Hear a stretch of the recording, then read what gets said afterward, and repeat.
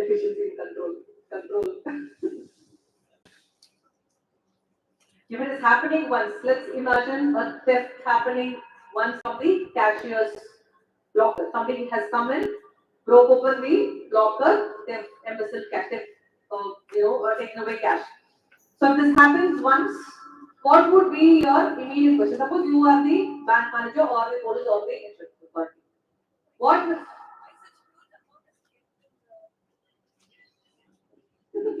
you're playing a parent role here.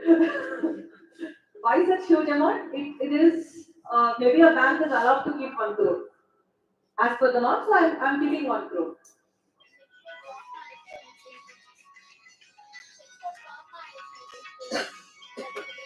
My God. You're going to Nirampodi. I'm talking about normal, 10,000 rupees cash. Will we not ask who lost the branch yesterday? And a bank vault cannot be so easy to break open and take unless they have insider information. So all this has happened, then it should ring a bell that there is some collusion in the bank. If the theft can happen, then anything can happen in the bank. So you should be all the more vigilant, not just for this aspect. It gives you a signal that things are not all right in that branch. Be it in terms of cash embezzlement, when people can steal cash, they can give more loan for a lesser gram of gold. They can take rolled gold jewelry and give loan. They can pledge the same security, do a MODT, duplicate document and give loan. Anything is possible. They can change the due dates to ensure that the loan is never marked as NPA. All these things can be done. So when there is a cash embezzlement, internal or external, if it is external, then if it is by a person who is internal, directly it will not be there. If it is external, then if they are any way connected to this internal person, because without the internal support, no bank can happen. Even like breaking of ATMs, etc., nothing can happen without internal information of where the keys are held and all that. So there are specific questions in the LFAR which we will go through. Back to insurance. I have 10 crores cash, maybe like all the items which we put together, maybe I will say I have something worth of 50 crores. I have insured 50 crores. My premium is paid correctly for that 50 crores until the previous quarter. Everything is correct. One other point which is very crucial is the insurance valid to it. So all that is fine. So one is adequacy, whether it is being paid regularly and all that. And how do you handle a situation where they say like insurance is handled at the head office?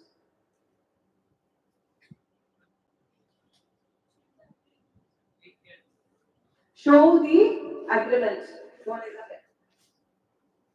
So there will be a circular in the bank which says that the insurance is taken care of by the head office. And there are detailed points to be looked at, which is covered in the LFAR. I will take it through. So other expenses, what do we get? Miscellaneous? Penalty charges paid. Very good point. Penalty charges paid. You have to deep well into it because there cannot be any penalty which is paid by the bank. If there is something in that head that invites your attention on what penalty the bank has paid. It could be like as simple as not wearing mask during the COVID, and COVID is all gone, but I'm just giving examples. So if it is that, it is okay. If there is something serious, then it will give you more clues as to where you will have to deal well. Any other expenses? Legal charges. How do you verify legal charges? Very good. So number of litigation. Suppose the bank says there's no litigation. We're all peacefully living happily. Our bank is like a family. Customers are like extended family. All of us celebrate Diwali, Pongal, Christmas, everything together. No fight. But there will be a legal charges of 10 lakh rupees.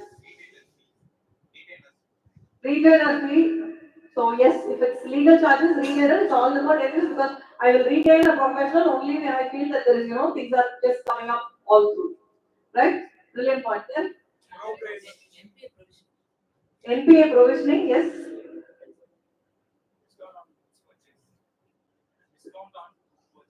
Discount on Books purchased, okay. Bad debts, NPA provisioning, same point. Yeah.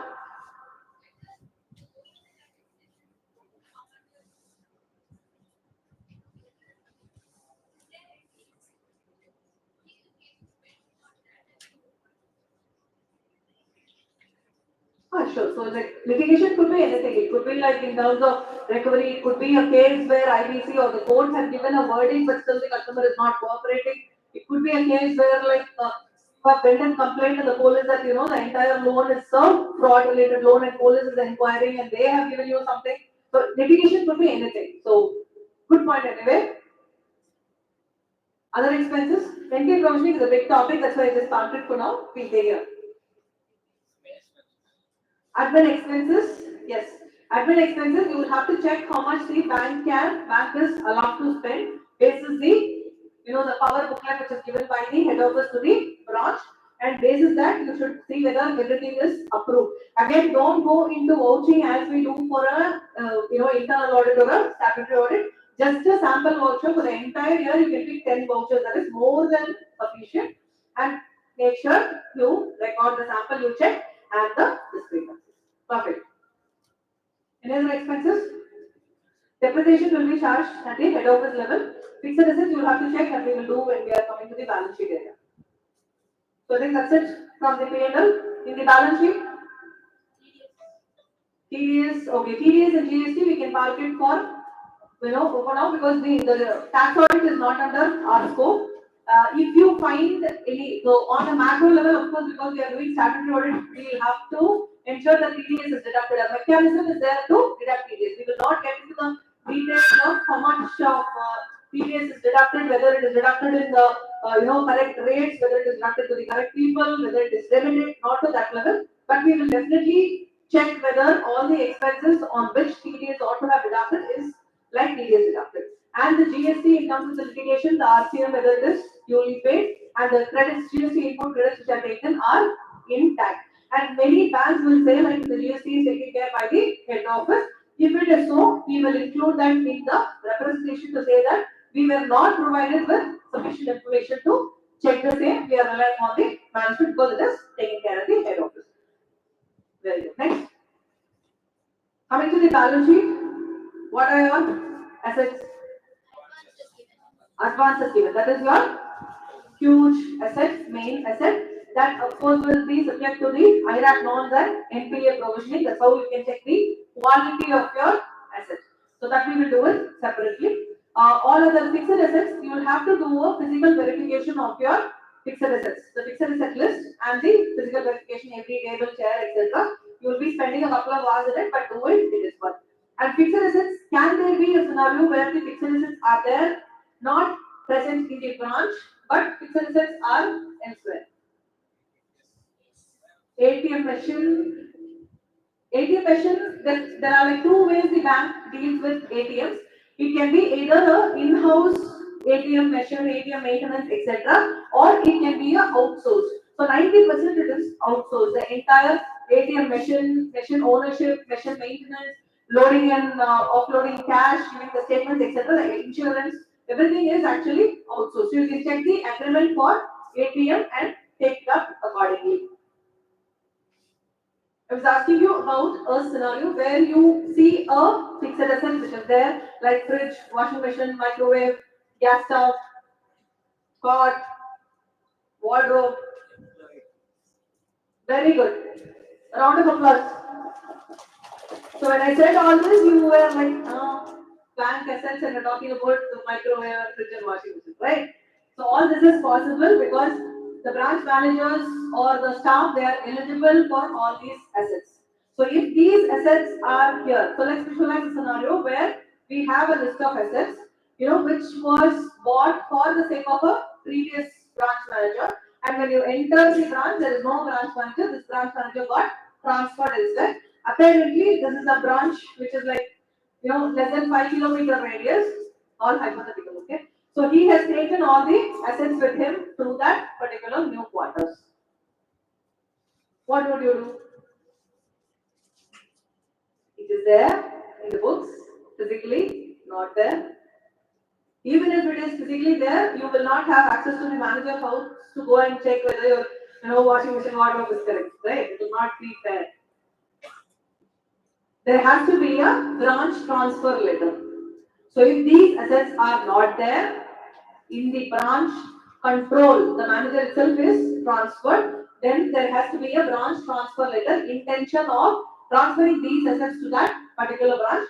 The actual transfer in the books need not have happened because you know how things move around in a bank atmosphere, like hundreds of approvals and all that. But you should at least check whether there is intention to do that. So when the branch manager is transferred, the assets does not belong to this branch anymore. Is there a letter which is written on this intent to whoever the regional office or the asset management center, wherever, that this particular assets do not belong to this branch? Kindly do the needful to transfer this to the closest 5-kilometer branch. You have to check that communication, right? So on the fixed assets, you will take the list of fixed assets, physically verify. If there are assets in the branch which are not there in the list, you will report. If there are assets which are not there in the list, there is the list, not physically there, but also you will report. And if it is not there in the list and not there physically, you will have to go one step further to check whether there is any communication pertaining to this. And this can also apply to the assets which are there physically and not there in your books, where this is transferred from some other branch, where in the books it is still not entered. Again, what will you check?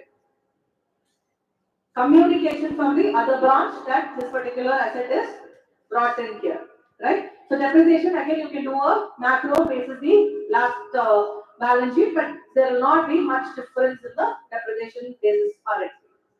Okay, any other, what is the next asset?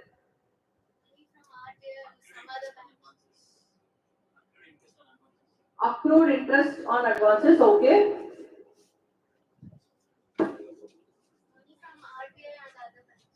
Money from RBI and other banks, it's actually we are looking at the assets, so it's like money with other banks as RBI. When you're looking at the investments, you will have to check if there is an investment by the branch to, like it could be money at college short notice, it could be money given to the other branch, it could be money with RBI, it could be investments. The first thing you will check is whether the branch is allowed to do this.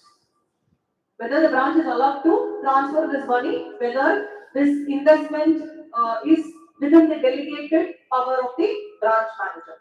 So, as far as the money and short and notice, probably the balances with the other bank, the monies with the other bank, RBI, etc., the thumb rule is whether this is transferred diligently within the powers, whether these balances are reconciled duly, in regular intervals, and is there a balance confirmation from the third party. This is the standard norm for all the money transfers and the interest. And as far as the investment is concerned, there is one more step which you have to verify, which is the valuation of the investments as on the end of the financial year, as at the end of the financial year, right? So there is one step you will verify. So, okay, done. Next. That's it, right? So there can be, yeah? Right?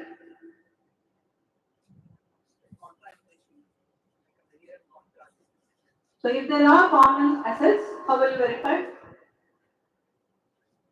Again, same rule, right? So if it is in my presence, then I will check if it's physically available. If the presence is there, maybe like your CPS software, that's again a common asset.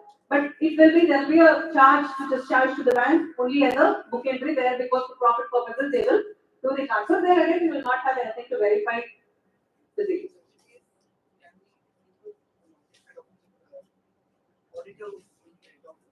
Yeah, we are like giving the entire report only to the person who is doing the audit at the head office. So we are only their branches. We are not reporting to the bank. We are reporting to the central statutory office. We can give. It's like it's a common practice where the central statutory auditors knows that this is how it works. So if you want to specifically say nothing stops, there are questions for this. Sorry. Possibility that the fixed assets are at charge. Good. But what are the possibilities that the fixed assets of the bank will be at charge?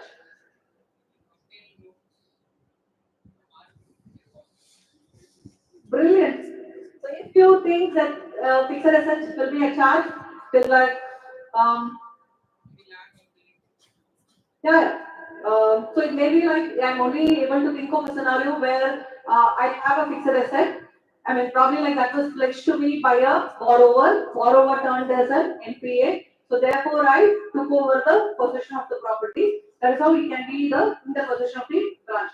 But practically, how this happens is when the asset is taken over, the asset is taken over by the asset management branch and not my branch. So we will be auditing only the operational branches. So we will not own any fixed assets for that matter. If at all we own any fixed assets, we can definitely ask them like, is it really pledged anywhere? Beautiful out of the box thinking. A big round of applause. So then sundry assets. That's the only thing we left, right? So we looked at all the specific assets. So if there is a sundry asset which is sitting here, then you will obviously check the aging, what are the components. If something has to be written off, you will write off. You will propose writing it off, right? On the liabilities, you will have deposits in all the forms. And if there is something in the current liabilities, then you can check whether the bill has received, why the payment is not gone, aging, confirmation. If something has to be written off, then we will propose the writing off, right? So this is largely about, yeah. Foreign currency transactions, how it is handled by the branch. So there are specific foreign exchange branches. So there will be very few banks which handle the foreign currency. If they will have a, how is like, can you be more specific on a question? It's like charging or, right? In balance, like it will be a part of commission note. It's like whether I'm dealing with Indian currency or foreign currency, my P&L or asset will not affect. So if I'm earning like any kind of hedging profit or so, then that will become a profit for me. If I'm like having losses, then that will be my operational losses that will hit my P&L. So that's how it works. If there's a specialized foreign currency kind of a branch, then you can probably see even that those things will be handled by the head office level. In terms of the hedging, in terms of the forward contract, all that is done at the head office level. If it is an exclusive foreign exchange branch, you will get exposure to LCs in terms of the bank guarantees, etc. You will have the dollar rating, you will have the person, our customer hedging these transactions. There you can check whether the hedging rate is applied correctly, whether they are using the correct commission and all those things. Head office. Securitization will not be handled by any branch. Yeah?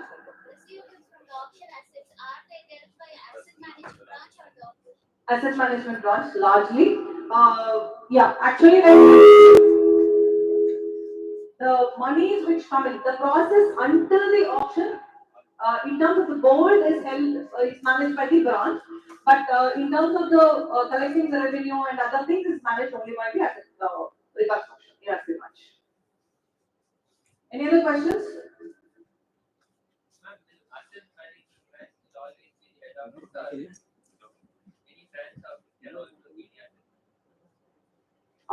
Okay.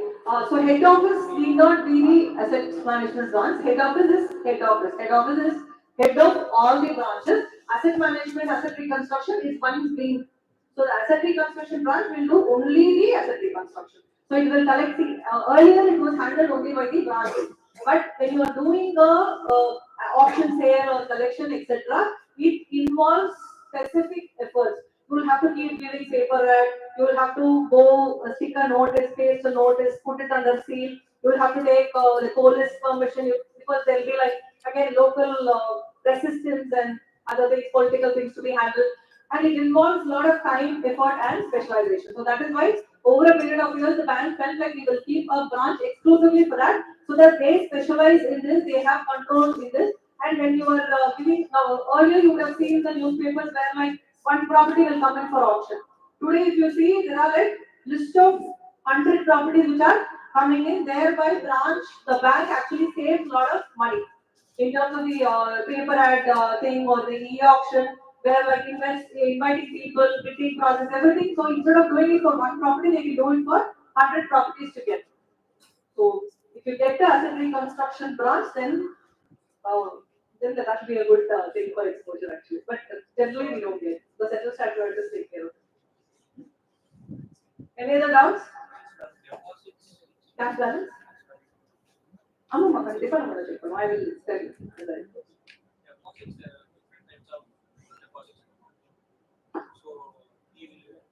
For example, you have fixed deposits, flexi deposits. There are many products involved. So that we have to ensure that classification is properly right, but how do you think the classification will matter? for interest rate. So but again, having said this, we cannot verify 100% of this. We can verify this as a macro level, take a sample and check. Perfect. Any others? So we have largely looked at what we have to look at in the P&L, yeah, and the balance sheet, right? So now we're moving on to the LFAR, and there is a specific norm which is IRAC norms. What is IRAC? Income recognition and assets classification. Income recognition is whether you have recognized your correct income. If this is not about the leakage of like I have to charge interest for 10 accounts, I missed charging interest for one account, that is not what they mean. They mean a scenario where you are not charging interest for a non-performing asset. So that's exactly what they mean by IRAC norm. That is the scenario or the circular, the guidance which the RBI has given. And in terms of the asset classification, why do you think the branches, probably the banks had a lot of mergers? If you observe like last 10 years, we see like lots of banks got merged. Why? Because of NPAs. NPAs were already reported, right? Because all of us are brilliant CAs, we go report all the NPAs. No, don't agree. It is only because what was actually an NPA was not shown as an NPA. So they all had huge assets which are not actually worth enough as that asset. So just the simple classification of a non-performing asset into a performing asset, and this could be like I would not actually give the 100% of this misclassification or difference in classification to the intent of the bank or the auditor, because many times this happens as a kind of personal relationship. So the banking sector, if you observe, it only started with personal relationship. So those days, if you ask your parents or grandparents, they will tell like branch manager was our friend, and we go hardly any documents we would give. The branch manager gave loans based on this discretion. That was the scenario. Then they brought it into the CPS system and other things. Today, they've completely removed the power of lending from the branch manager. Technically, only very few, like just a 10 lakh loan or so, can be given by the branch manager. Everything else is done again by a specialized area. So there is a loan factory which does only processing, only receiving documents and processing, so that there is no the possibility of collusion is completely cut. So there's somebody just like our faceless assessment, just like our CA paper correction, we don't know who's going to correct, right? So we will not know who's going to evaluate our loan. So that's exactly it happens now. So given all this scenario, earlier days there were like lesser NPAs, if you observe. After all this mechanization, they started lots of NPAs. While the lending is not completely given to the branch manager, classification is completely in the control of the branch manager. If the branch manager feels that this particular borrower is good, he's worthy, he can actually withstand this debt, then he keeps classifying this as a performing asset. And someday, not that the borrower went bankrupt, but the borrower did not have an intention to repay because the whole world is not paying. Why should I? And that is the reason all these assets were only balloons. There was no substance inside. So having a asset just in a number without a proper substance actually eroded the entire strength of the nation.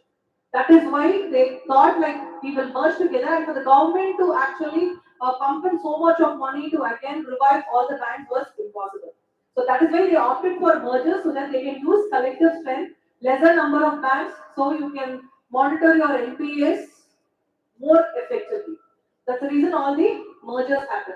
Now moving on to the asset classification, that is very crucial, and strictly we'll have to go by the RBI norms. And RBI norms are not subject to interpretation. When I say not subject to interpretation, does not mean that we should not interpret. The idea is it cannot have two different meanings. If they say a loan is overdue, it is a non-performing asset after 90 days. It is after 90 days. I read, you read, she reads, whoever reads, it is the same thing. So it is not like our Income Tax Act also, like if I read it from my client's perspective, this is the meaning I am getting it. No way. The strict 90 days, 1 to 30, SMA 0, next 30, 1, 2, 3, doubtful, loss. All this is strict math. So, despite being so clear, there are misclassifications which are happening, which actually is the cancer of the financial health of the nation. Right, so IRAC norms will be separately dealt in the afternoon session. So, we will look into the LFAR now.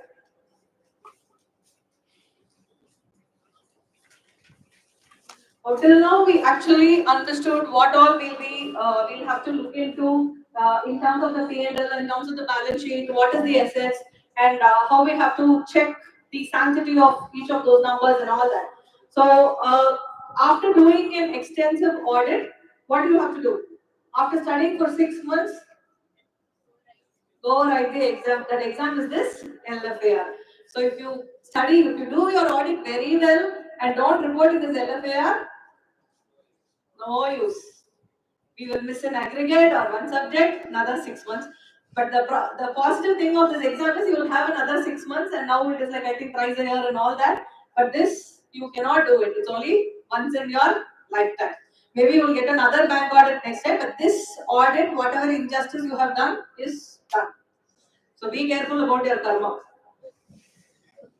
So this LFAR actually was introduced in 1980s, and after like 20 years it was revised, and last revision was 2020.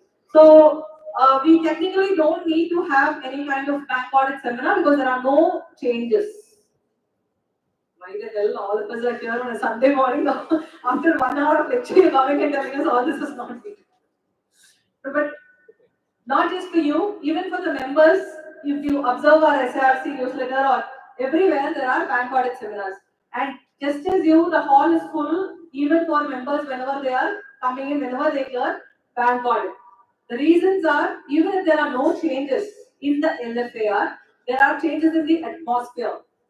When I say atmosphere, I'm talking about the RBI, they are becoming more stringent, talking about the mergers in the banks, which has made our responsibility more severe, our own disciplinary committee, our own NFRA, and so many things. So the same LFAR, which was not considered to be so detailed, or every is, was, shall, may, etc., was not looked at so seriously. Today, this is being observed seriously because every single alphabet which we write as auditors truly matters. So, though there is no great revision in the LFAR format, the perspective or the value addition which is expected out of us is changed a lot, and that's why even members attend this bank audit seminar despite the fact there is no changes. Now, looking at this LFAR. Now, what is this LFAR? Long form audit report. So, this long form audit report, is this an audit report by itself, or will we have an audit report to say like, we have audited this for the financial year, our responsibility is this, your responsibility is this, and there is a true and fair view, all that? Yes, sir? You just said this is the audit report. Now we are saying there will be one more audit report. What? This will get the questions of what we are. Very good. Give him a big round of applause. So this is the speciality of a bank audit. In all other scenarios, you would have observed in whatever audits you do, whenever we are giving the final audit report, we'll have hundreds of observations in the course of vouching, in the course of next level discussion, in the course of classification in terms of provisioning, audit entries, etc. But once the audit entry is done and the discussions are over, we will give a clean audit report. Does that mean the entire system was super clean? We had deficiencies, but the deficiencies were not material enough to give it as a CAM or a qualified opinion, right? But this is the only place where we will have the liberty to write, this is not right, that is not right, there is a problem here, here is a problem, and the signature is not there. All this you can write, and you can still give a clean report. But that does not mean that you can write whatever you want, severe irregularities in the audit LFAR and give a clean audit report. You will have to be watchful on what you are writing in the LFAR, whether that warrants a mention in the main audit report, either as a CAM or a UM or a qualification. We need to be watchful on every single aspect which we are writing in this LFAR.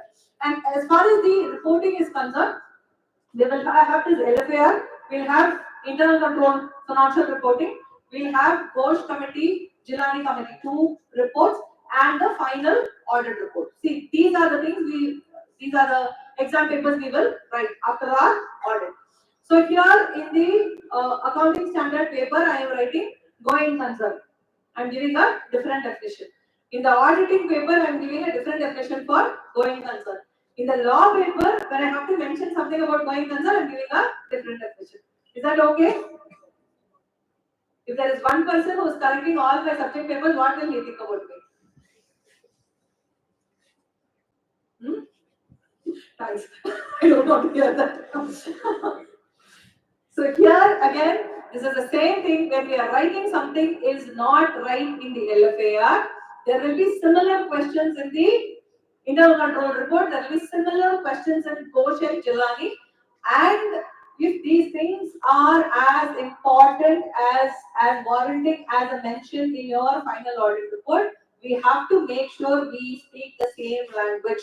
It is the same unit, same signature which we are affixing in all the reports. Clear? So please be watchful on what we are writing in this LFAR. While it is a super advantage that we are able to communicate all our observations, nothing is going for a waste. We can report everything here, but we need to be vigilant on what we are reporting in the other places, right? And like one other important thing, the last point here, LFAR, this is a detailed question of just like what we did in terms of the P&L, the revenue, the expenditure, the assets and the liabilities. But just answering these questions is not all about audit. So audit is totally different. This is reporting, and these questions are only indicative in nature. Just because we have gone through all the questions, we are thorough in LFAR, it truly does not mean that we have done our audit effectively. That involves a lot of your professional intelligence, as she was mentioning so many things in her MC, this without that is no meaning and all that. So without your professional skepticism, answering this LFAR has no meaning, right? Yeah? No. I did not tell us as beautiful as she did. I don't know. So here, plan your LFAR work. So the first thing is your branch, whichever is, I don't know like how many of you are in your third year, senior and all that. Irrespective of whichever year you belong to, I think you can participate in, right from the planning level. No, your firm does not allow. Really? My God, what a reaction. He was talking so in the moment, I just like such a serious face. Goodbye. Okay. So your partner will receive the information on which branch they are going to audit, right? And obviously we will not start the audit the next day. Suppose, and your partner will obviously ask the first question when we get the allocation of this branch, we will immediately call them and ask for the advances classification and the deposits, right? So the advances classification is the key for us to plan the LFAR work. So advances classification, suppose it says like the branch manager says, all my loans are gold. We have only 10% CCs, 2% term loans, rest everything is gold. So then, if I do a LFAR planning with all IRAC norms on project implementation, project cost, all this, is it going to be relevant to me? So please plan your LFAR, the annexure which you are going to work on, the area which you have to really know all the RBI norms, etc. Because your guidance note, institute guidance note is 1250 pages. No, we will not have the N2 to read, at least I don't have. But that does not mean we can ignore it because that is the Bible. This is which we can do our audit. But if we are given allocated like 50 pages, 100 pages, we are okay to learn, right? 20 pages at least. So if it's gold loan, it's only 20 pages. So if I understand that my audit is going to be only gold, I can I can download a soft copy, do a control F, check only gold, that 20 pages, I am thorough, my audit is done. I don't have to worry about the 2% of CC and term loan, right? So that is how you will have to plan your LFAR, where you have to invest your time, which annexures you will have to concentrate, and how you have to do your working papers. And unlike an internal audit or the other audits which we do, we will not have a team which will do only vouching, report to the next level only GL review, report to the next level doing all the gross entries, audit entries, finalize, then report to the no. Here everybody will be doing everything because the time is limited. So better to know every aspect of it, and when you're working as a team, if you're looking at a file, either you will have to pick up all the information. I'll tell you practically, like there will be a big box file which is given to you. Let's imagine a CC, cash credit. This particular box file, if the customer is there for like 20 years, there will be 2-3 files of this size. And you ask for the customer file, they will be so generous in giving you all the files. And for you, first time you are going to a bank audit, with all this file in hand, you'll be beautifully flipping pages after pages after pages, they will get over. So you need to know what you have to look at in that particular file, the relevant aspects, and after, suppose I don't know, like I looked at the entire file, maybe I made some observations. Next day, when I have to probably like finalize the LFAR, enter this, it will ask for 100 informations, which I did not note down at all. Again, go through all the files. Because you need to know the account number, the account balance, and all your observations pertaining to the documentation deficiencies, whether there is no signature, which page, 3 files. You will not even know whether you looked at the documentation deficiency in the current year sanction or the previous review. Because there will not be documentation proper, like since the 1947. So you will see blank page, no signature. Then again you go, find out that no signature page, it will be like 5 years old review, which is not going to be for use, in any way, like you will not be able to report it anywhere. Right? So be vigilant on what you want. This LFAR, I've given you only the main portion to it. There are annexures to this LFAR. So everywhere it will ask for account number, name, what is the balance outstanding, and what is the discrepancy. If you're saying like insurance is again we looked at from the bank's perspective. In terms of the borrower insurance, it will ask for expiry date and the value of insurance. If you say it is undervalued, then value of the stock, it should have been insured, and the value of insurance they have taken. All this, unless you note down when you are having the file in hand, gone case, you will have to spend 1 more week. Or if you feel that your partner will kindly, they'll become like a terror and say like, you'll have to do all the pre-work, you're not as quick as, as their expectations, you'll be like quiet, as if you did not even see that point. Which means entire work has gone for a waste. So please make sure, go through these annexures to ensure that you pick up all the details which is required. As far as everything is correct, no problem. If you are observing something, immediately your bell should ring as to where I will report. Once I decide where I will report, I should know what all information I need to report. So any adverse things, please go through these 3 questions. Whether this question will come in this report. Am I going to mention this in this report? If in this report, which report? LFAR, internal control or Jilani or Ghosh or main report. Then what I have to report. whether I have all the information. Please go through this trail. Every adverse comment you see, please go through this trail so that you don't miss out on the timing or the working papers. Oh, sorry. So, please ask for, I think your partners will take care. Don't keep asking for information. The main agenda of the audit from the bank's perspective. So, just like all of us are going through training for conducting the bank audit, they will also undergo training to manage the auditors. Right? They will offer all like apple juice, the best of cutlets, best of vadas, all this. They take you to a lunch which is like 2 hours away from the bank, give you full lunch. The time you come back, it will be 4 o'clock, next coffee, 6 o'clock, so manager will want to close it. So this will be the experience in the bank audit. All of us will definitely feel elated. Somebody is taking care of us so well. Oh, but after that, after we sign the financials, you should also visualize who will take care of us. Only the work which we do. So please don't get carried away by all that. They know we think we are intelligent. The opposite person is much more intelligent than us. As I told you, like he is in that business. We are a new entrant. We need to be super smart with all our antennas high. Only then we can do justice at least like 20% to the audit because they are masters. So please ask for all the information on day one. Even if you are asking additional information, please ensure at least like one person who is like very polite and still they can nag. Some people have this tactic. They can nag and get things done, but always they will look so polite. So just identify that person and assign this task. Make a list and ensure that we've been asking this, and all that. Only then you will even get this information for your audit, right? So moving on to no vague or general comments.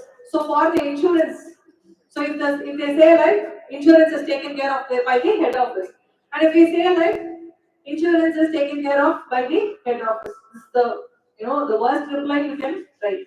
In case if you are a little more smarter, you say we were informed that the insurance is taken care by the head office. That also is incorrect. You are the auditor, boss. You are not there to write what they feel. You are there to write what you feel.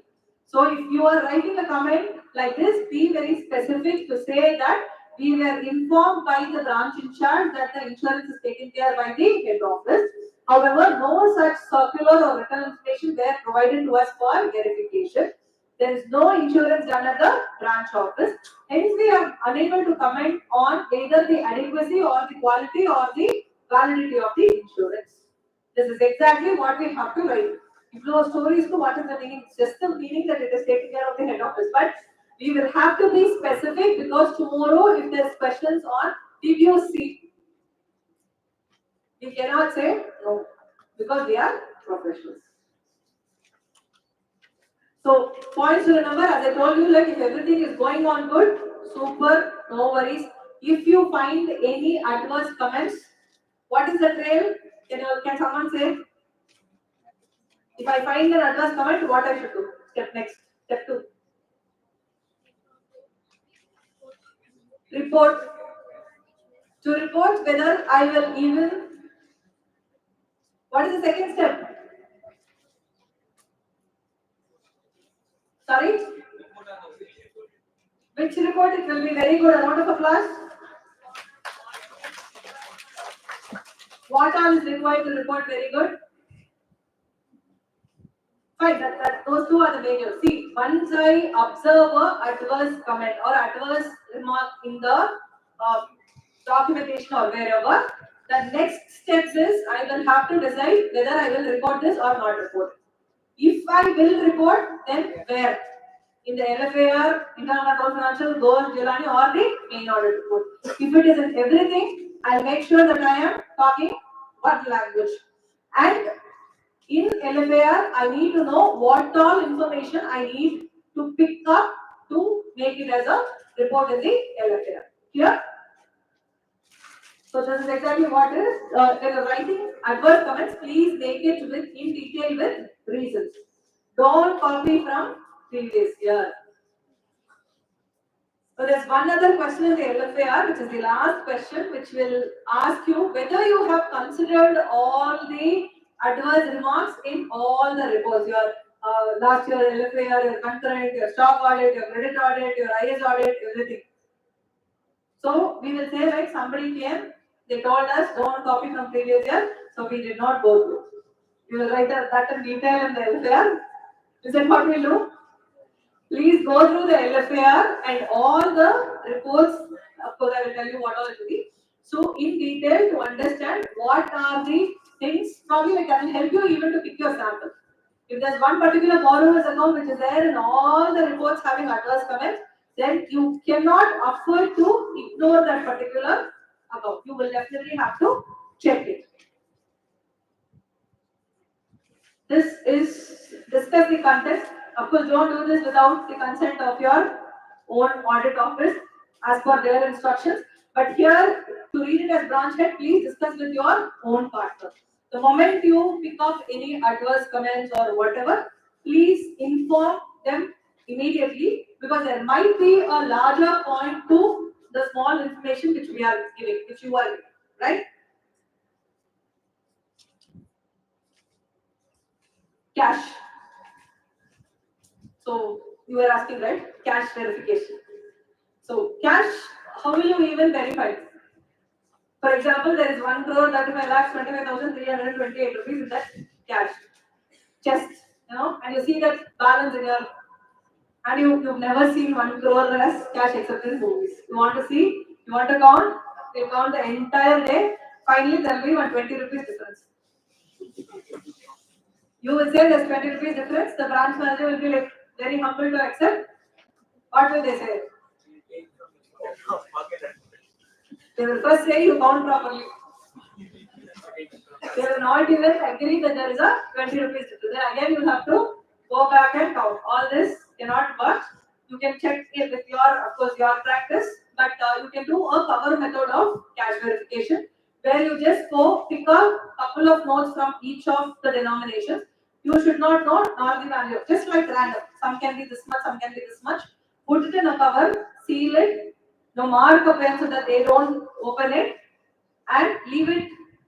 Put it in your bag. Leave it with the branch manager custody. End of the day, ask them to give the bank balance. You verify the balance which you have in hand, and it should match.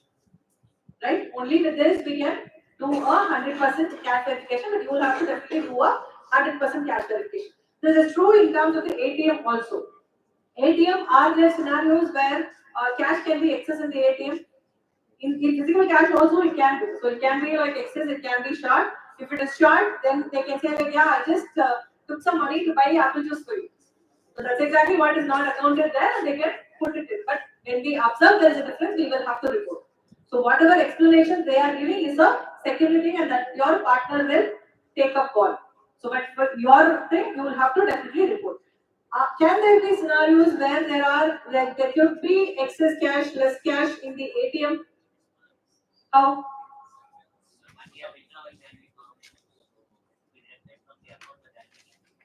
So cash deducted but not dispensed.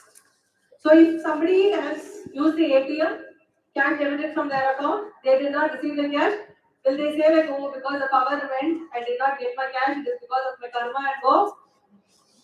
What will they do? They would have given a written complaint. And you should also check whether this written complaint is taken up properly by the branch head. So, as I told you, like ATM can either be an in-house management or a external management. So, if it is either which way, the branch manager will have a written instruction as to where he has to report this. You will have to check whether the customer has given a written complaint and the amount in the customer complaint and the excess you found is matching, whether the branch head has taken it forward duly. If that is the case, then you will have to clearly write here that we observe the cash of rupees 10,000 excess in the ATM, for which we were informed that this was used to non-dispensing the cash from the ATM for this particular borrower who has written a letter to the branch dated so and so, and the branch manager has reported to the head office dated so and so. All these things you will have to report, which means you should have all this information when you are doing the cash verification. And like generally, like cash is maintained in effective joint custody. How do you ensure? We were talking about cash theft, cash embezzlement. So cash, can it be like in one person's hand? No.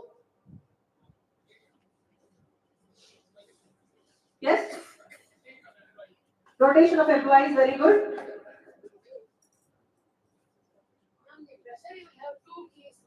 Very good. Yes. So treasury will have two keys, again like internal control mechanism, and two people should have the keys, one each. So in these two people, again there will be a specific note on who has to hold, and there should be a rotation of employees. All this is there in the circular. But how can you verify whether this is in practice? Second day of the bank audit, you are going and the peon is coming and opening. The same bunch which the manager had. Yes, there's definitely a control labs clean report. And one more thing, like of course you can check what is happening when you are there. Yeah, you are going to be there only for a limited period. How can you check whether this practice is there in the branch? Cash register, yes, that will be for this cash verification. Is the cash verification done periodically? So then again, you'll have to check the period in which the cash has to be verified, whether the verification is done, whether cash is always right, whether they have signed it. So all this we will verify and we say everything is correct. We will not verify entire 365 days. We will verify only sample dates, and for this we will have to maintain record on which dates we check, and those dates, if it is matching, it's matching, otherwise we will report. Right? Back to the keys. How can you verify the keys rotation is in practice? Sorry?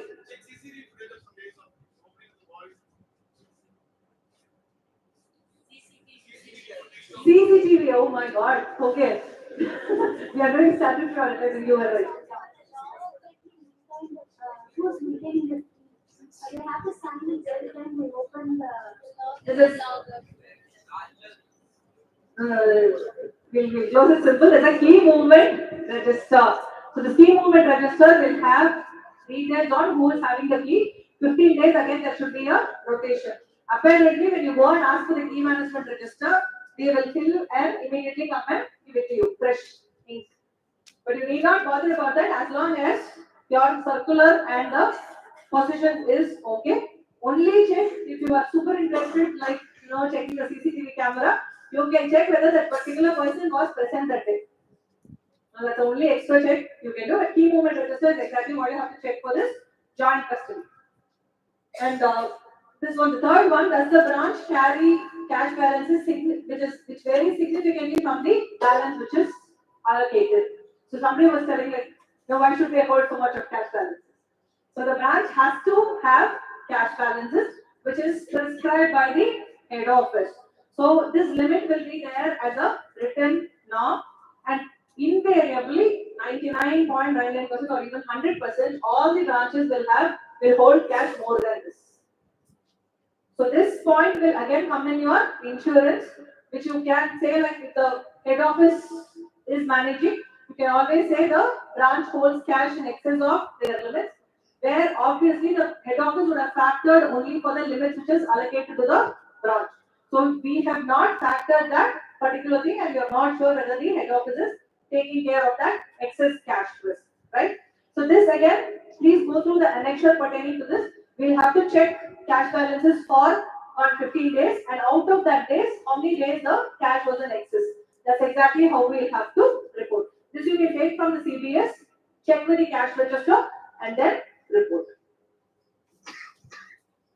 Figure of the books, ATM, and carrying with the physical cash. This we saw. Insurance adequately meets the requirement. What will you report? We discussed this, right? Is the insurance adequate? What? What will you report?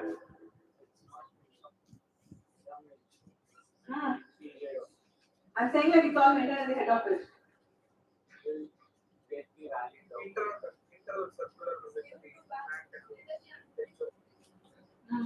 Okay. We will mention it in the audit report that there was no valid document. We are not sure about the adequacy of the insurance because it is maintained at the head office.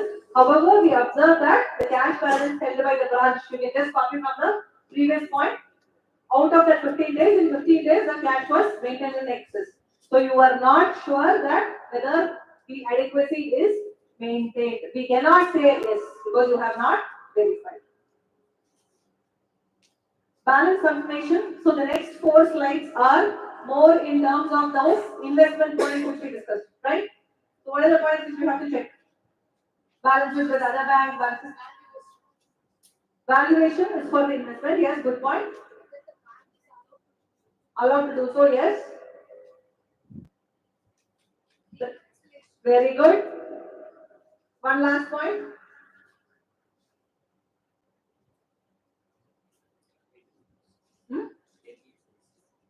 I think that point is over. Come back to the next point.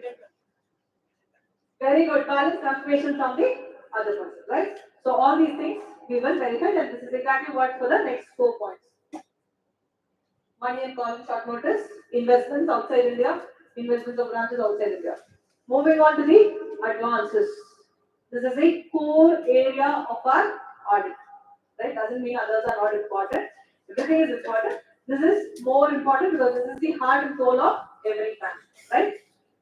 Now, when it comes to the advances, how will you pick the sample? So, category A, you will have to pick 10% of the advances or 10 crore. Perfect. So, whichever is less. If you don't have any advances, a single advance worth 10 crore, then you will have to look at pick your own sample and ensure the process is followed. So, let's imagine a scenario where we have a list of all the loans. I have picked a sample from all the loans. There's one Kisan credit card where like total outstanding is 5,000 rupees. Should I make it a part of my sample or I can just say like 5,000 rupees it is okay and it's a 50 crore branch? You will have to ensure that there is a sample from every single item, basically because you are certifying that all the process is followed.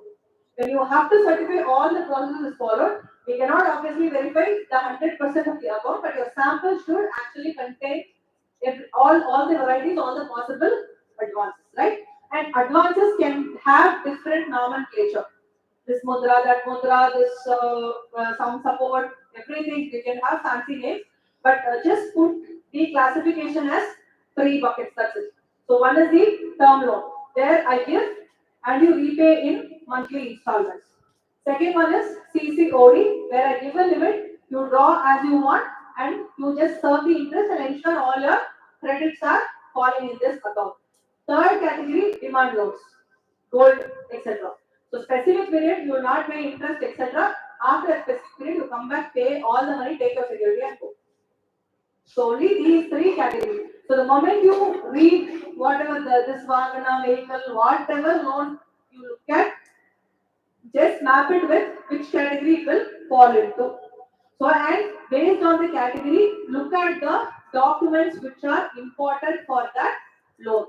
And when we talk about documents, it is a entire cycle of starting from appraisal to monitoring to asset securitization or the hypothecation process to collection and finally ending with the litigation process whether we are up to date or compliant with the litigation process or the degree. So the entire loan cycle we will have to check in detail in terms of the documentation, right? So I am not getting into the IRAC norms. Of course, sir is there to take you through the IRAC norms. And this is the percentage of verification which we will be giving in terms of the fund-based, non-fund-based and the total category. Credit appraisal. So this is the step 1. The question is simple. It will ask whether their branch is following all the norms for credit appraisal. So what could be credit appraisal? First sanction itself, then increasing the sanction limit. Very good. What is appraisal?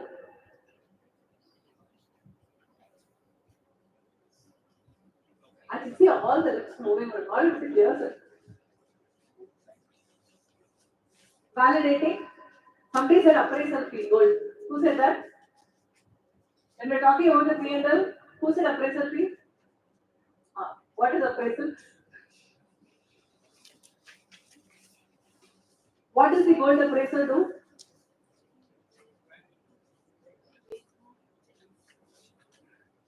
Appraisal. Check the value of gold. Okay.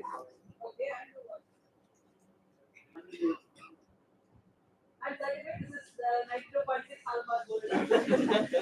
What do you do? And providing instruction about the Provide loans according to the value of the gold. So appraiser will check the quality, quantity of the loan, and he will have a norm that today per gram you can give 2,000 rupees. He will ensure what amount of loan can be given for this particular jewelry, right? So what does he do? He is doing appraisal. So the same appraisal is applicable for whatever loan. You will have to check the eligibility of the borrower right from their KYC documents. If somebody says credit rating, is it? So salary slip, income tax returns, credit rating, and in certain cases there are like due diligence which has to be done in terms of the employment. They have to go to the employer's office to verify. Given the wonderful tools which are available in the PDF to edit your Form 16 and give, now there are due diligence which is done to go to the employer's office to check the verification. They even go to the house. So this is done by the detective agency. So these things are all mandated by the branch. And credit appraisal, how do we check, like how do we ensure that we have done a good job in checking whether they have done the appraisal correctly? Yeah? Beautiful, whether the authority is right. A big round of applause. So you will have to check whether it is within the delegated powers of the branch manager. As I told you, today the branch manager has very little powers in terms of the loan sanction. And there may be scenarios where the branch head says that I belong to scale 3, but the branch is a scale 4. Therefore, I am playing the role of a scale 4. First, we need to understand which scale is eligible for what amount. So understand that, and if it is what is the difference between a branch manager sanctioned loan and a loan sanctioned from the head office?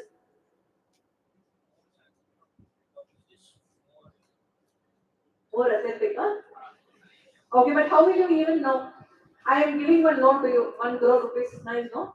I am signing a giving. My power is 10 lakhs. How will you check whether I give the loan or regional gave the loan? Sanction ticket has to come from there. Of course, the system will not allow the single thing, but the sanction ticket will have the sanction from the RO. If it is a sanction from the RO, then there will be a basic appraisal note which is going from the branch.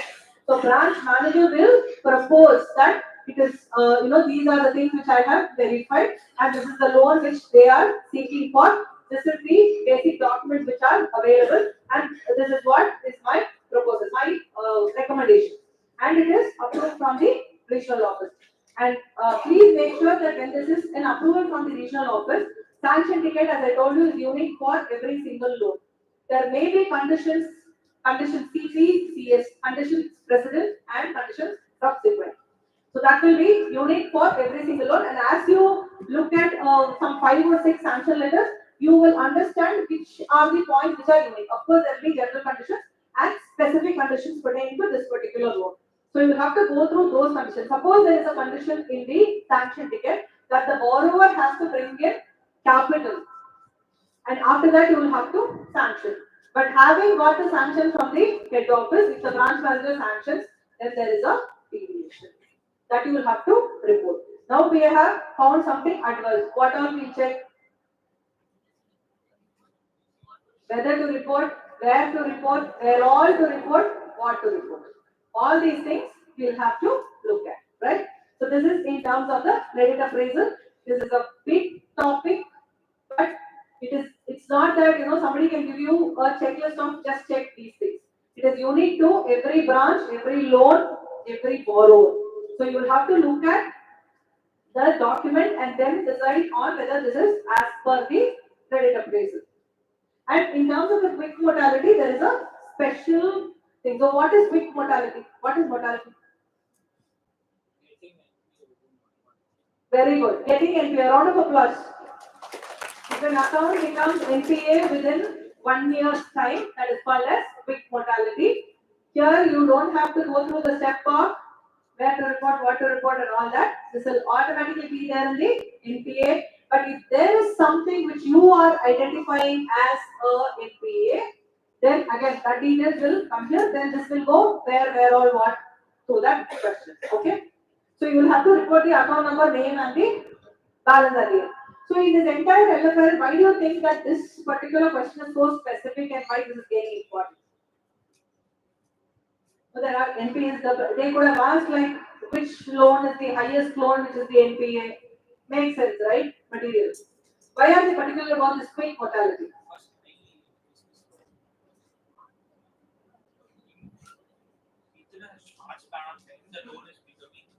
Yeah, please. Even if we take NPAs which are of very well low, that will be over a special period of time. But these NPAs are within a very quick span of time, they are changing to zero advances. So there is a high risk. There may be guarantee from the branch manager. So there could be pollution, fraud, or basically there is no intention to serve the loan. That is why these accounts are important than the highest loan which the branch gives. Yeah. It won't question the very great appraisal process. It will definitely. Definitely. So that is why these things are asked specifically. Here you will report the quick mortality, and there may be cases which is not reported here automatically. See, for example, like this you will pick from the NPA statement. So there will be a NPA statement, NPA movement, then you will have the opening NPA and the accounts which have become NPA during the year. And this accounts which have become NPA during the year, if you filter with the sanction date, you will be able to identify this quick mortality. And of course, you will have to put them through the entire mechanism of credit appraisal. It could be a scenario where one other loan was taken to pay another loan. It could be a scenario where some relative of your existing borrower took some loan and he did not repay. Could be any different possibilities, and it is a high risk. Probably a clue that something is incorrect about the branch. You cannot have quick mortality accounts like in large numbers.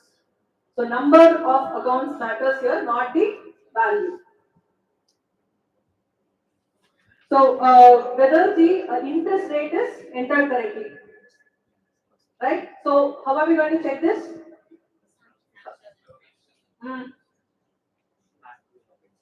Sanction, macro level, what? Excel macro. Weighted average is for this, sir. Did I tell weighted average for this? Sample and what?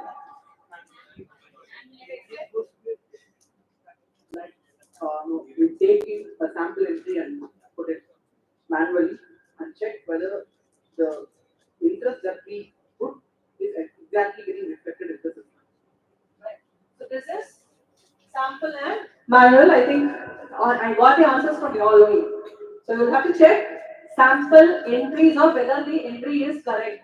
And what you will have to do? Take some samples, throw that, write one yes here and go. What will you do? Document. You need to check. You need to maintain which accounts you check for entry in the system and also for your manual computation. Only after that you can write the answer for this. And all this is like if there is any interest change, etc. And frequent rollover, short-term loans, etc. Again, if there is like again one loan taken immediately, another loan taken, paid here, immediate quick rollovers, that again you will have to monitor and report. Correct credit rating. Who said credit rating when we're talking about credit appraisal? Yeah. So this is the thing. So why do you think credit rating is important? Yeah, so it gives you the indication of the customer's ability to repay. It also gives you the history of his defaults. But what impact it has on the loans which we give now? Capital. Simple for this. NPA provisioning. No, just visualize the scenario where we understood that we have to enter the interest rate correctly. So if the interest rate is 9%, if I enter it at 6%, what happens? And there can be variations where interest rate is like 13%, 12%, 14%, etc.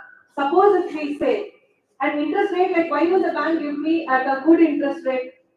If I am a frequent fraudster, frequent defaulter, why will they give me? If my credit rating is good. So what will happen if I enter the credit rating incorrectly? Credit rating will go to the regional office as part of document, of course, and it will be there as a recommendation by the branch. Suppose this particular thing is entered incorrectly in the system, what happens? The entire decision making. So give go garbage in, garbage out is not applicable only for the system, applicable even for us.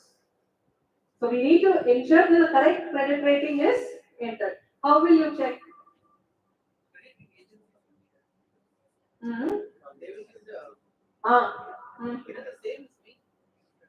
Very good. So you will have the credit rating report. Yeah, please. So they like it. I didn't hear it. They are laughing. So you have the credit rating reports. Please ensure the same is entered correctly. So again, instance of credit facilities sanctioned beyond the delegated power. So what is my power and what I have given?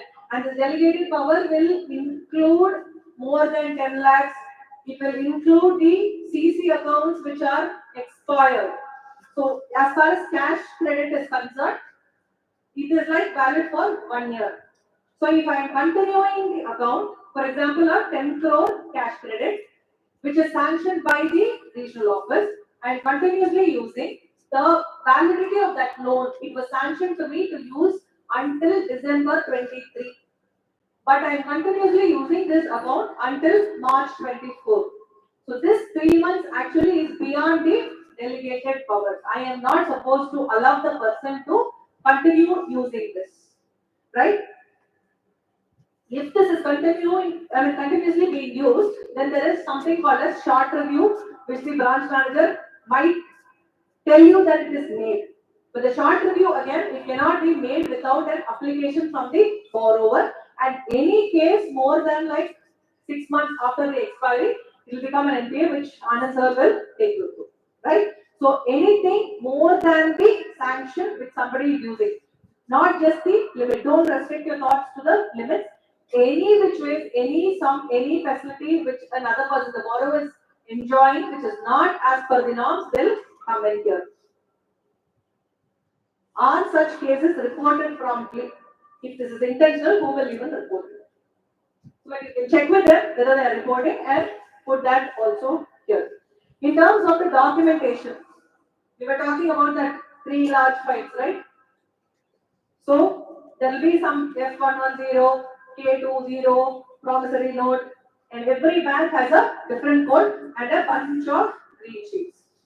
Please ensure take one sanction ticket which has all the probably the largest loan, and obviously we'll be reporting the top 5 accounts of the branch itself. So just take that biggest sanction ticket. It will have all the documents which has to be collected. It could be the promissory note, etc. And that code of that F114K004, all that will be there. Just note that down and check whether everything is complete. Because it will be difficult for you to go through every sanction ticket to ensure all the documents are complete. In case if something is not applicable, then great. And if it is applicable and available, if the borrower has signed, because somebody is giving loan, I'll go and sign all the documents. But it will not even be filled in. So please make a note. And when you are making note, after 1 week of audit, we will have 100 line items on which this is not filled, that is not filled, there is no signature, no stamp here. All this we enter the entire account number, date, balance, outstanding, what is remarked. Finally, end of the audit, the branch manager comes and sees, such a big LFAR. Not filled, he'll call all the team members, fill everything and give you. Gone. So this is where I said you have to do the audit simultaneously. Bring it to their notice or your partner's notice. So allow them, in case if they have the intention to fill it and regularize it, please allow. If that doesn't happen, only then we will report. And if there's any serious documentation deficiencies in terms of MODT, etc., that we will not allow any correction. That should have happened. Depends on the materiality. And we advance against lien on deposits. So can I take a loan against my own FD? So can I take a loan in this particular branch against my FD and encash my FD in some other branch? No. So you have to check the lien is marked. So lien will be marked in the system as well as in the fixed deposit receipt. So original fixed deposit receipt should be collected and kept. If that is not there, again we will be reporting. This is more in terms of the CC. So you will have to ensure the cash credit is given based on the stock and book debts. So stock and book debts, what all you should know? Suddenly, like I will be doing a turnover of 10 lakhs. Next year, if I think I have to go in for a loan, I will grow like Padeva. Now my turnover will become 10 crores. But when doing the appraisal, the manager cannot question, how can you do a 10 crore loan? Of course, you would have done the justification and mentioned in his credit appraisal. But for us as auditors, how can we verify? Suppose he has said that he is going to do 10 crore turnover this year. Our loans, at least bare minimum, it will be like at least 1 month old, 2 months old, and we can extrapolate what they are going to do. But from where can you check? If you ask for audited financials, they say like your tax audit time is 30th September. But start surprising, this is the date. All that they will give you dates. Very good. So we come to plus. So check the GST turnover. There are a couple of points which you have to check in terms of the CC account. You will have to check whether the amounts are being credited here. So take the total turnover, take the data from the previous year, and the current sales minus give the same rating of data. The balance should have actually come into this account. If this amount is not come, Anand sir will tell you what to do. Okay? So this is how you will have to check a CC account. It has to be continuously monitored. Stock and book debt statements has to be received in regular intervals. If you don't do all this, what will happen? He will tell you about the RBI circular. And basis that RBI circular, basis your documentation. If there is an adverse comment, go through the steps and ensure to pick the data. So system of obtaining reports stock audits periodically is all around the same thing. And in terms of the audited stock statements, I think there is a threshold for every bank. If there's more than 10 lakhs, the stock statements and the data statements should be audited. Make sure you check the stock and data statements with the audited financials so that you will at least have a map of whether this is true or otherwise. And if it's a consortium account, so the lead bank will have like we generally say if nothing is received until 90 days, then that becomes a non-performing asset. If it is a consortium, it need not necessarily be a non-performing asset. You can check for documentation.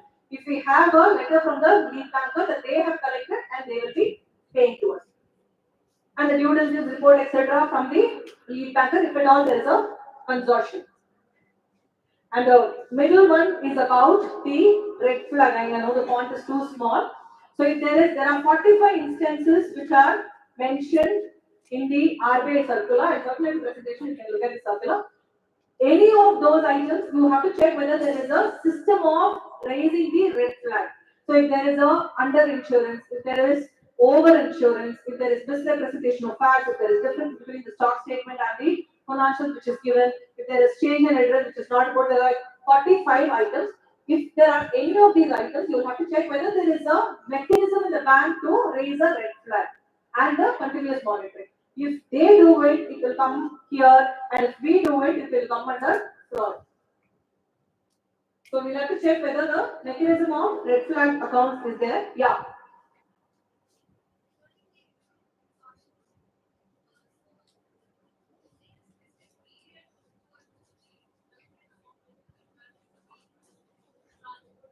Good question. The question is like I was just mentioning that if the amount is not collected within 90 days from the lead banker, it is okay to continue the account as a performing asset, which subject to the letter confirmation from the lead banker. The question is there a specific period within which the lead banker should pay us? Respond yes, but pay us. We will we will consider this only based on his response, not based on our account. So yes, there will be part of the consortium agreement, but many a times practically that may not happen. They may not stick to that particular guidelines. But definitely there is a period that will be part of the consortium agreement. So asset classification, provisioning, Anand sir will deal with this in detail, and any classification, reclassification, provisioning, if you have any single, there is no materiality, even the smallest thing, you will be reporting clarity LFAR. And whether the warrants and MOC, that is where the materiality will come in. You will definitely have to report any deviation in terms of asset classification and provisioning. So this is all around this asset classification. So whether you agree with the asset classification with the branch. So if you have a difference of opinion, are you passing a MOC? What is an MOC? Changes. So MOC is nothing but the audit entries which we give, right? After completing the audit, we will give the audit entries, they will pass and then give us the financials, we sign.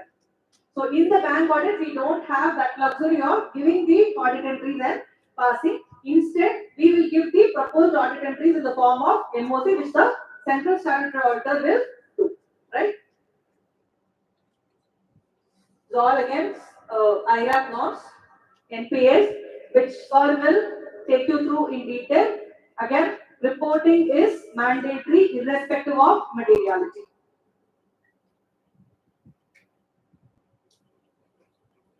Other assets, suspense and sundry assets, what did we check?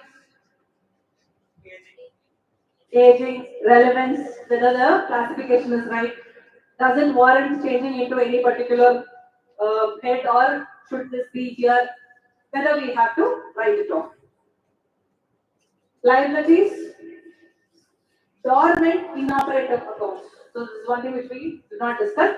And when we are talking about the documentation credit appraisals for the loans, documentation credit appraisals for the accounts deposit is equally or even more important. In terms of the minor accounts, again take samples of deposit accounts, SB, current account, minor account, all these category of accounts. Take samples, check the KYCs, introducer, etc., the signature verification, whether it is done in the system.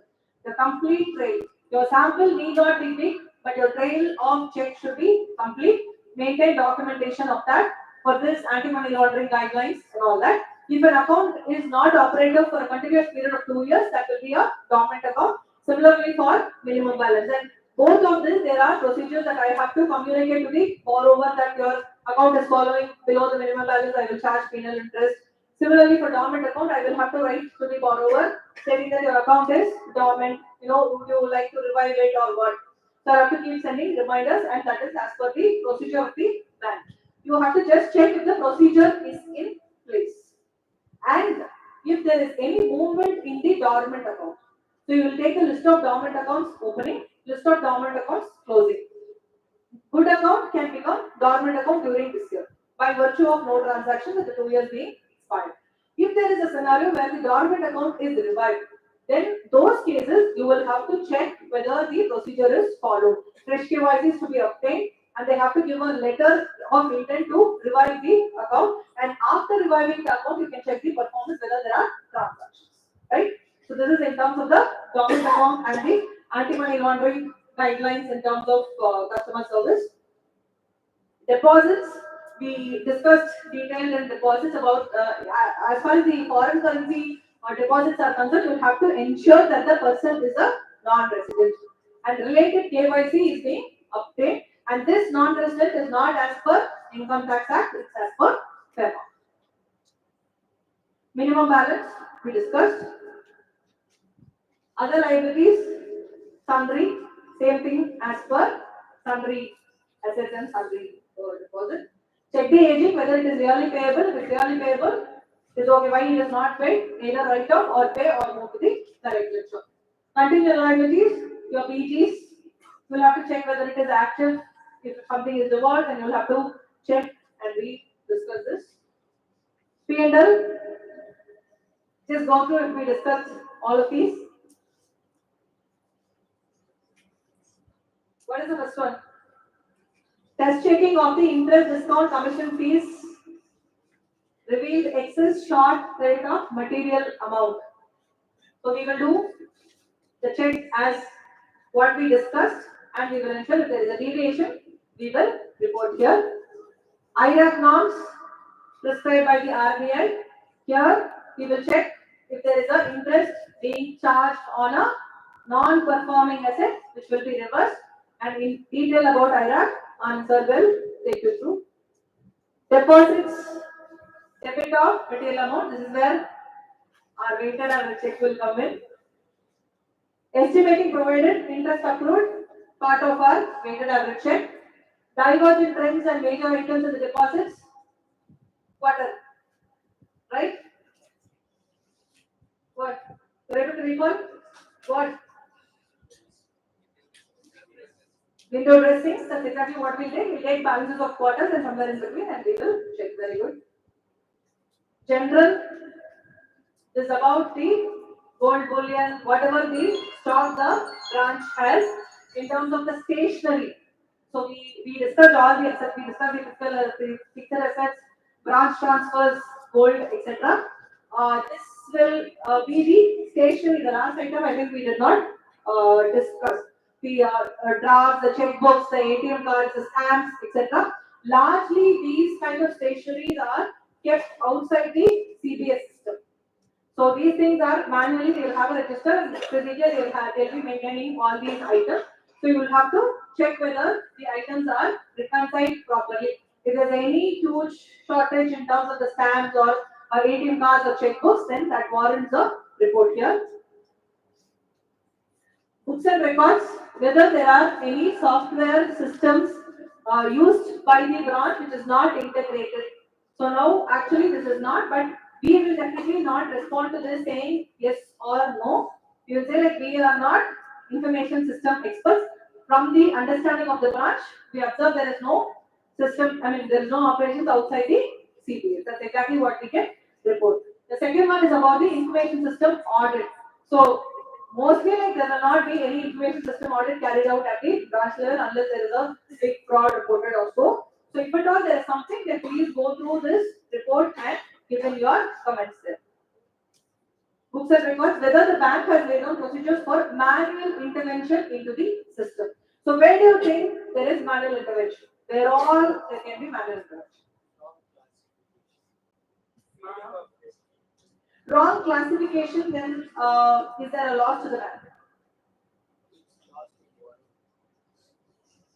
Okay, now we are auditors to the bank. We look at it from this perspective.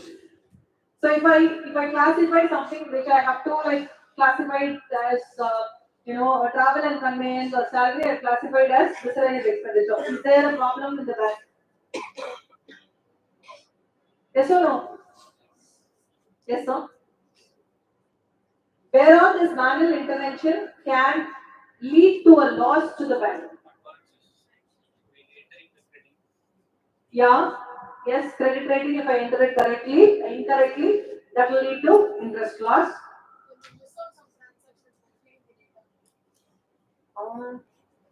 Is that all not automatic?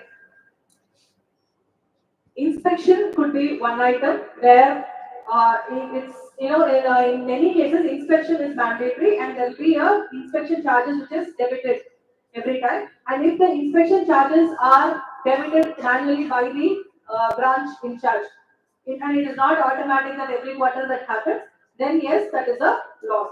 But how do you check whether the inspection has actually happened? Inspection report will be there. If you ask for inspection report, I am the officer who actually in charge of the inspection. I will ask you which borrower, I will take a print, I will look into the system which day the inspection charges got debited. 2 days before, I will sign and give you a report. Can you say no? That's a valid document, right? Where else can you check?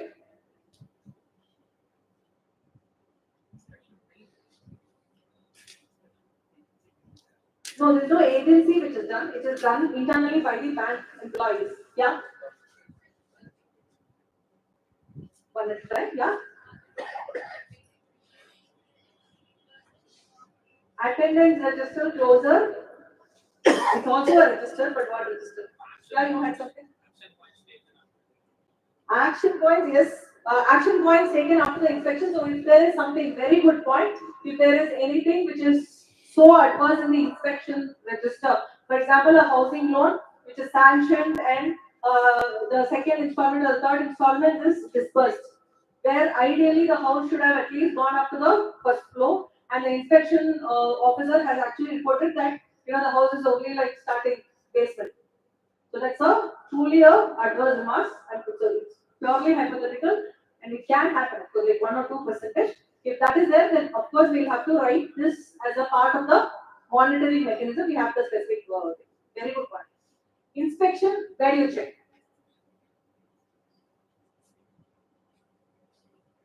Cash, we said like we'll check in one register.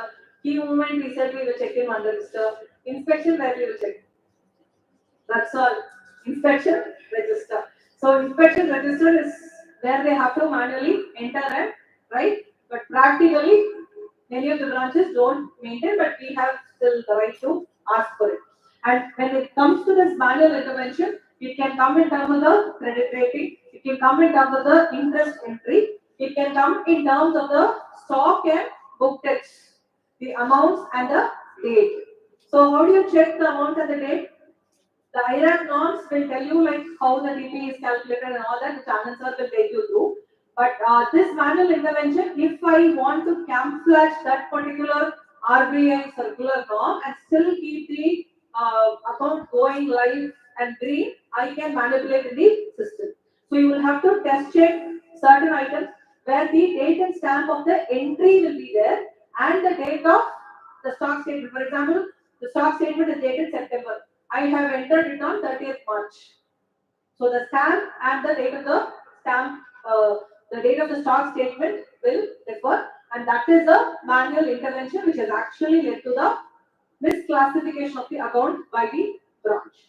Right? So you can think of in these lines where, for example, like if I want to keep an account going, and I can change the date of the last installment. Let's say it's a term loan. I have to pay 1 lakh EMI for 5 years, 60 months. So if I say like 1 lakh EMI and I can change the last date like by another 12 months, I make it 72 months instead of 60 months. So then I have a leeway of not to pay the loan for another 12 months. Otherwise, what the system will do, it will look for 3 installments and immediately mark this as an NPA. If I change the last date of installment, if your CBA system is designed to calculate from the last installment date, then the balance outstanding will, the effective balance of outstanding will change, and I will have the leeway to not pay my EMIs for 12 months. So all these things are possible in a CBS environment. It is not like completely error free, and it's all like everything is taken care by the system. So we have definitely intervention, and those are the points which you have to bring in here. Data integrity, data privacy, data checking, all this what you will report. That's exactly what you will say. You cannot say like everything is perfect. You are not a information systems auditor, and all this is taken care by the CBS, and you are not commenting on this. Inter-branch accounts. This is all right. So when there is a amount with another branch, is there a reconciliation? If the reconciliation is not done for a longer period, then we will check if there is any communication. Frauds. I told you those 45 items. Just like if you read, I've just given some examples here. Falsification of records. Giving incorrect details. There may be scenarios where you look at the stock certified audited stock financials as on 31st March, certified audited stock statement as on 31st March. This will say 1.5 crores, this will say 10 crores. You see, right? So all these things are clear falsification of records. When you encounter this kind of a discrepancy, how will you even check which is right? A is, yes, you will simply write that this record says this record says this, and it is completely incorrect. This will be a part in the credit appraisal, monitoring, everywhere. That is right. But for your satisfaction, if you want to verify which is correct stock, which the company or business can hold, how can we check? The same answer you told last time. No. GST. You only said GST, right? So we have the purchases and the sales in the GST, right? So all the purchases and the sales out of GST can be like 10-20%. So give that benefit and calculate the stock as per the actual business.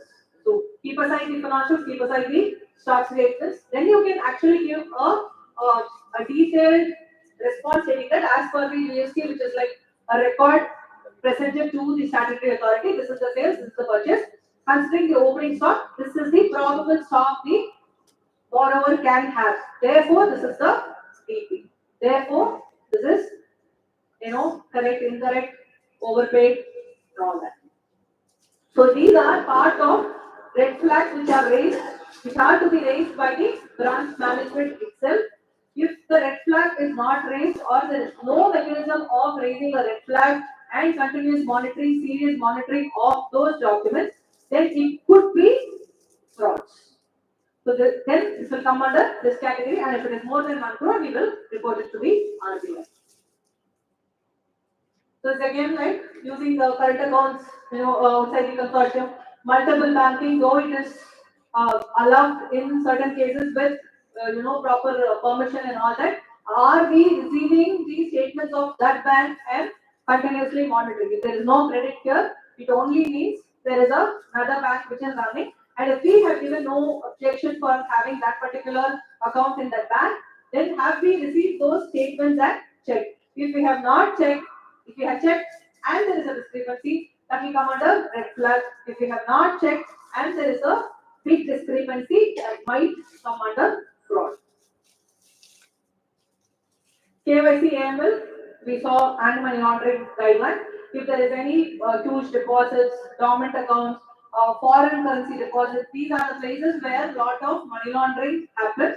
And it's not just about being a big quantum, smaller and large number of accounts also this can happen. Recently also saw the deposits thing in the ICICI Bank. So there could be a lot of frauds around this. We need to be careful. So this is again the KYC and the anti-money laundering guidelines. Largely to know about this is only the PAN, Aadhaar, address proof and the signature verification. And if there is something which is so serious in terms of the FCNR account where there is no document to prove that particular person has not resided abroad or is not a resident of a foreign country, then and still there is like huge transactions there, then you can actually deep well and then you can refer to the circular whether there is something which is there for you to report. MIS. What answer will you give for this question? They are asking, does the system, does it have the integral system of generating an MIS? Is the MIS duly sent to the head office? We don't. Here probably yes, that also we can say, but we'll have to tell like the MIS physically it's not generated and sent. So the question here is the MIS generated and sent? So if there is something which is sent by the branch manager to the regional office, then you can write here. If there is no such practice, if the branch manager says the head office themselves have access and they are viewing it, you will have to word it accordingly. You just say like we understood from the branch that the head office has access to this MIS. There is no practice of generating such MIS and sending it. So all these things, these reports are the ones which we have to consider when we are doing our audit. So the previous year LFAR. If the previous year LFAR is available, and because we said we are not supposed to copy, we did not even look into it and we did an independent audit because we are not supposed to copy. That was, we'll have to definitely look into the previous year LFAR and write. What will you do if you are the first auditor of the branch? There may be a scenario where like previous year audit itself was not applicable. You are the first person to do the statutory audit of the branch. How you do the audit is a different aspect. Definitely opening balance will be audited and all the NPAs, etc. For everything, there will be an opening balance that you will do. But to the specific question of have you considered the previous year LFAR, what will be your answer? Because there is no LFAR. You should not write not applicable, you will have to clearly write. Not applicable is like not applicable to you, you will have to clearly write the audit is the first time the branch is allocated a statutory auditor and we are the first auditor. Therefore, there is no previous year LFAR to look into. Similarly, in terms of the previous year branch audit area, internal audit, stamp audit, concurrent audit, there might be a scenario where they don't want to show you the concurrent audit report. Because concurrent audit report, if you get, that will give you enough information to fill all your LFAR. So if you just read the concurrent audit report and see if all that is done, then your LFAR is almost done. And it's not all about audit, I'm just giving you clues. So, but there may be a scenario where they will not even say that the concurrent audit is applicable. If they say concurrent audit is not applicable, what will you write here? We were informed that there is no. Yeah, I think they are not provided with concurrent audit reports. If your concurrent audit reports, if it is provided, then you will have to go through at least the last 3 reports and a few reports of the earlier months as a sample. And you can write specifically what all you went through, because there might be a concurrent audit report in May where you verified June, which is very critical, which is reported there and you missed. So that again, we'll have to be specific on what we check. And in terms of the credit audit, what is the credit audit? Credit audit is done by an external professional. Just like we are appointed as branch auditors, there are external chartered accountants who are like not connected to the bank. They do the credit audit. So that is part of the appraisal mechanism. If the credit audit is applicable, the auditor would have clearly told like whether the application is in line, whether the appraisal is done properly, whether the recommendation is sent to the branch, date of sending the recommendation, date of receiving the sanction, the conditions precedent, conditions subsequent, everything they would have reported. Yes? It is applicable to all banks but not to all accounts. So they have the threshold and they invite people to do the audit. So if you have this credit audit report and if there is any adverse comment in this credit audit report, for example, the credit audit has said like MODT is still not done and the legal opinion says that this particular land is agricultural land and may not be a good asset to go under SARFAESI. If these are the comments, then you will have to deep well into that matter and consider that matter and report. We cannot close our eyes to any comments which has already made here saying that it did not fall into our sample. It is our duty to go through the report and consider all the adverse comments in the credit audit report. Stock audit report.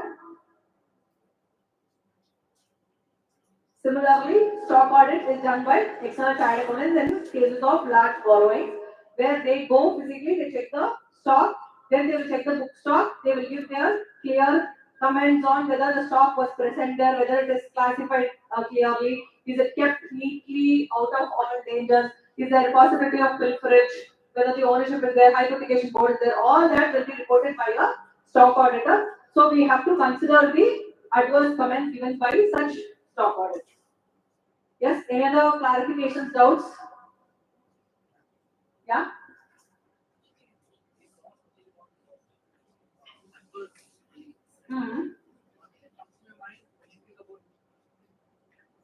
One thing that comes to my mind when we speak about the adverse elements is the perversity.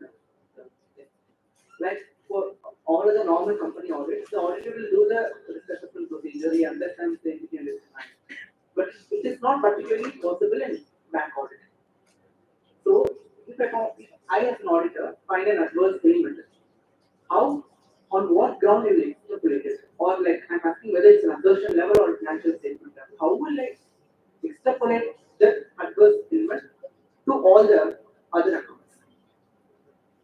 Very good question. This is exactly what I was mentioning. If you find an adverse item, you will have to assess whether this is reportable. Whether this is reportable only in the LFAR, because you can still report something adverse in the LFAR and give a clean audit report. You should also check whether this will come in the internal control report, the GOES, the Jilani, etc. So this is the first level assessment we will do. But his question is more specific. He is saying like suppose I am seeing a documentation where the the same case of a legal opinion which says that there is a agricultural land, this might not be a good asset to go under the Surface Act, right? So I am seeing this. So how do I even convince myself that, or probably like even if I want to give an adverse comment, basis this, can I say that one loan I saw is based on the agricultural land, which is not doable, which is against the norms of the bank. So can I say all the 100 loans which is given by the bank are incorrect? Or should I restrict myself to say that out of the 100, I picked 10 samples. In that 10 samples, I found 8 correct and 2 incorrect.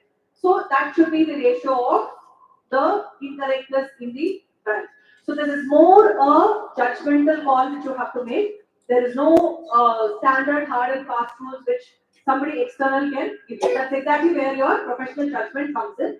To give you pointers, maybe you can look into the atmosphere as to how it works. How serious are they? You will understand the importance of stock statements and the data statements when Anand sir talks to you on the IRAC box. So then, if the stock statement and the data statement has got such a big impact on the IRAC norms, and if the manager or the loan officer does not even give that amount of importance to the stock or data statement, they just receive and keep it, or they are not worried about the dates, they don't even analyze, they don't even monitor whether the stocks and the data statements are as adequate as it should be, then it means there is a control lapse. There is no, the intent or the knowledge or the action which is there in the bank which ought to have been.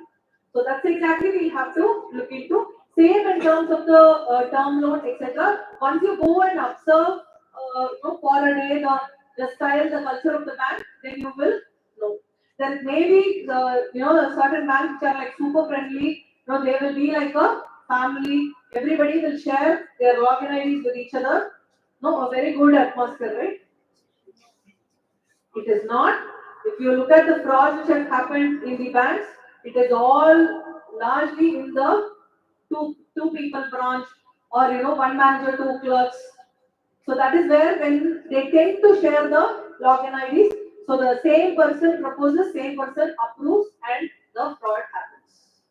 So this maker checker is completely absent there. There may be scenarios actually like when they are sharing the login IDs, even for us they can give their login IDs. No, they are very helpful. But you will have to apply your professional skepticism to understand whether there is a control lapse.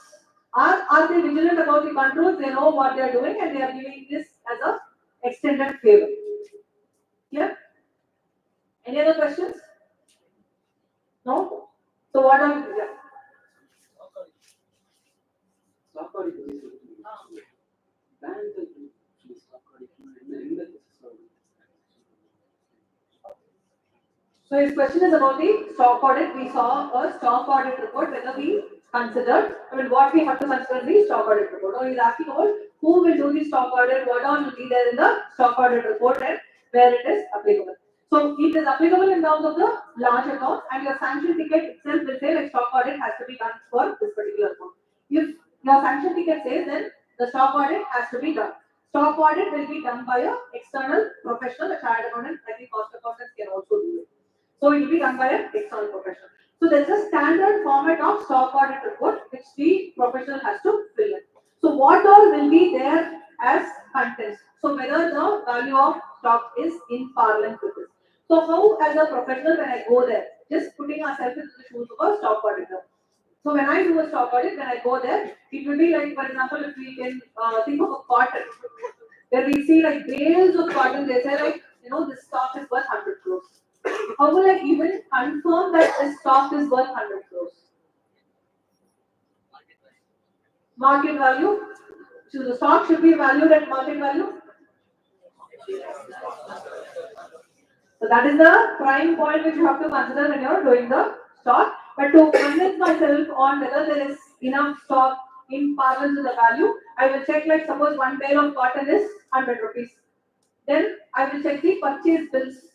How much of cotton they have purchased. And if that purchase bills and the value of cotton, whatever they are saying, if it is logically acceptable, logically acceptable. And I will check whether this particular stock is hypothecated elsewhere. So if it is not, then there has to be a board which is displayed that the stock is hypothecated to me. And there may be cases where I am having one, practically happens in many cases, where they will have one common godown. All the stocks will be there. My bank inspection comes, I will go and show them this is my stock. Your bank inspection comes, you will go and show that is your stock. So that's why you have to check the actual ownership of the stock. And today we have the e-label, the 2B, etc. to check whether the person has actually purchased the stock. And you can check whether the particular premises is owned by them. And is there some other records where they say, like, if it is a warehouse, then do I have an agreement with the warehouse? And warehouse people will maintain the stock, whether that stock and the stock which is reported by the borrower is correct. So when it comes to the stock audit, it is in detail pertaining to only the stock. So it will give you information about where, how, quality, if there is any possibility of pilferage, whether the trend is correct. All the questions will be there, and there will be answers to all the questions. Similar to the LFAR, stock audit report is a questionnaire. So there will be like all the questionnaires and the remarks by the stock auditor. So that will be a good input for you to understand if you find any differences in the stock statement or the data statement which is provided by the borrower, right? When you're considering it for the IRAC. Any other doubts? So in terms of the general, again, inspection reports, income and expenditure, revenue audit, information systems audit, any other special audit, there is a forensic audit which is done. So all these things we will consider in our report. So what we will do, we will visualize the P&L, revenue, expenditure, assets and liabilities. We will check each of them. We will understand whether what is done is correct, and we will move to the procedures of how it has to be done. If we find anything adverse in terms of the quantity or quality, we will think through where this has to be reported, only a LFAR item or all the other reports item. Then we will understand what we have to report and pick up all the information. If we do this, we are good and ready for the bank audit. Okay. All the very best. If there are more questions, probably we can conclude. Thank you so much.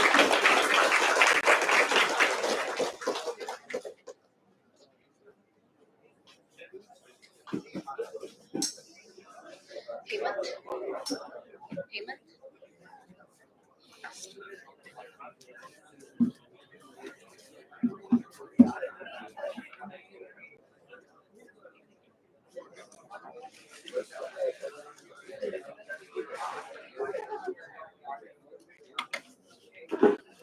Thank you so much, ma'am, for your valuable insights.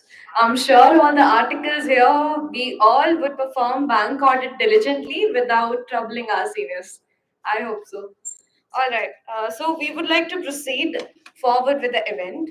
And for that, we have here with us the Vice Chairperson of SIRC of ICI, CA Revati Raghunathan, ma'am. I would like to request Hemant to escort ma'am to the dais. We also have with us our keynote speaker for the second session on IRAC norms, that is Anand sir, CA Anand sir. I would like to request him to escort Anand sir to the dais.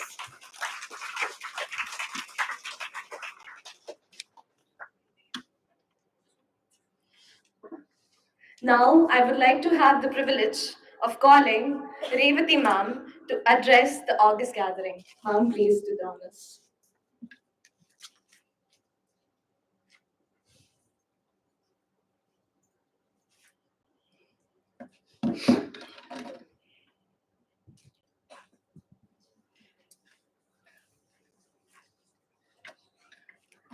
So, good afternoon, everyone. A very special good afternoon to my colleagues here, Shubha, who's a one of my bestie friends, and Anand sir, whom I know very well. And it was such a pleasure to come here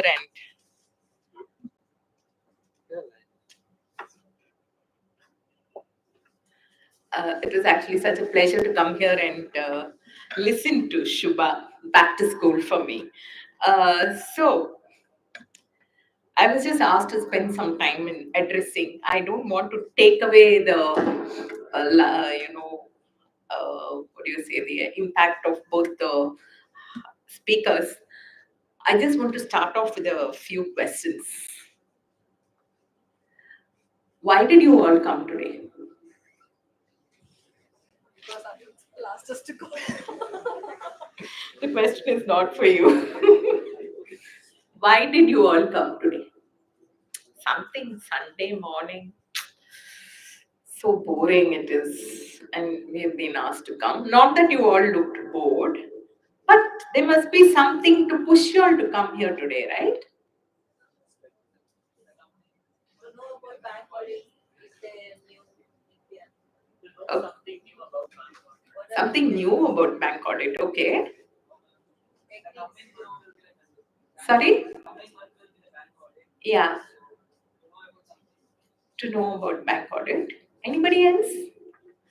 Your principal said, go and come. Wait, Vapa. Lena, no leave.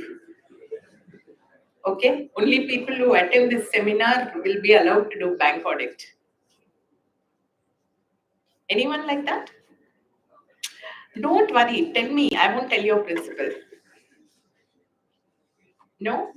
All of you are excited to do the bank audit? And today after Shubha's session and then Anand sir's session, on your mark, get set, go for bank audit, right? Right? You all also had some, how many of you have done bank audit before? Look at this now, Paul's representation. None of you raised your hands when I asked you. So all of them, now that they have heard you, they think they have done. They have so much of input from you. So they feel that they know all about bank audit. They might have already done. I was just telling Anand sir, all are freshers. Now like people are raising hands. Yeah, so most of them are freshers. You know, we always come with a yeah, disclaimer clauses. Every year is fresh. Every audit, everything is fresh, right? So all of you came to know about bank audit. You are very excited, right? என்னதான் இருக்கு அந்த bank auditல apart from the lunch which they say will be amazing. Correct? That is a treat, no, which everyone looks forward to. You would have heard your seniors tell, இங்க போனோம் நாங்க லஞ்சுக்கு 1.5 2 hours ஆச்சு lunch சாப்பிட்றதுக்கு. Okay, morning 10:30 போவோம், பேங்க்ல வருவாங்க, உட்காருவோம், டீ கொடுப்பாங்க, they'll give us lots of nice snacks, we'll go out for lunch. And again tea, and then everyone will pretend they are working because the bank has to pretend. You will all, they don't want you to find out anything, right? They don't want you to attend these sessions. Okay, they don't want informed auditors. Who wants an informed auditor? Only CA Institute and regulators. Correct?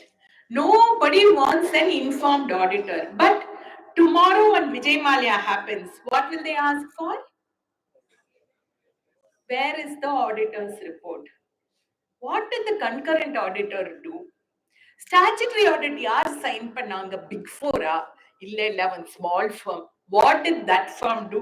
The small firm would have done a fabulous job because we will be working there. I'm not commenting on either Big Four and everywhere. Only people like us are doing audit, and they will ask, where is the audit report, right? So that is the importance. Now, you are the unwanted people, okay? They don't want an info. The moment they see youngsters like, you know, those students anapirkanga, boss will come after 2 days. Boss will come on the first day and he says, sir, these are my students, they're all doing. All of you are inter-passed, you're one, some maybe final one group. So they'll say, my students have come, very smart students, sir, they will do, I will come tomorrow and your boss will leave you and go, he'll do this. And since he knows you have attended this program, he is confident you will go there and do the work. Bank manager is going to feel very happy. Correct. They are not going to expect anything of value out of you because they think that students, as usual, may not know something. But you are all of the smart students trained by Subhashini madam and Anand sir. So what will you do? What will you do, yeah? Stunned silence. You're going there for the lunch? No, you're excited for the audit. So why did you come for this? Again, I'm asking you the question. You know what questions to ask. Okay, correct. Whatever you say will be correct for this particular question. So tell me something. Justify what we are doing. Why should you justify? Justify their presence in the audit, Okay. giving their best. Okay. Good point. Okay. Justify. Okay. Right. There's something inside you, right? Which is pushing you all to come here. Right? Something which told, notwithstanding my boss is expecting me, notwithstanding the fun we are going to have, notwithstanding the show off which I can do to my juniors. Next year I can tell, the bank audit na panna, we found all this. All this is a human thing. There is something inside us which is pushing us. What is that? Which is professionals. You're all halfway there, like that half CA, no? Like that you are all half CAs. So you will all have that. What is that? Something which is very serious, a quality, a very serious quality which is expected of all professionals like us. Learning, integrity. You all have that responsibility, right? You have a responsibility to deliver. If I, as a principal, am going to a branch and I'm going to say, this is my student, she is going to do the work for me, this is my team, these are the young people who are going to do the audit for me, based on whose work I am going to perform a few tests to my satisfaction, but I'm depending to a large extent on the work which is done by these people. Okay, and what am I doing as your principal? I'm signing that balance sheet. Here, my pen has more power than Modi's pen. Correct. And this is your innate sense of responsibility.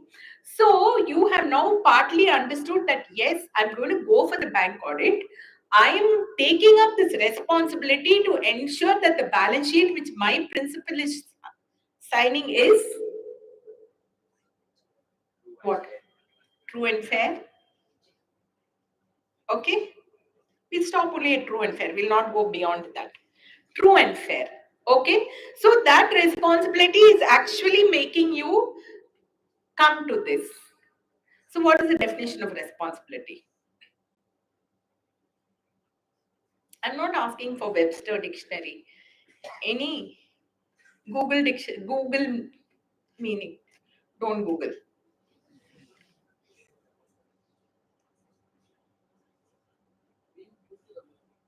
Okay, nice. Anything else? Yeah. You're being accountable, right? You're taking up that accountability, right? And here, when you're taking up that accountability, you have to remember the basic. After you complete your CA, write the exam and clear, you'll be taking the pledge of a chartered accountant, which involves 3 things. What is that? Again, something which a profession should have. Sorry? Ethics, yes. Somebody told me integrity. Integrity is one characteristic. Independence and excellence. Okay, so you have these 4 things in mind: your responsibility, your integrity, your independence, and excellence. Your report is going to be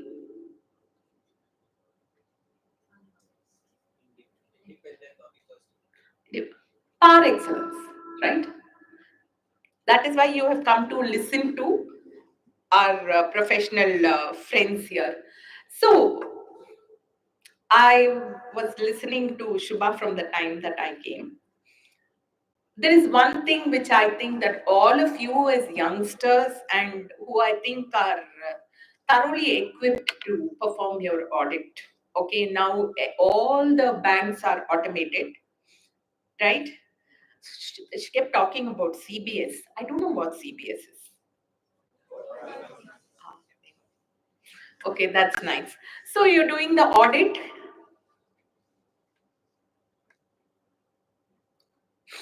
of the bank? How?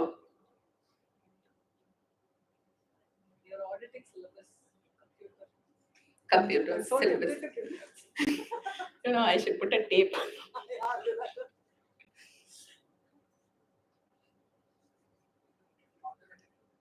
Yeah.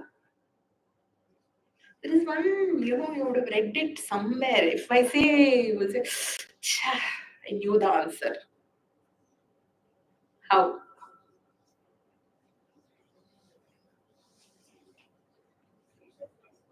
You have a computer with the core banking system there.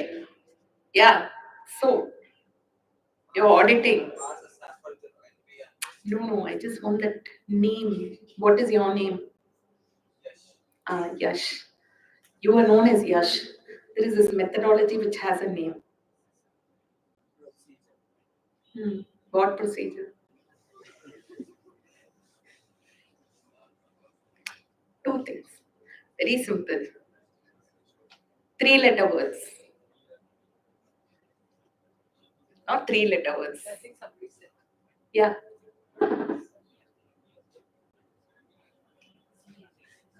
No, you're making it fun only for me. You're not making it fun for yourselves. And for me and Shubha, because we're very excited to give you the answers. Audit. Okay, there's only one fill in the blank. Audit dash computer, audit dash computer. And 2 dashes have 2 different words. Yes. Not the same. Your auditing syllabus. Auditing யாருமே இன்னும் படிக்கல. Own exam படிச்சிட்டாங்க. Control Alt Del. Audit dash computer, audit dash computer. This way or this way. இதுக்கு மேல I cannot. முடியாது. டம்ஷராஜ் விளையாடுற மாதிரி. அவ்வளவு தூரம் சொல்லி.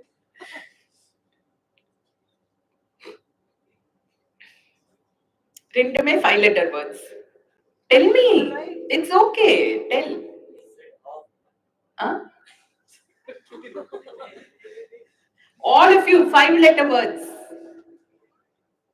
Yeah, somebody told that. Yes. Huh? No. Who said that? Audit? Ah, Audit? through work appraisal. Very good. Give him a big hand. இன்னும் ஒண்ணே ஒண்ணுதான். Other one should say. Audit by a computer. யார் அது? I'm going to make you stand up on the bench. You are sitting there. Audit around the computer. Just one more. Oh, you gave the answer now. You know? The best part is they didn't realize. You are.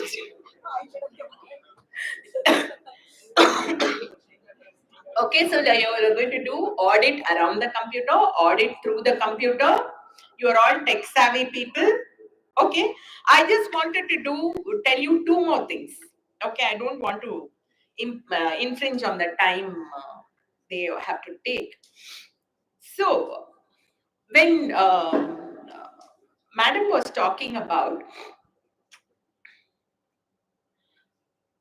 the general points in which she said core banking information can be tweaked, right? So someone said credit rating is entered wrong way. Correct. Now we know we are auditing around the computer, we are auditing through the computer. There is one more thing which Madam was also talking to you about, the interest verifications, right? Where you take a sample and you do the manual computation and you check and see. There is also one more thing which you can, I want you to think smart and tell me the reply.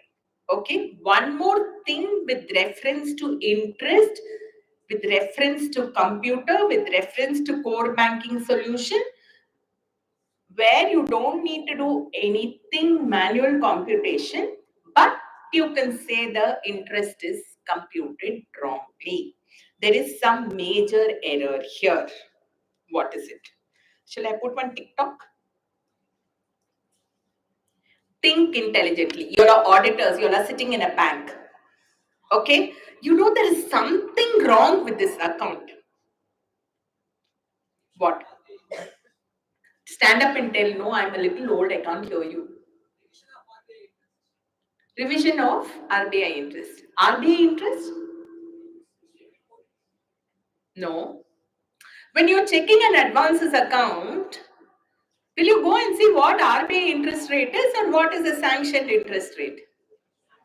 Sanctioned interest rate. You all know that Madam has been telling you from morning. So the sanctioned interest rate is said 11%. Okay? You're looking at that account. You know, all of us are auditors. And for auditors, we develop one innate sense of that red alert. Our things will go up. Something is wrong here. You know that. Let us say you don't have a system, a software, or an Excel sheet where you can calculate the interest manually. What will you do? One easy method. You are all very tech savvy.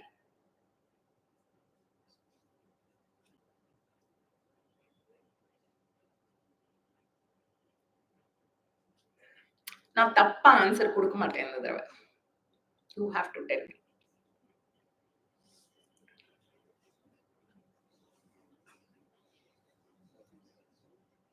You're also smart people, very smart people. Your boss has told you to take out all the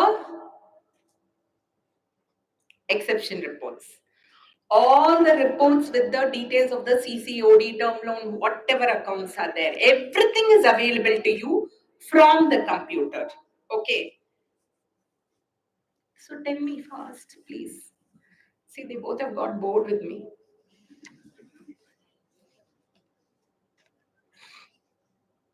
You have the list of interest rates. Okay. You've ticked it off with the documents. Okay. What should you do? Sorry?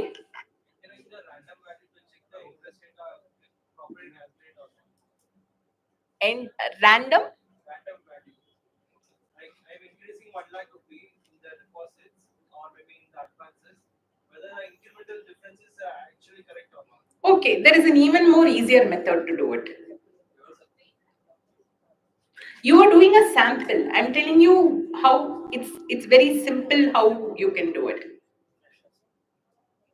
Interest credited is equal to debited. You are the rate, 11%. No weighted average. It's not at all complicated. You check it in the back end. So you go and you tell the manager, sir, I want to check this is your data integrity about which you're already going to certify. You're going to certify data integrity is there. Okay, integrity is followed. You're certifying, your boss is signing in. What do? You go into the back end, okay, and you check if the interest rate is uploaded correctly. During the year, there was a reduction in the interest rate or an increase from 11 to 11.25. Have they made that 0.25 increase? So you go and ask the manager, say, I want to check the interest rate. I say, no, nobody has done all this till now. I say, no, sir, I have to check it.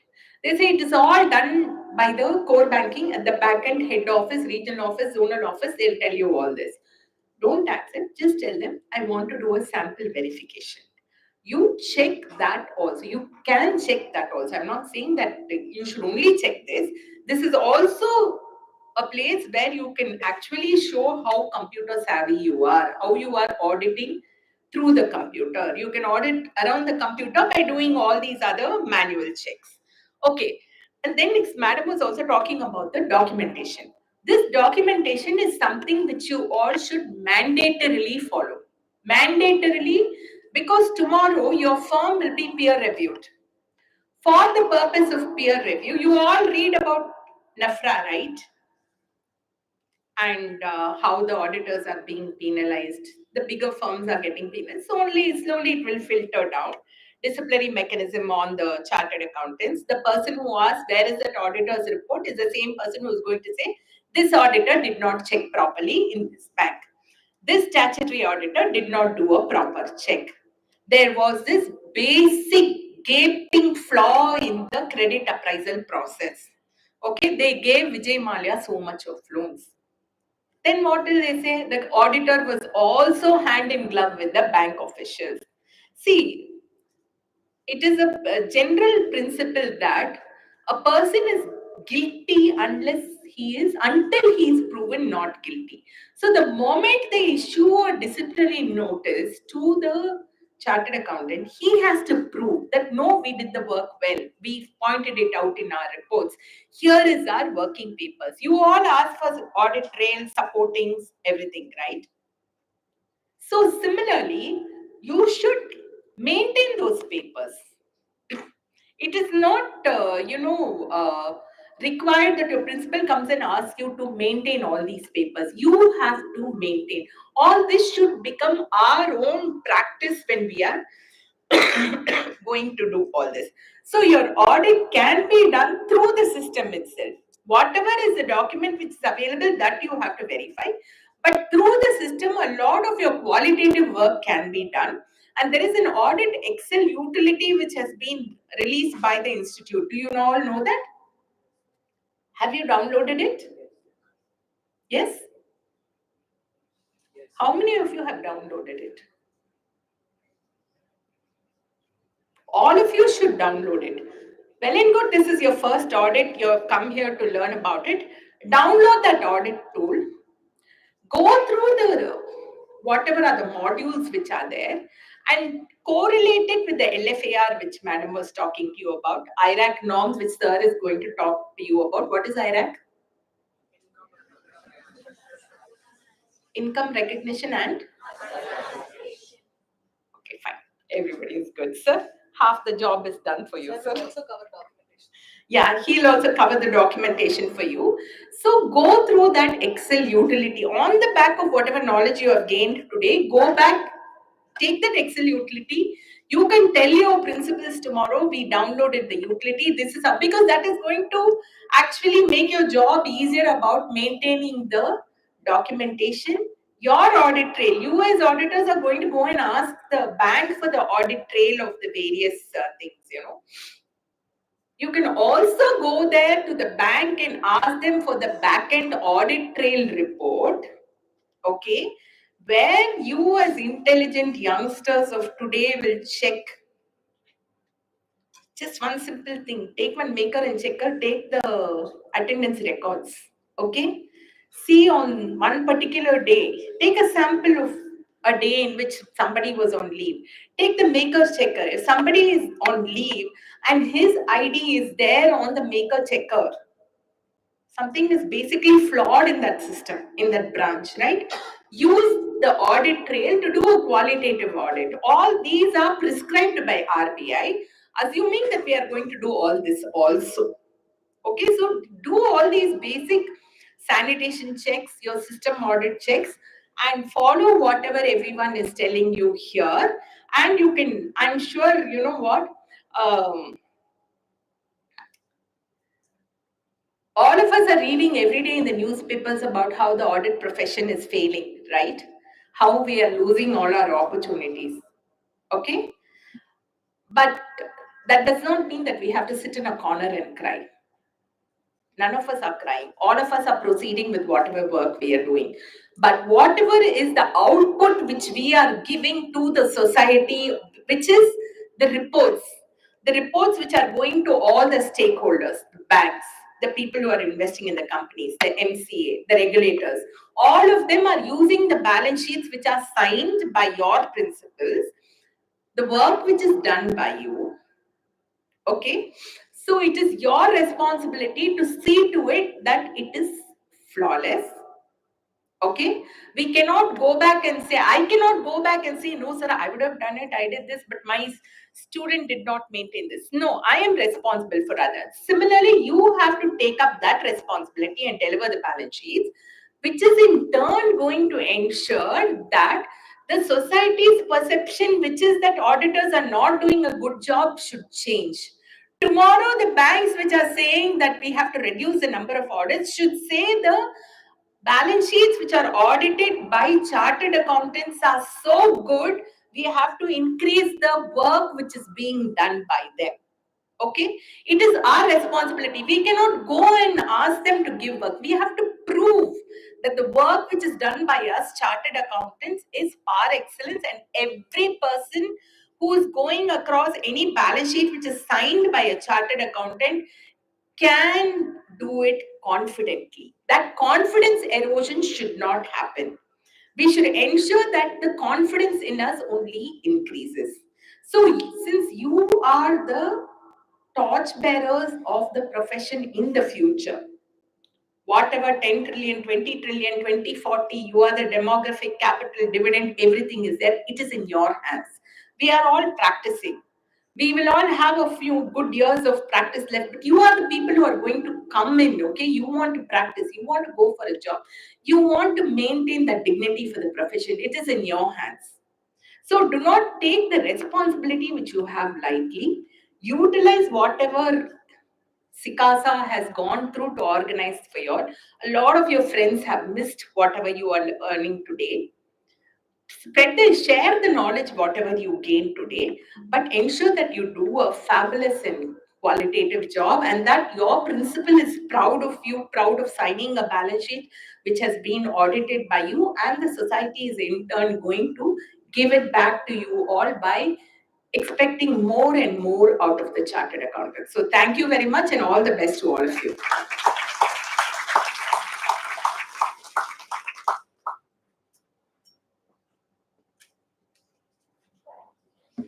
Thank you so much, ma'am, for your kind words.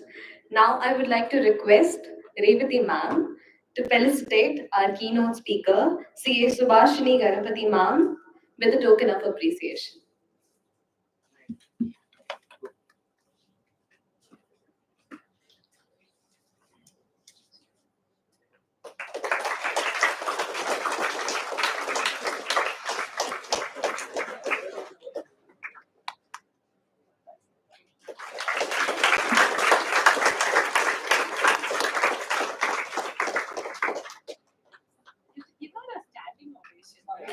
Yes, as a matter of respect, please stand everyone.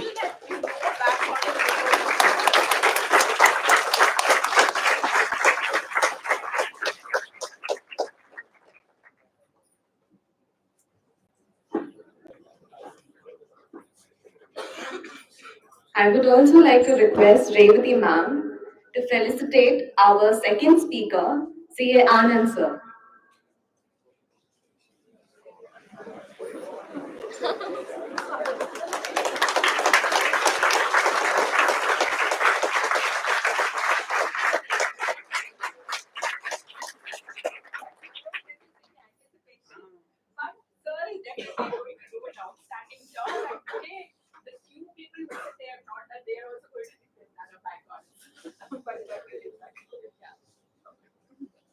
Alright, everyone, please be seated. Rahul, I would like to request you to take our guests outside the dais for the lunch.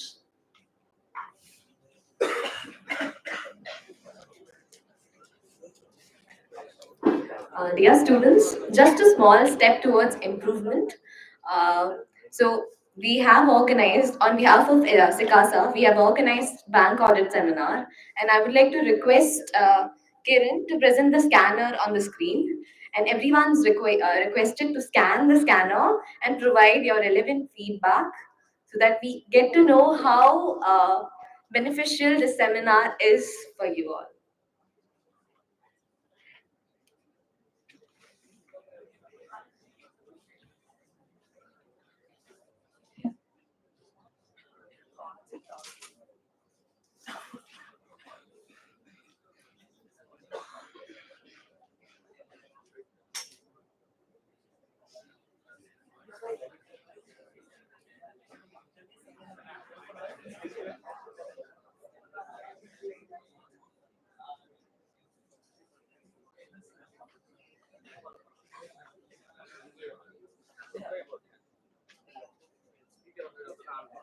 Disconnect.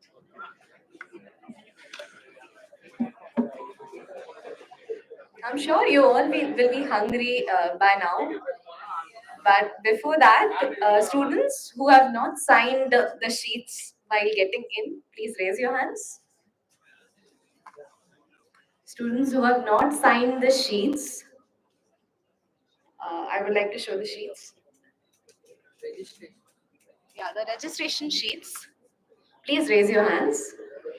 Okay. All right. Hemant, let them stay at their places. What we are gonna do is, the people who have not signed, I would request you guys to stay back up here, and the rest of the students to go and have lunch, and be back in exactly 45 minutes. So yes, students, can you come again? Who all have not signed the sheets? Not signed the sheets, huh? Okay. Okay. Rest of you can start for the lunch. Hemant, can you just help them to proceed towards the lunch?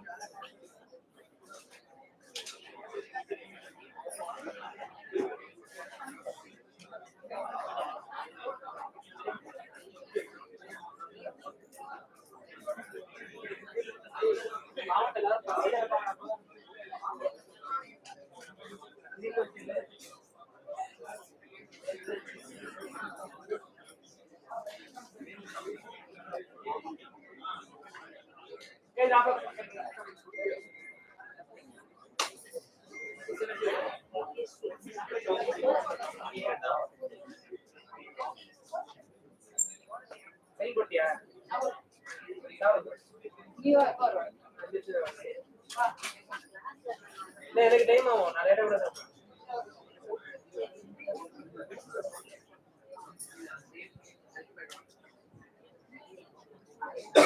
ஓட்டு போட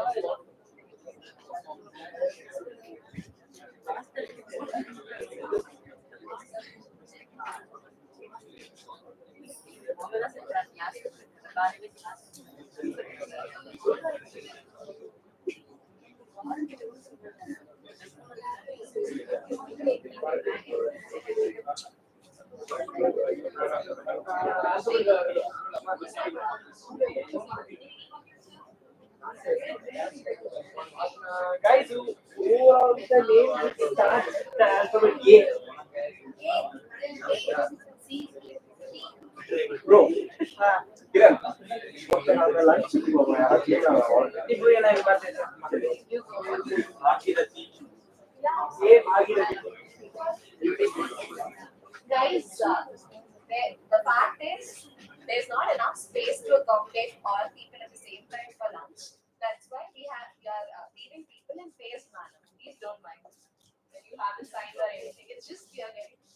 Akshaya.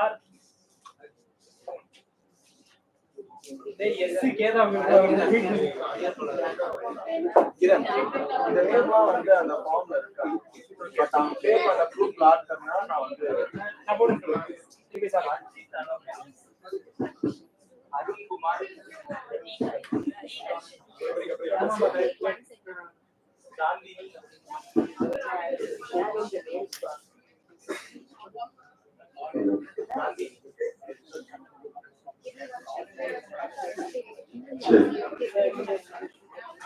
இப்போ check கிரி ராகுல் எந்த madam போயிட்டாங்களா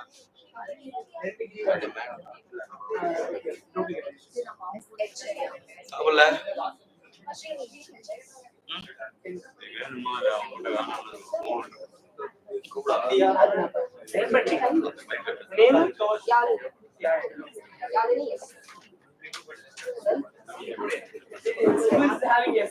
Yeah, I do have S. I'll just call out the names and come here and sign it up. Sneha. Sneha, 2 times. Okay. You need X.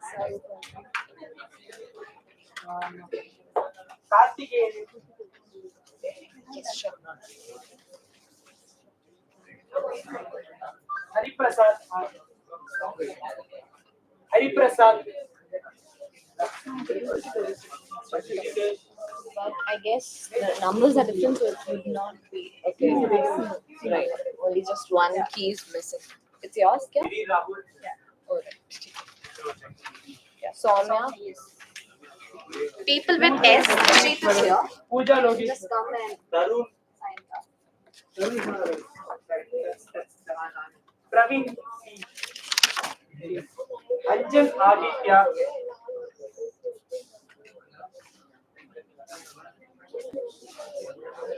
Rajesh SN. Any other S? Tanuj. Damari Devi. Pause this. Pause this.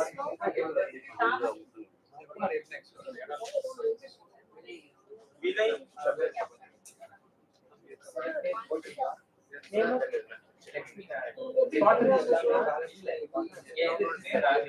phone number. Lakshmi Narayan.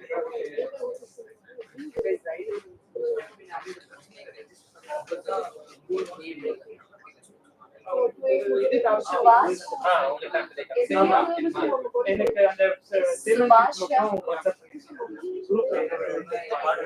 Your pen is here, Subhash. Vishwanathan. Santosh Kumar. Just one. Strike off. Second. Have you filled the form twice or something? How did 2 times? Okay. join the Okay.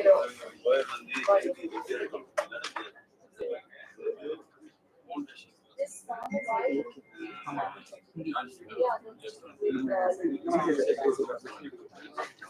Guys, extremely sorry for making you wait there. Just to ignore confirmation. Kritika. Make it sorry. don't worry. Kishore. First floor la foundation hospital wire IT அந்த இது வச்சு ஆகியாச்சு அந்த wire தான் wire only தான் first floor foundation back Kishore. இது charger போட்டீங்களா? mic அங்க Where is mic Kishore? இங்க இருக்கு. Madhumita Kumar. Madhumita. ஆமா அது பழசா புதுசா அதான் அதுக்கு அதுல இருந்து ஓடிட்டாரு காலைல இருந்து ஓடின்னு இருக்கா Madhumita. அது கைட்டால போட்டு Is Madhumita here?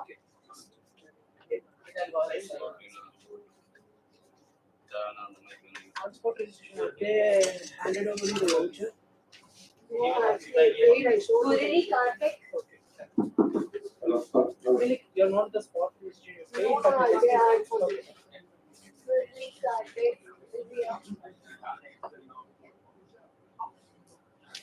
Oh my God, it's just so pretty. that is in the case. That means there will be my number of the so that I Did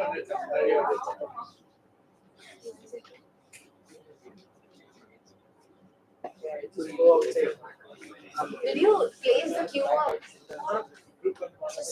Present the QR. At the end, after everything. No, but just leave it like that so that because once the session ends, so people will start towards their home. वही बोला कि lunch के बाद कोई चले जाएंगे करके बोल के आ रहा है ना स्कैनर रेडी स्कैनर बस प्रेजेंट करके छोड़ो स्कैनर कोड का भी होता है Okay, okay. Light light Anyway, time to register with you. Again, register.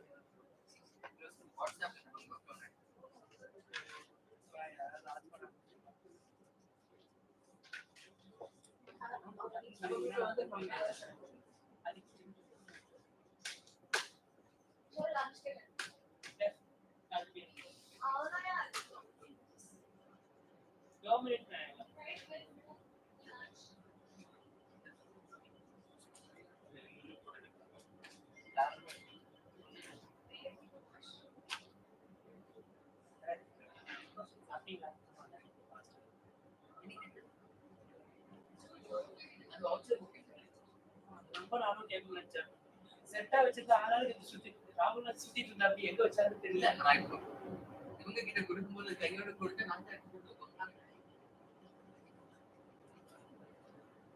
அநேகமா இவங்க எடுத்துட்டு போயிருப்பாங்க நினைக்கிறேன் சான்ஸ் இருக்கு உள்ள இருக்கா வரட்டும் நெக்ஸ்ட் டைம் வர வரே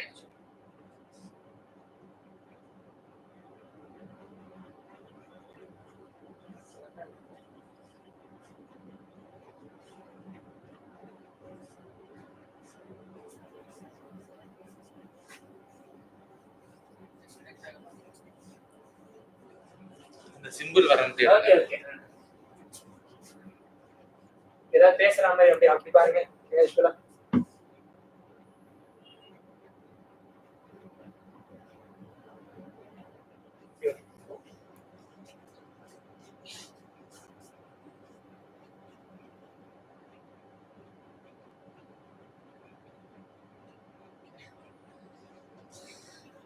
ஒரு க்ளோஸ் அப் க்ளோஸ் அப்பா அந்த சிம்பிளும் நாம மட்டும் வர மாதிரி அப்படி சைடுல பாக்குற மாதிரி இல்ல அங்க இல்ல இங்க ஆடியன்ஸ் பாக்குறாங்க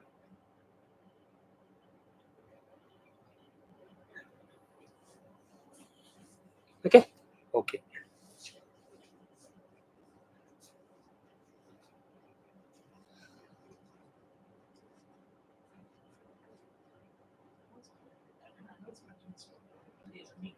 அது ஓபன் பண்ணி எதனா வச்சிருக்கேன் ஒரு செகண்ட் கியூஆர் கோட் கேக்க போட்டு கியூஆர் கோட் காண ஆக மாட்டேங்குது இதுல இதுல பாத்துட்டு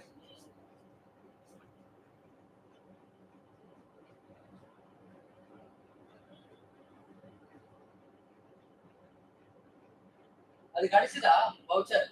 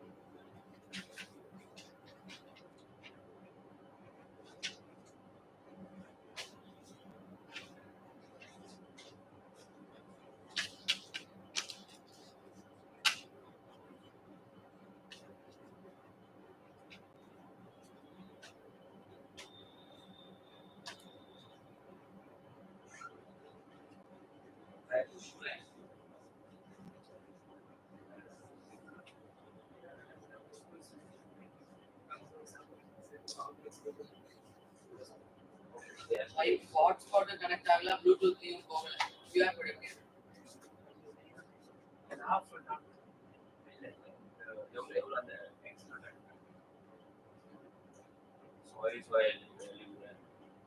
ஒரு 100 டிஸ்டர்ப் இருக்கு I know you have எவ்வளவு அந்த எல்லோ இதுல ஏ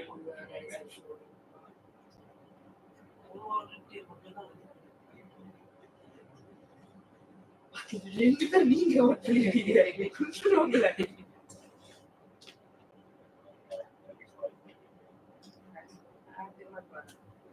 இவ்வளவு பேர் சைன் வாங்கியாச்சு இப்போ வாங்கிட்டீங்க மோஸ்ட்லி வாங்கிட்டோம் இருக்கிற பிளான்ஸ் நீங்க செட் பண்ணுங்க ஆமா இல்ல இல்லையா இன்னும் இருக்கு ஐபோன் PPT சேஞ்ச் பண்ணுங்க ஐபோன் எவன்ட்ட இருக்கு PPT சேஞ்ச் பண்ணுங்க என்ன அது மூணு தானே கோச்சிங் கிளாஸ் போறீங்க சர்ச் கோச்சிங் கிளாஸ் ஸோ இதுல ஆல்ரெடி 97 இருக்கு 97 plus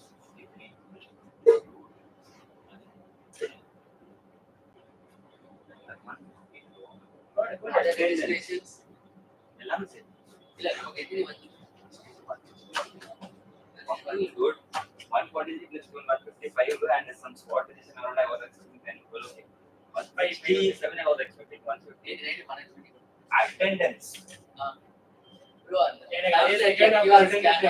அதுல ஒரு அதான் சொன்னேன் போடுங்க 30 பேர் சாப்பிட்டு அவன் சொன்னா ஸ்பாட் எக்ஸ்சேஞ்ச்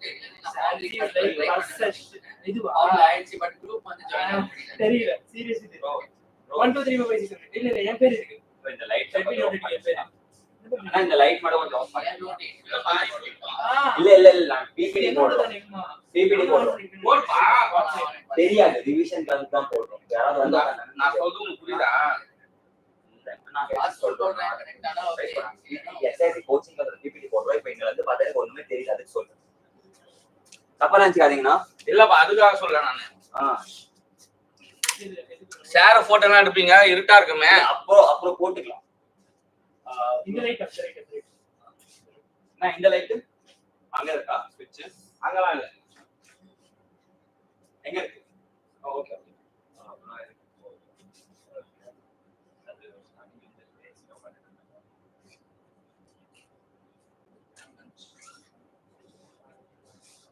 இப்போ இங்க யார் தேவை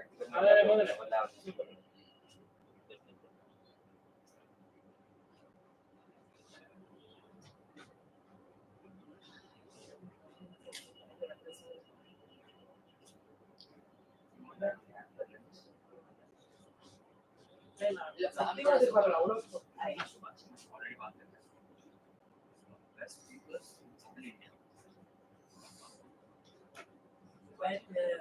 interactive or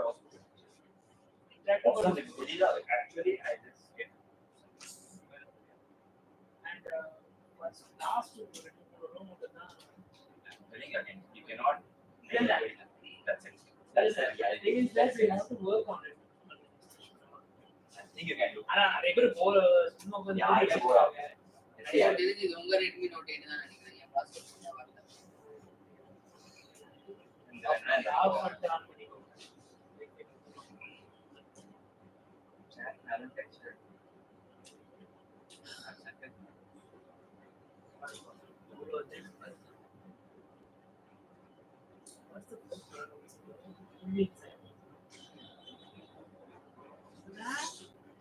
it's unexpected ra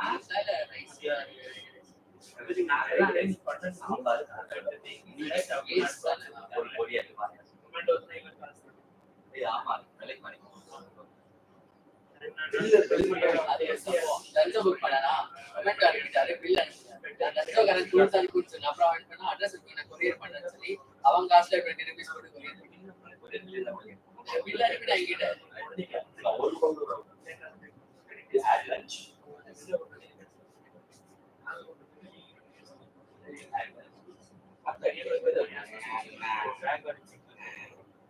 இல்ல நம்ம ரெஜிஸ்ட்ரேஷன் பண்ணது 160 ரெண்டு வாட்டி சப்மிட் பண்ணிட்டாங்க ரெண்டு தரும் கேன் வந்துச்சு ரெண்டு பீரியட் 115 அப்ரோச்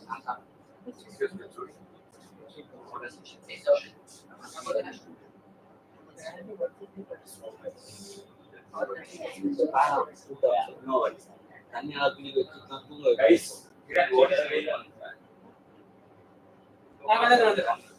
சாப்பிட்டு வந்து ப்ராப்ளம் இருக்கு நீங்க இங்கே இருங்க ஓகே இல்ல அதுக்கு சொல்ல சொல்றேன் வாங்க அப்படி போய் அப்படி என்ன போர் அடிக்குதுன்னா வாங்க Chinese இல்லை நீங்க உட்காந்து சாப்பிட்றதுக்கு சொல்ல ப்ரோ சுற்றி வேலை சாப்பிடுவோம். சாப்பாடு வேணும்.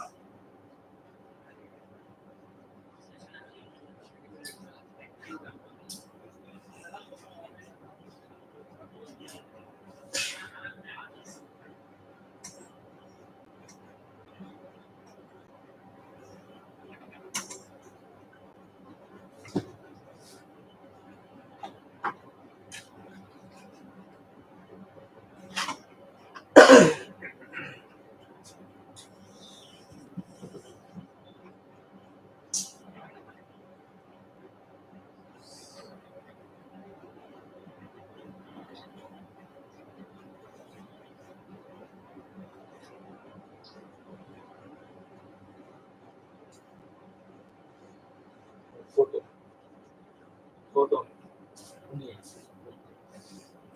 அங்க இங்கே இதுல இருந்து என் ஃபேஸ் மட்டும் வர மாதிரி. அதெல்லாம் எனக்கு தெரியாது. அதெல்லாம் க்ளோஸ் அப் எங்க மேல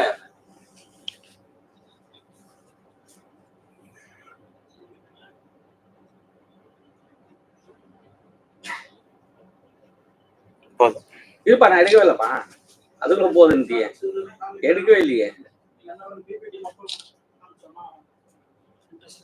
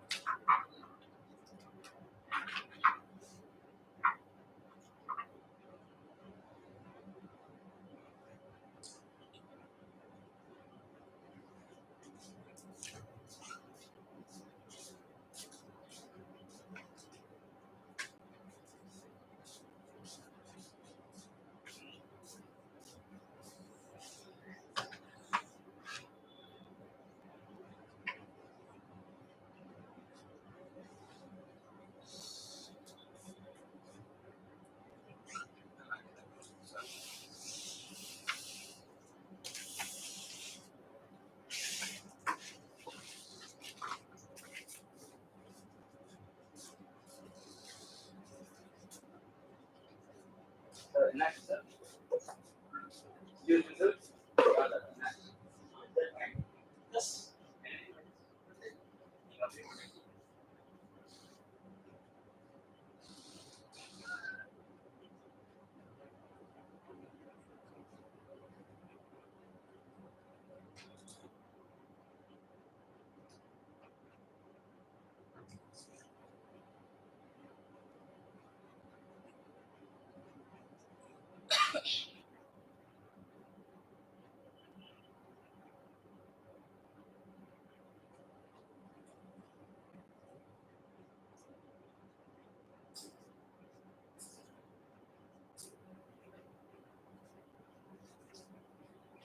அப்புறம்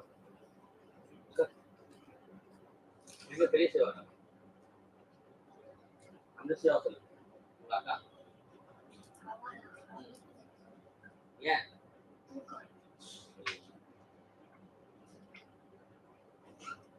அக்கா ரொம்ப வேணாமா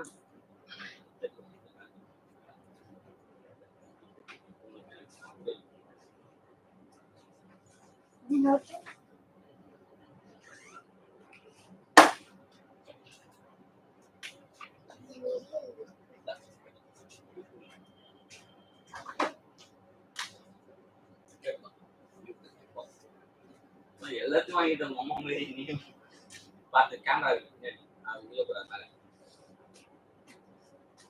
அம்மா எவ்வளோ காலம்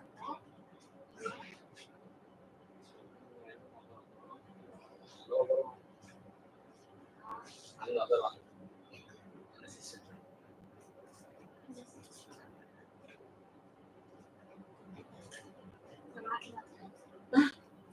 இங்க வா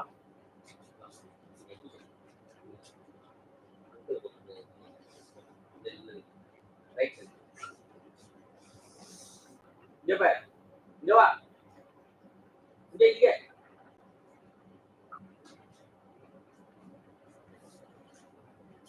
இத பாரு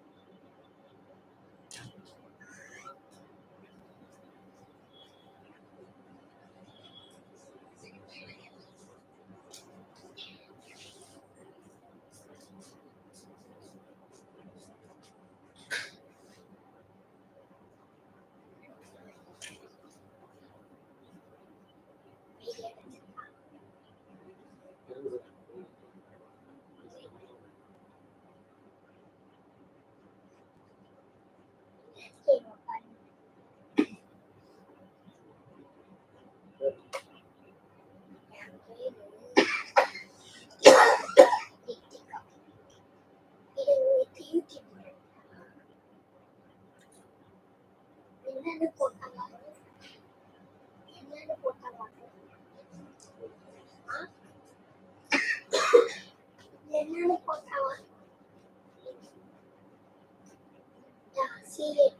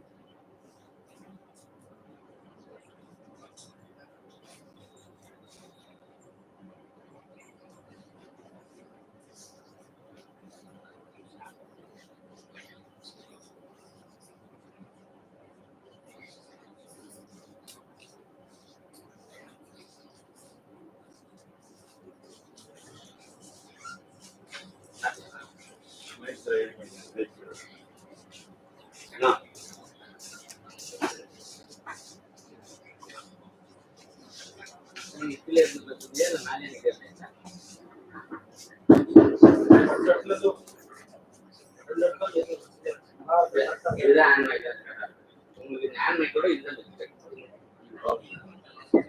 ஆஃப் பண்ணிக்கலாம் ஆஃப் பண்ணிக்கலாம் சார் நீங்க ஆன் பண்ணலாம் நீங்க பேசும்போது ஆன் பண்ணிக்கலாம்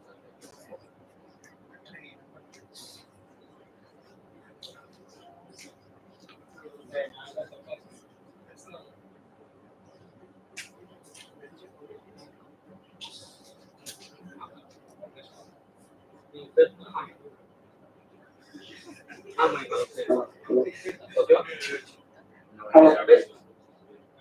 இன்னும் கொஞ்சமா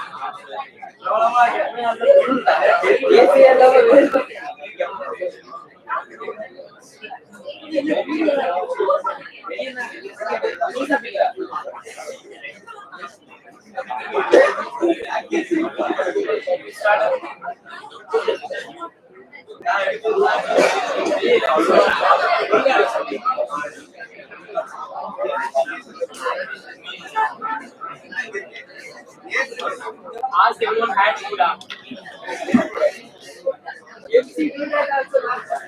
Hello, everybody. Again, a very warm welcome after the lunch. Have you all had lunch? Did you all like the lunch? I cannot hear a proper yes for did you like the lunch or not? Okay, all right.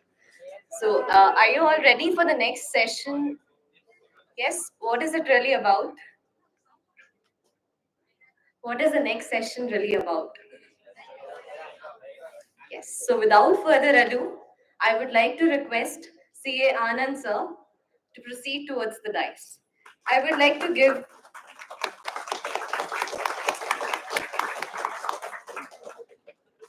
I would like to tell you all about him. He is a partner in Anand & Co. Chartered Accountants, Chennai. He is also a managing committee member in Chengalpattu district branch of SIRC of ICI. He has been an advanced ITT faculty in Chengalpattu district branch of SIRC of ICI. He is in practice for more than a decade and handled audit of corporates, non-corporates in the field of taxation, central statutory audit of a bank, and audit of educational institutions and trust. Sir, the stage is all yours. We are all excited to hear from you.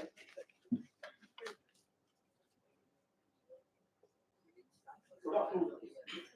Am I audible?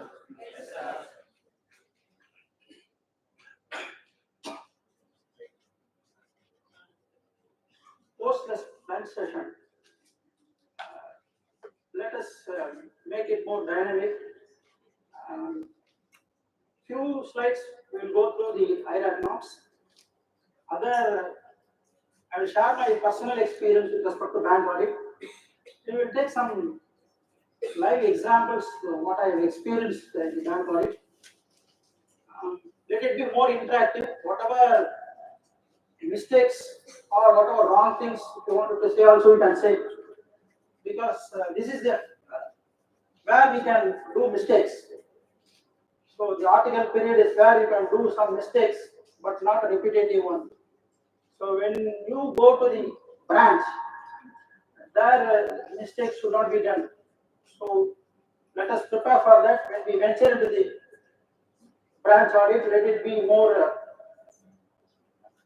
a meaningful audit and more enjoyable and also a helpful one to your principal also.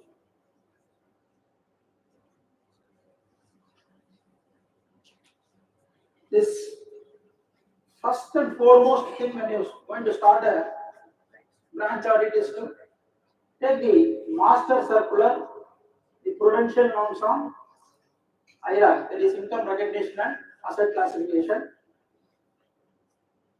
Try to read the circular at least twice before you reach the branch. Let's have a glance on the entire circular. It is around 74 pages. Normally what RBI does is no, periodically they issue circulars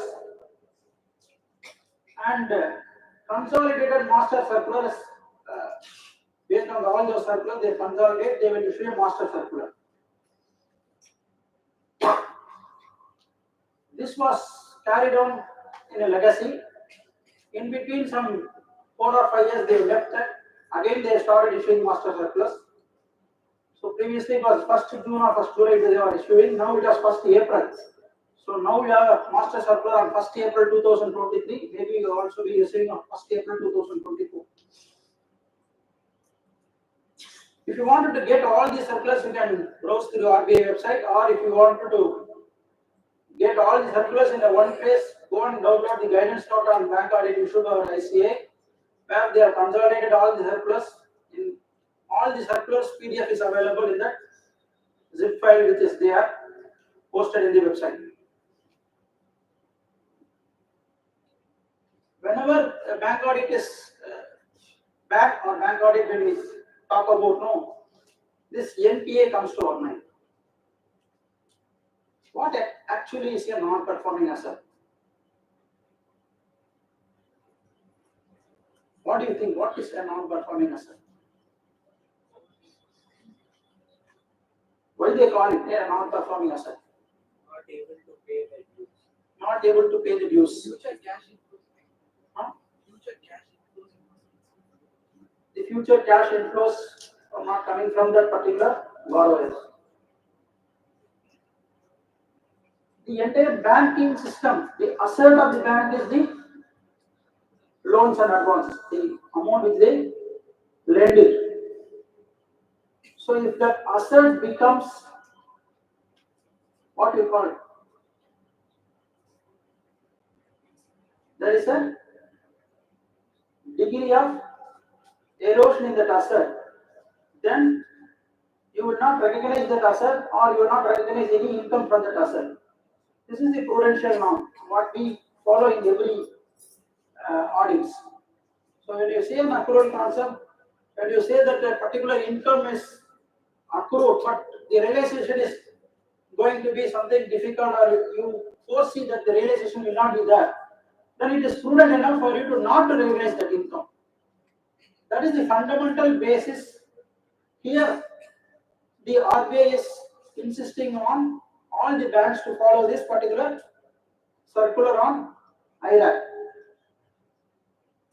Then what makes so specific? Every data is there, every company is having data, unrealizable thing.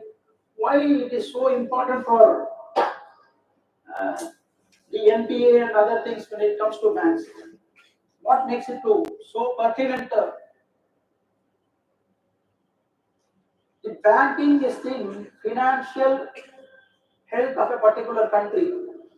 If there is an erosion in the wealth of a bank, the entire financial structure will get eroded.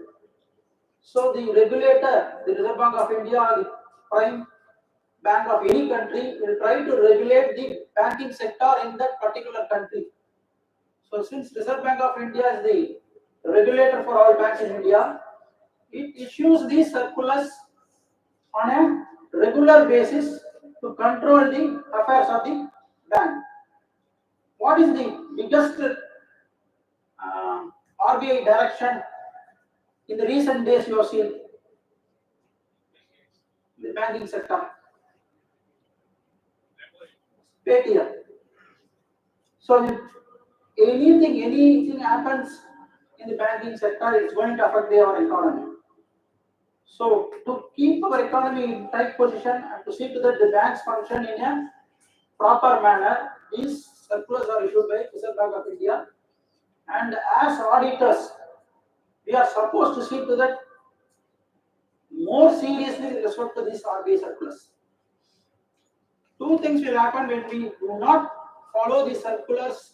That is, we do not see to that whether the banks are following the circulars.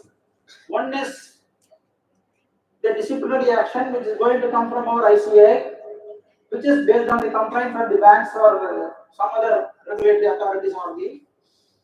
And RBI, there is an inspection department in RBI.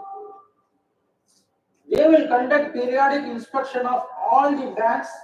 Even small branches also may come under the inspection depending upon the scrutiny criteria they have.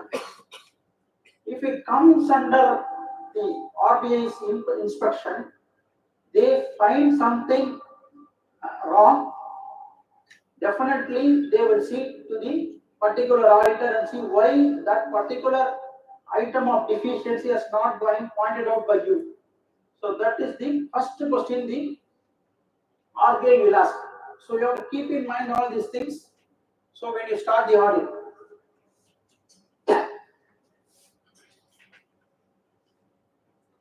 So the definition in the circular is an asset, including a leased asset, becomes non-performing when it ceases to generate income for the bank.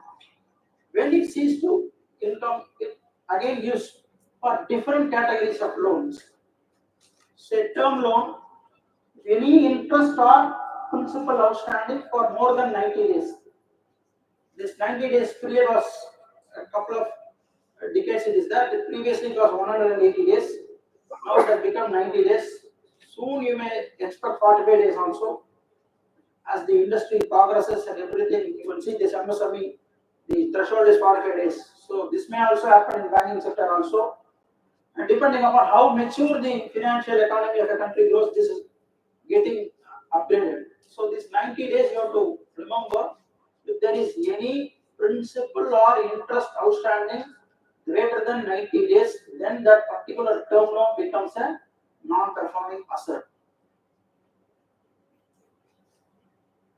Term loan means any examples? What they mean by term loan? The life of the loan will be generally more than 5 years. Life of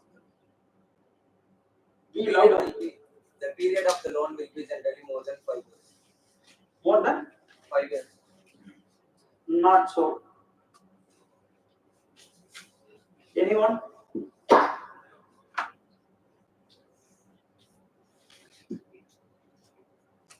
The loan is for a particular term, it will be called as a term. Huh? If the If the the loan is for a particular term, it will be called as a term loan. Yes. It may be a 6 months loan or a 1 year loan repayable over an installments for a particular period of time. That is what called as a term loan. Or we can say it as simply as a loan which is not a demand loan, is a term loan. So cash credit or overdraft facility is a demand loan. Demand loan is, it is repayable on at the demand of the banker. The banker may recall the loan at any point of time. Term loan, if they would have given, this is what the term of that particular loan, say 6 months or 1 year or 2 year or 5 year, whatever the tenure. So now coming to the NPA of a term loan, for an housing loan, say how you will calculate whether it has become an NPA or not. Housing loan, how the repayment comes. Normally it goes for 15 years or 20 years. Huh? Monthly installment. How it is, how you can find out?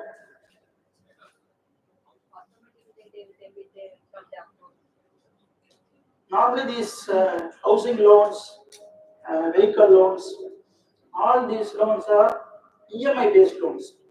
You know, equated monthly installments. How this EMI schedule work? Have you anybody calculated? Theoretically, you know EMI. So if you plus principal plus interest spread over equally among the terms, no, that is an EMI. Then practically how it works when it is coming to a bank. There is frequent interest resets. There will be prepayments, everything. How will you calculate them, the EMI portion?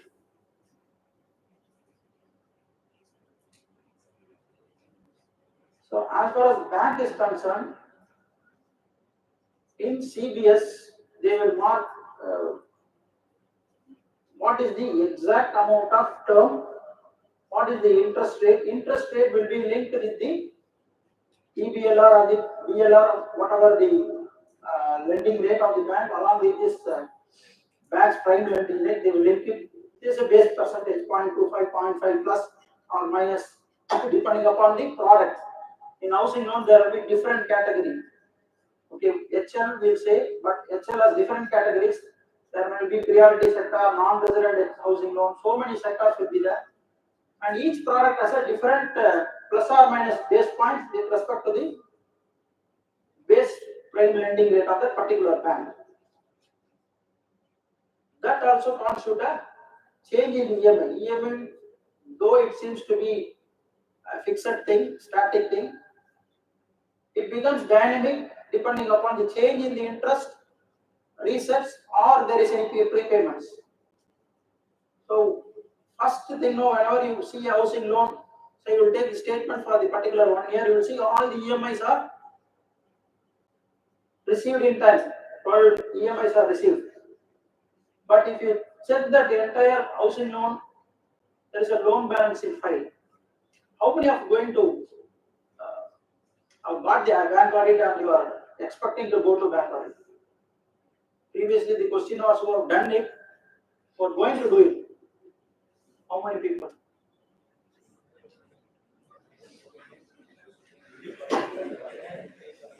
Unlike in other audits where you have some exposure, this bank audit requires at least 2 or 3 branch audits you have to visit to have some insight on what is exactly is. Or else you have to do a greater amount of groundwork to understand the fundamental principles. So what we generally think, bank, we know, checks we will issue, we go to the bank, we know the banking transaction. That is what generally we understand. But banking operation is beyond that, and branch audit, it is even beyond that.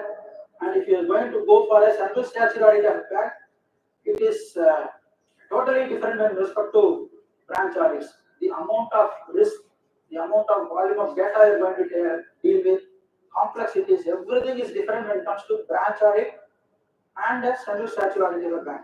So you have to have do a great amount of groundwork when you approach these things. So housing loan statement, you wanted to verify, say you're taking some samples, 10 housing loans I want to verify. There is one particular way of getting samples is you have to find out the loan sanction during the year. You can get a report in the CBS. Every bank has a reports folder. Go and see the report folder. Report folder will have everyday reports populated to the particular branch and you can access it. So 365 days report will be available there. You can access that. Depending upon the day, the reports will vary. Normally 31st March, it will have lot of reports. So you can get a loan balance file where you can find what are all the housing loan and what are all the irregularity in that housing loan. There will be one irregularity statement. It may be available in loan balance file or some other file which catches the particular irregularity. You just take that irregularity divided by 4. See to that amount it is more than that EMI amount or not. This is just a small thumb rule. You can find out that account may become an NPA. So simple thumb rule you can have it. What is that irregularity? Whether the irregularity is greater than 3 months or less than 3 months. Just a thumb rule you can find it out. What is that amount of irregularity? Similarly, for all the loans you can find out. And how can you calculate the EMI?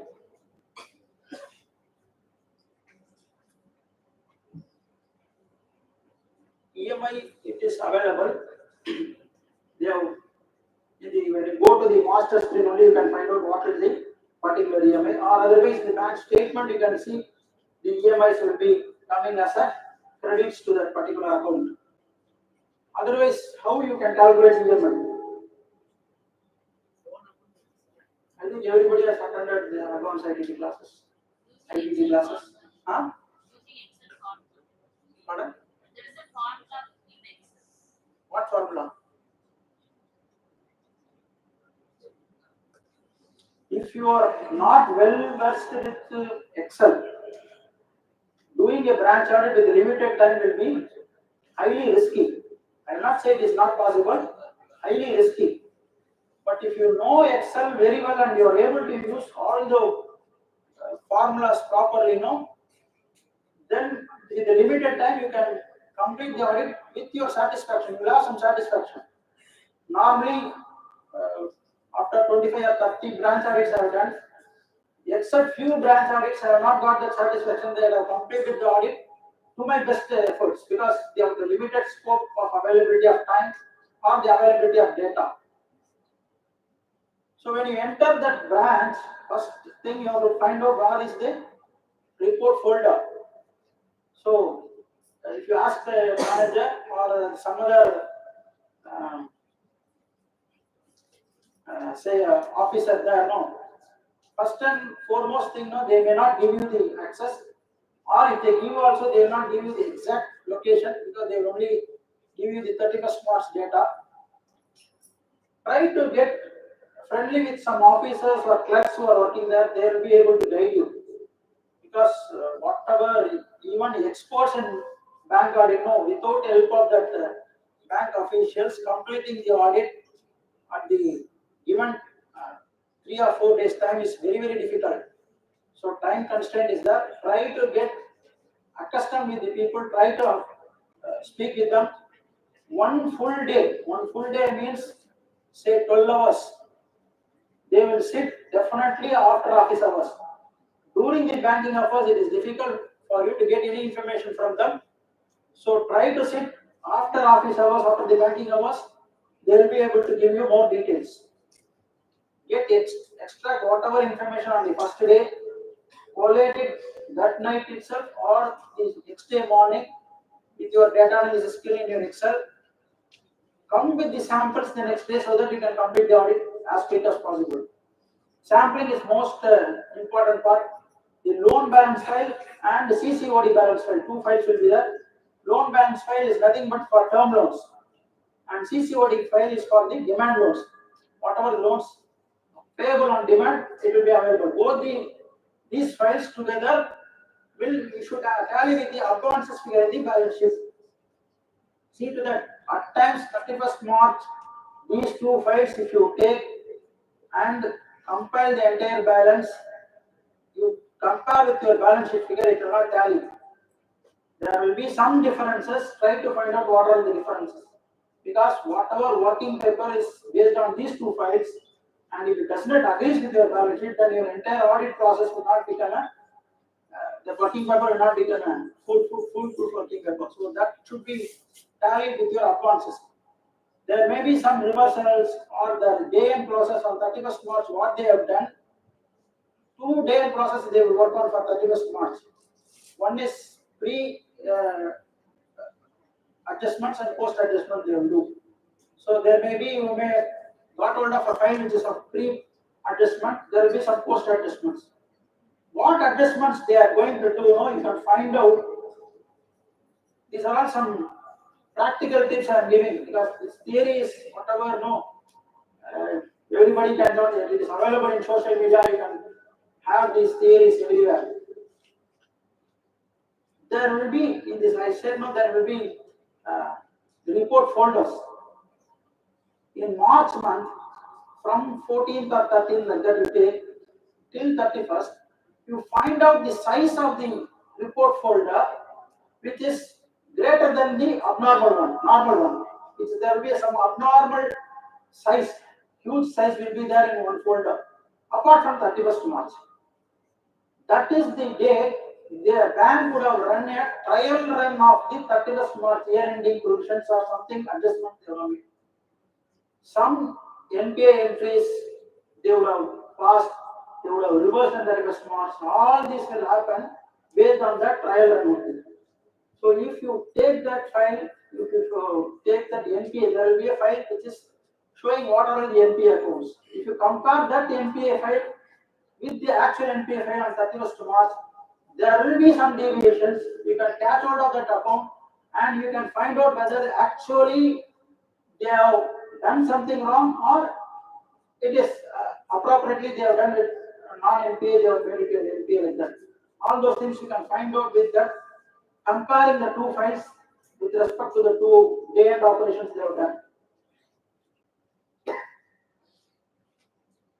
And when it comes to CCOD or the payable on demand loans, the criteria is the account is out of order. When the account is out of order, it becomes an NPA. Do you know anyone who can explain what is an out of order?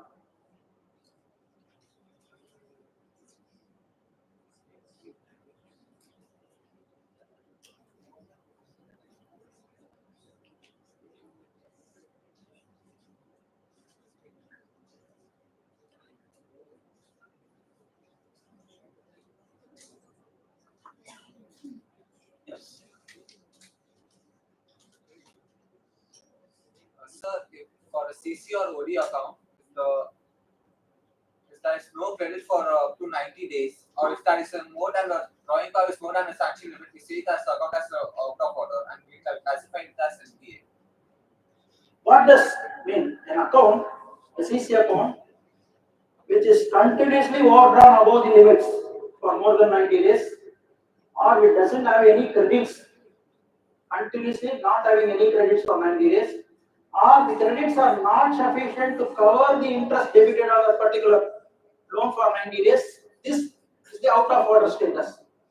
If this out of order status is triggered, then the particular account becomes NPA. What does that mean? How many of you do not know Tamil?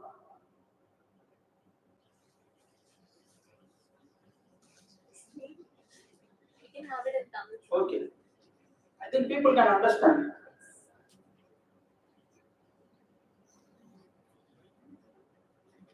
Out of order அப்படின்னு சொன்னா உங்களுக்கு என்ன தோணுது? Bank ஆங்கிலையும் பாருங்க, borrower ஆங்கிலையும் பாருங்க. You see from the bank's angle and also borrower's angle. What is means actually the out of order?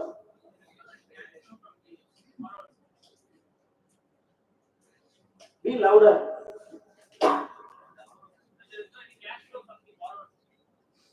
There is difficulty in cash flow. So, or whatever the clients you are seeing, do you see that the clients are operating the CC account as per the requirement? நிஜமாவே ஒரு CC account எதுக்கு working capital அது தியரிட்டிக்கலா தான் நம்ம பார்க்கறோம் working capital கேப்பை fill up பண்றது தான் CC account working capital gap என்ன whatever the current assets minus current liabilities which cannot be funded by the promoter or the partner or the person who is doing the business, then that is a gap. That gap is being funded by the banks. Okay. And the working capital funded பண்றதுல there should be some flow from the business. Normally how they assess, they call as a maximum permissible bank finance. MPBF calculate பண்ணுவோம். Project report எவ்வளவு பேர் ready பண்ணிருக்கீங்க? How many people have prepared project report or projections for bank loan? A few. Find out these terminologies. Attending one or two branch audit seminars is not at all sufficient, but it will enlighten you to search for certain things to learn, because it is a very vast ocean. So this master circular on IRAC norms, we used to keep a printout side by side, or we have in an iPad. We used to browse for each and every loan which we process, because the amount of information, the way we interpret, it depends upon bank, every loan, every branch, it is different. So your interpretation will differ based on the particular loan account we are going to scrutinize it. So whatever the maximum permissible bank finance, that is what going to be the working capital gap which is being fulfilled by the branch. If that is not properly fed, you can find out there is an inherent weakness in generating cash flow from the business done by the borrower. So early warning sign, that is what, when there is CC account is overdrawn continuously, CC account is not what you say, it is not due credits are not coming, the business total business sales figure is not routed through CC account. All these things will trigger there is an inherent weakness in the particular business. Once you identify those borrowers, scrutinize the entire file, then you can find out whether the particular asset is a performing or a non-performing asset. When it comes to CC account, you heard that stock audits. There is a limit for stock audits. So over 5 crore more CC amount or like that, they will, each bank has a limit. Above that, stock audit is a mandatory. Statutory audit report is clean. You have a clean report. Stock audit is done, and the account is also in operation. Can you identify that as a performing? Is there any other thing which can make it a non-performing asset?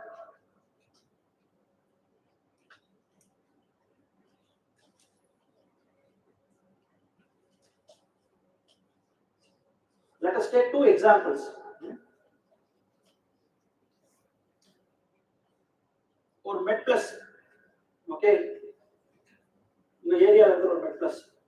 What will be the average size of that MedPlus showroom or a shop?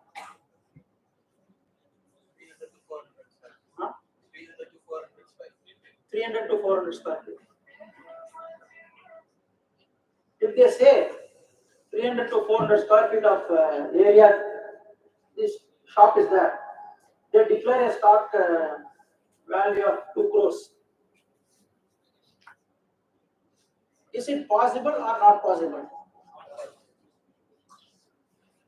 It may or may not. Okay. So depending upon the medicines they have. So there may be some costly medicines and there may not be. So when you see a company, when you see a business entity and you see a stock figure, this is also you should keep in mind whether you can rely upon the stock figure provided by the borrower or the stock auditor. There may be instances where we have come across. And give another example. This whatever this when we went in a single search audit, I saw that account. But it was subsequently went into CBA case and everything.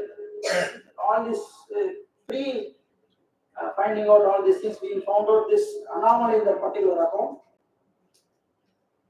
This is a gas generating company. Okay, it generates gas and supplies to a electricity manufacturing company. So this is what the nature of the business. The entire working capital is based on stock and good debts. It doesn't have any other collateral security also. It doesn't give any collateral security also. It is purely stock and good debts. What kind of anomaly you see in this? What can trigger our professional skepticism to find out if something's wrong in this kind of accounts? Machines used for gas generating is not. Machines used for generating gas that can be. They are not generating. They are only supplying gas to the generating company.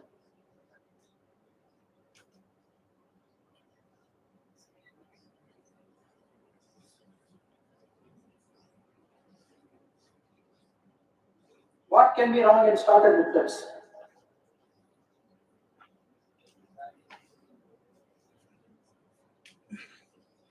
So it may be overvalued. Overvalued.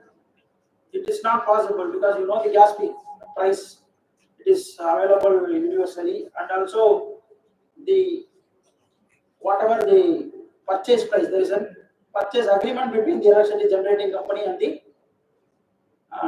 this gas supplying company, and whatever the electricity generated is sold to the Andhra Pradesh Electricity Board.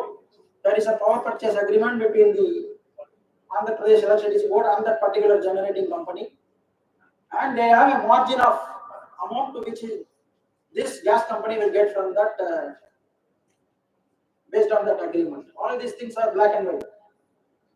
What else can be? And the stock audit is done by a big firm.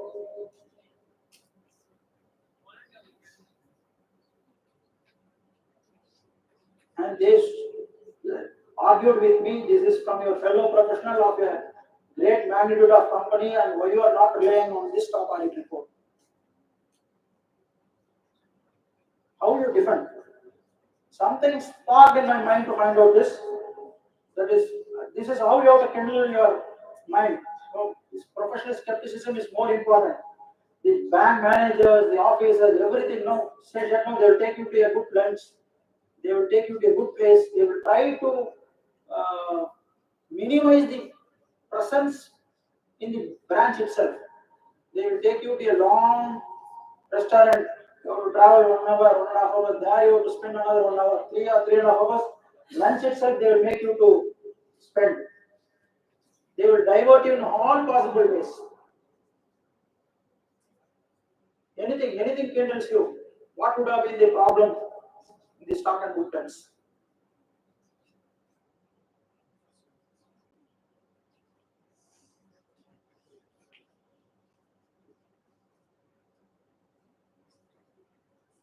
What is the amount of gas you can store? Gas is generated from the natural gas. Natural gas can be stored in big containers?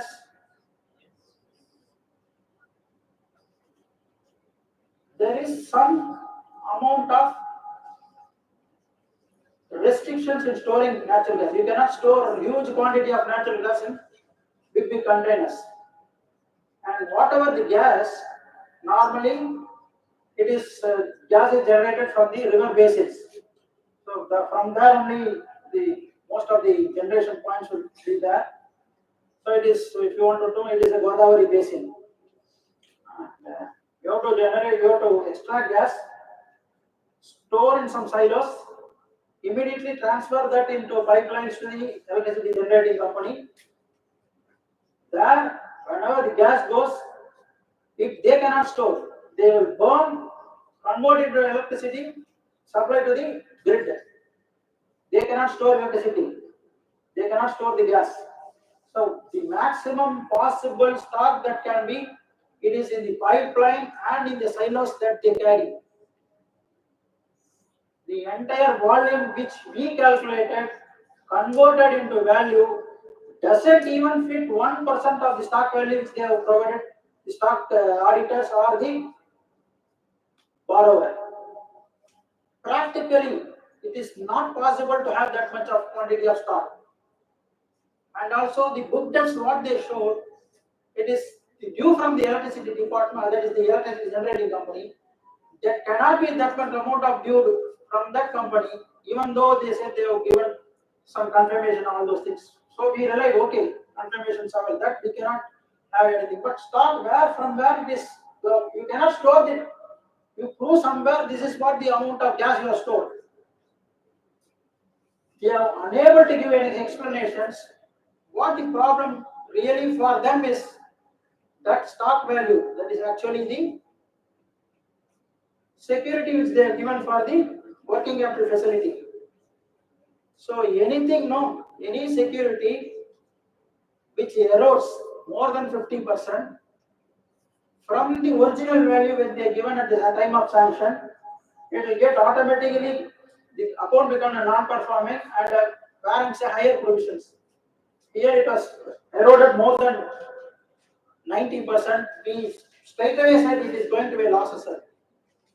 And subsequently, no, that account has become a CBI, went to a CBI inquiry and so many things has happened.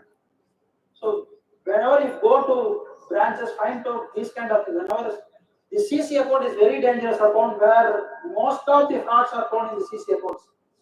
I don't think, I will say everything is fraud prone. Whenever you see an account which is irregular, there is something fishy and your professional skepticism says that this account have a doubt, then go in depth and see whatever way you want it. Don't just say I will only see the appraisals, I will see only the audited figures and not go about beyond that and all, don't see. You have to travel beyond that and see whether particular asset is a performing asset or not. Why we want to do so much investigation like this in branch audit means it is a proprietary nature. So the money is involved is of the public at large. So the onus is more on us, the responsibility is more on such kind of audit. So you have to travel beyond certain things. All these things when you, by experience and by external knowledge you gain through various, you browse through social medias and other things. All those external knowledges will give you an insight into pondering upon what kind of things that will have happened in a particular borrower's account. And when it comes to agricultural advances, two types of agricultural advances are there. One is a short-term crop and a long-term crop. Short-term crop are nothing but this paddy, wheat, all those things are sugarcane, cotton, and all other long-term crops. Depending upon the crop season they have identified, there is a state-level banking corporation which is SBLC. There is a website for each and every state. There is an SBLC committee which will determine which crop is a short-term crop, which one is a long-term crop. You can verify that SBLC website. They will also mention what is the season, because the season of the particular crop will vary from state to state. So that season also will determine whether the account is going to, they are performing as whether to classify or not. But there may be a rabi crop they will say, they will say different terminologies. They will have to go to the SPLC and find out what is exactly applicable to that area, particular branch, and the borrower who is located there. So if it is a short-term crop, if it is 2 crop seasons, the repayment is not coming means, then it will become an NPA. If it is a long-term, it is 1 crop season, it is turns out. So 1 crop season means 1 crop season you have, and another crop season if it fails not, it becomes an NPA.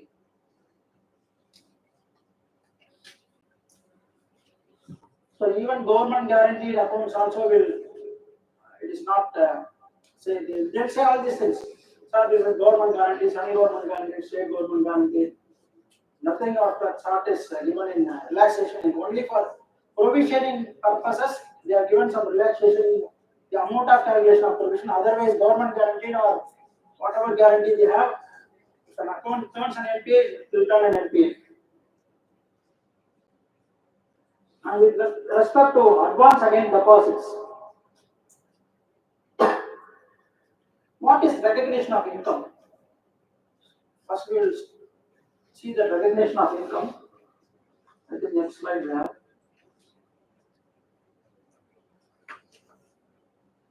What do you mean recognizing an income? Why you classify an account as an NPA? It is not generating any income to the bank. How they account income in bank? Interest income, how they account? On a monthly basis. So monthly, on month end they will debit the interest, debit the borrower and they credit the interest account. So when an account turns NPA, the income recognition, this IRAC circular says, unrealized interest, whatever unrealized interest or whatever kind of income, say any commission, any say appraisal fees or whatever fees, everything if it is unrealized from the borrower whose account has become an NPA should not be recognized as income of that particular year. It should be reversed. It should be reversed irrespective of the income that is charged to that year. So say a loan which is given 2 years back and there is a moratorium period, say you have an education loan. Education loan is a apt example for this kind of reversals. Education loan, they will say normally 1 year after your completion of the education, or you get an employment, whichever is earlier, your repayment will start. Say engineering graduate availing a loan from the first year. So 4 years plus 1 year, there will not be any, normally there will not be any, they will not repay. Normally these education loans, interest has to be repaid. As and when service, interest has to be repaid. If you see all these education loans, if you take, interest will not be served or interest will be served at the year end. There will be irregularities. After 5th year also, there will not be any repayments. So whenever you classify that particular loan as an NPA, you have to calculate the total interest debited to that account minus whatever is realized. You have to reverse the entire amount in the particular financial year which you audit. This is what they have to do. Normally, now, if you take education loans, simple thumb rule, you find out 4 plus 1, 5 years. More than 5 years, there is no repayment in the loan. No, you can directly classify it as an NPA. Simply, you can take. This is, if you work out even more, now you can find out most of the education loans would have become an NPA in most of the branches. Very few repayments are coming when it comes to education loans. That too in rural areas. In urban areas nowadays, no repayments are good. In rural areas, these loans are not marked NPA and also these borrowers are not traceable. This is why it is gone carrying on. So this is the reason when it comes to deposits, no, it's a loan against a deposit. So interest can be recognized up to the margin. So normally if you have a 1 lakh FD, they will give you 80% as or 75% as loan. So 75,000 loan is given. So you have a margin of 25,000. So till that 25,000 amount of interest, no, you can recognize. More than that, you cannot recognize without reversing.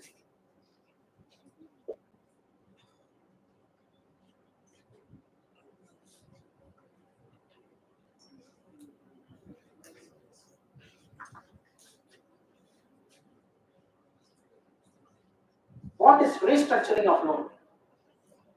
I just have you touch on restructuring because there is a separate master structure circular on restructuring, and it is a separate subject itself because most of the branch audit you will not see any restructuring, but they will say the account is restructured.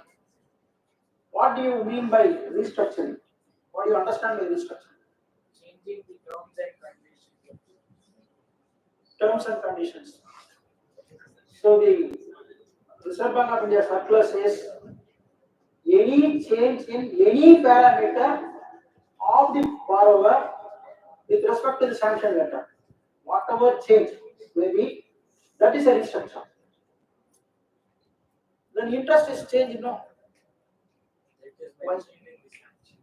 In sanction letter, normally, no, the sanction letter. MC, they will mention it as MCLR plus 0.5. So the whatever said in sanction letter, if it is followed, no, there will not be any restriction. So what is deviated from the sanction letter is their restructure. It is true for everywhere, everything. What is the exceptions? COVID. So economically, because people for them the restructuring is allowed as per terms and conditions. I'm not able to hear. Be louder. So for the economically weaker group of people, the loans are being restructured often.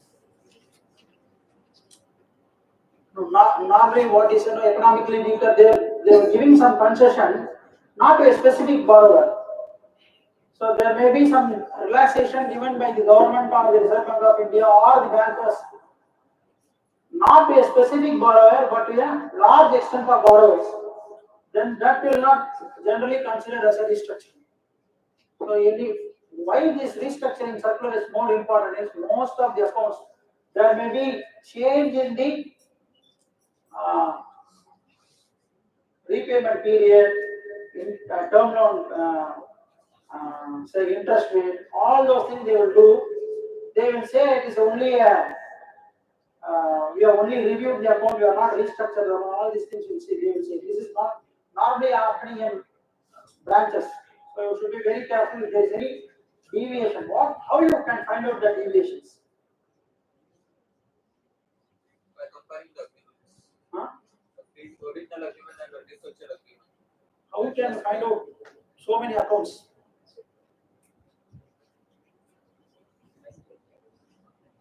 All these things are captured in the exceptional reports.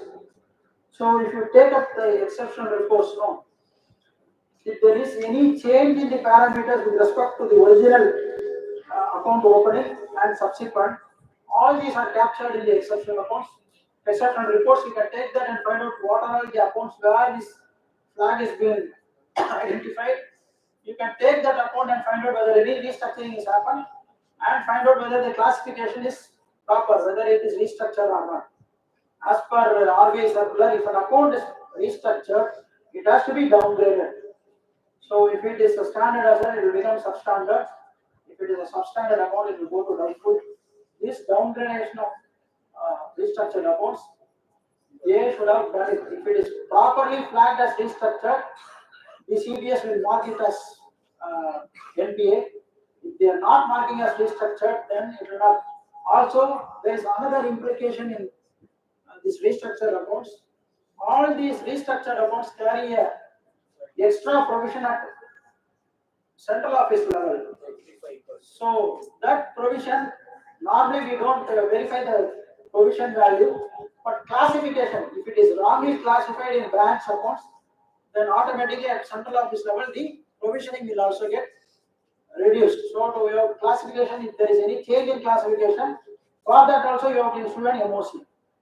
Not for NPA classification, not alone for interest reversals. For any wrong classification also you have to give this MOC. There may be a wrong classification in respect of assets where there is a priority sector asset would have been wrongly posted in non-priority sector or vice versa.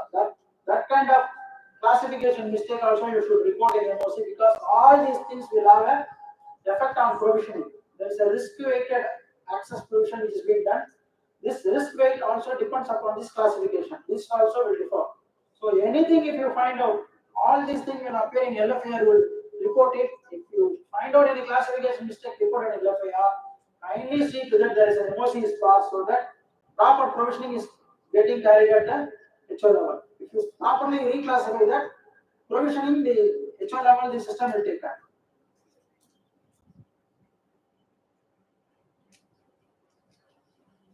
And all these classification, when you mark an account as an NPA, the prime thing you have to find out is what is the date in which it becomes an NPA. So the system wouldn't have identified throughout the year, but the first quarter installment would have not come. So the first quarter installment has not, you have not received. What is the date of NPA? April, May, June. Interest is not received.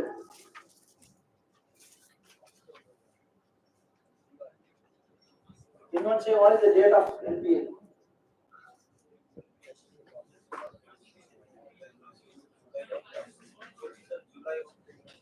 Be louder.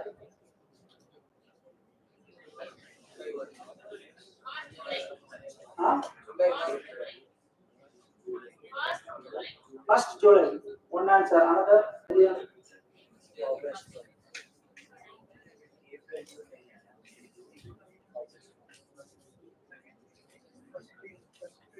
Any other answer?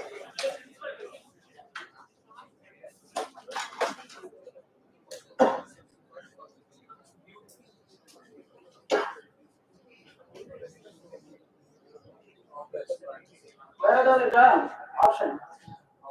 Option A, first July. Option B. August 1. Huh? August 1. August 1.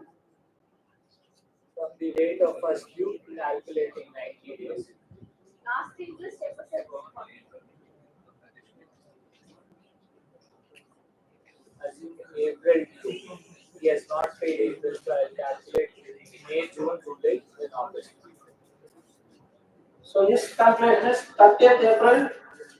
Interest is due for 90 days on 31st July. April month due. That is 30th April is due on 31st July. It has not been served, so 1st August it becomes an NPA. Any other?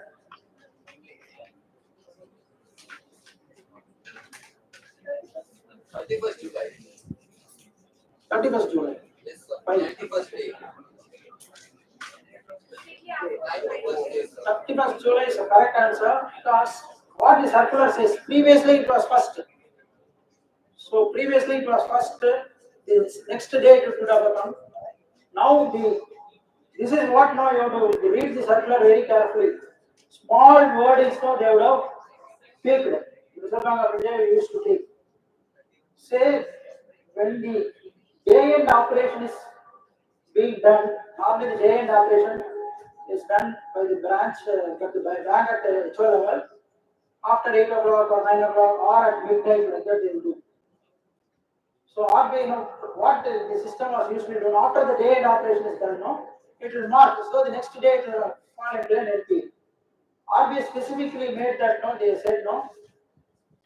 What actually made RBI to change this is all this March, 31st March, that the NPA, they tweaked so that it becomes NPA on 1st April. So there is a window dressing on 31st March. To curtail that, they said no. Whether you have done the day-end operation, if the day-end operation has been done, what would have been that implication on that particular date, that is what the NPA date will check. So whether you have done the day-end operation on that day or not, whether the 31st is the due date, so it becomes NPA on the date, sir. After day end, no, they won't have paid.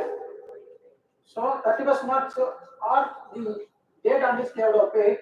If it is not coming, credit is not coming on that date, definitely that has become NPA on that particular date. This is what the idea behind making that. So see to that one day tweaking also will make the entire balance sheet different. So these classifications normally appear in the asset classification. So any NPA which is less than 12 months. So NPA date which is less than 12 months from the year end date, which is substandard assets. 1 year to more than 1 year, no, they will make it as a doubtful.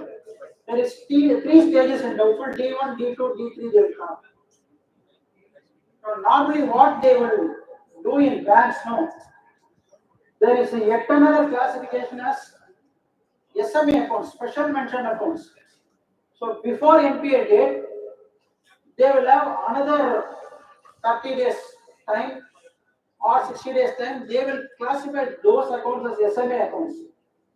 So these from SMA account, they will have the codes 00, 01, 02, 03 like that. They will have code depending upon banks. Certain banks will specifically say it is a substandard, doubtful, D1, D2, D3 like that. Others will have codes. Kindly find out what is that particular code and what it corresponds to. Because wrong classification will provide a wrong provisioning at central office level, and also whatever the disclosure we are making, we are giving a wrong audit report for wrong classification also. So D1 means if it is more than 1 year, less than 2 years, it will become D1.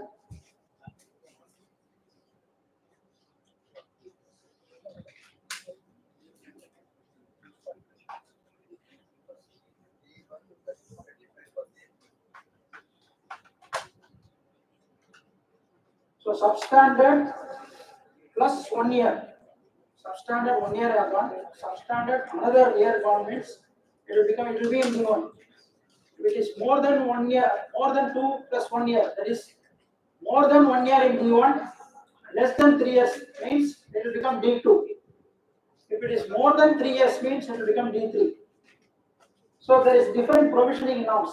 So 25, 40 and 100%. This is all for whenever an asset goes to a doubtful stage, whatever the unsecured portion, if your loan is not secured, the entire loan amount will become, has to be provided for.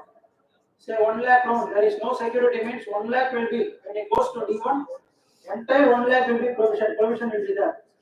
There will be a provision for bad and doubtful for total 1 lakh.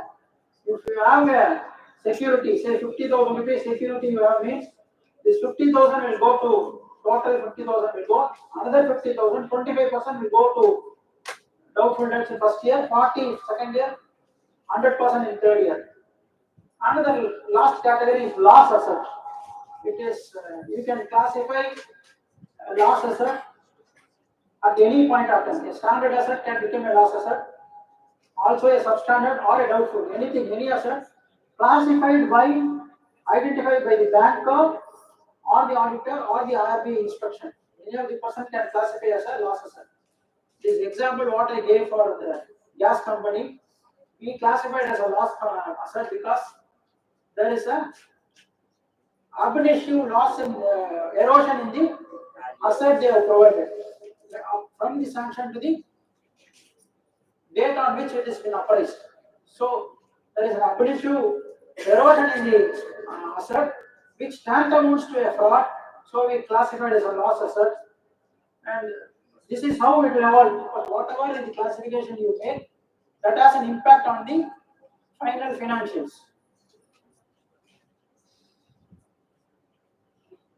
And whatever this classification, another thing the bank managers will say no.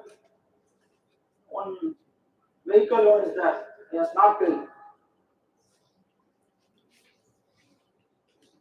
You will have an CC account. That CC account is regular. and you will have another housing loan, it is also regular. This vehicle loan becomes an NPA. What happens to the other accounts?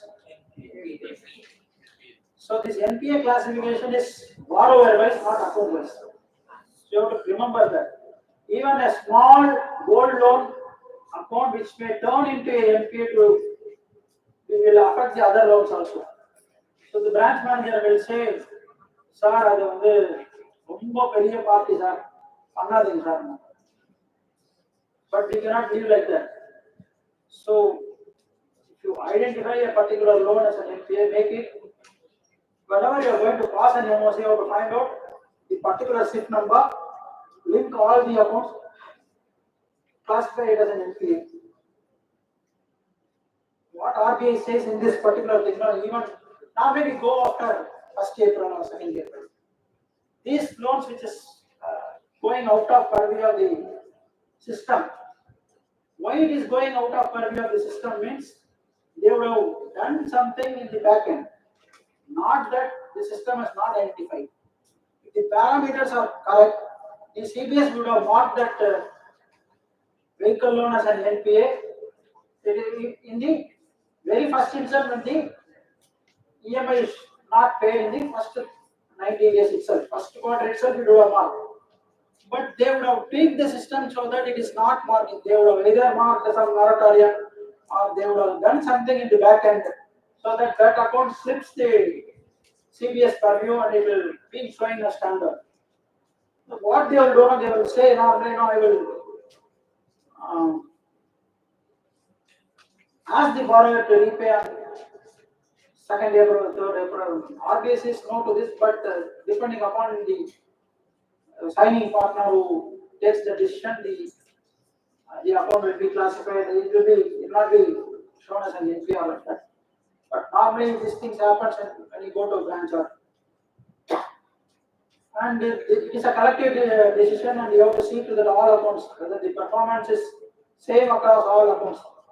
So there may be instances where all other accounts it would have skipped the NPA because they would have availed a loan from some other, say they would have availed a vehicle gold loan, they would have regularized the other loans, but would have failed to regularize the vehicle loan. This kind would have happened. So you should be very cautious on these kind of repayments coming at the last moment from some other loan account.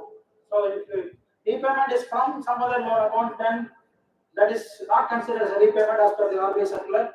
It has to be downgraded as a substandard account.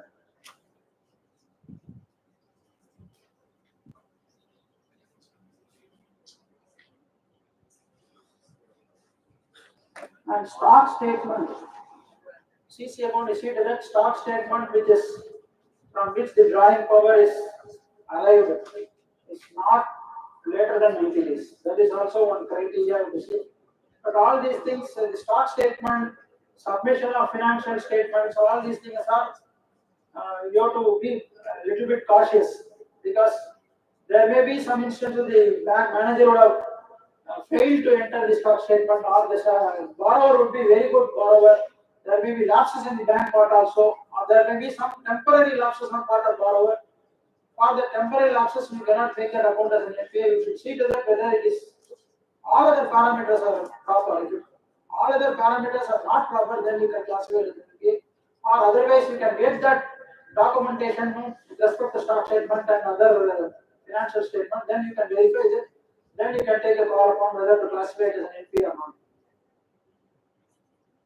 And ADA limits, this is normally will happen in CC accounts. Depending upon the business, the bank manager has a power to give ADA limit to a certain extent. It should not be more than 90 days. It should not be, if it is continuously, ADA is given 90 days, they would have gone reviewing that, then definitely there is an inherent weakness. That account needs to be classified as a substandard account.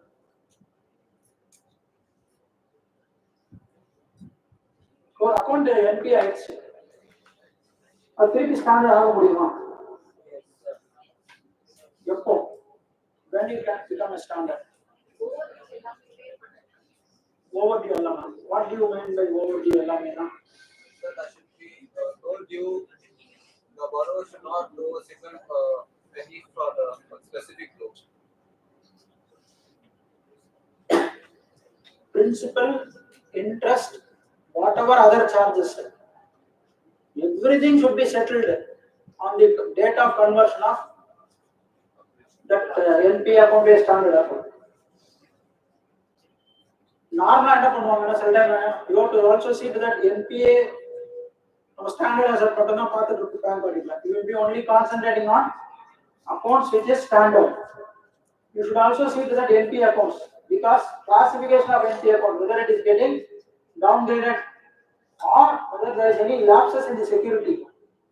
So in NPA account, what it will happen? No, they will have given 2 or 3 things when you see an NPA account. There is an upgradation of NPA. Wrong upgradation of NPA, you have to see to that whether it is properly upgraded or not.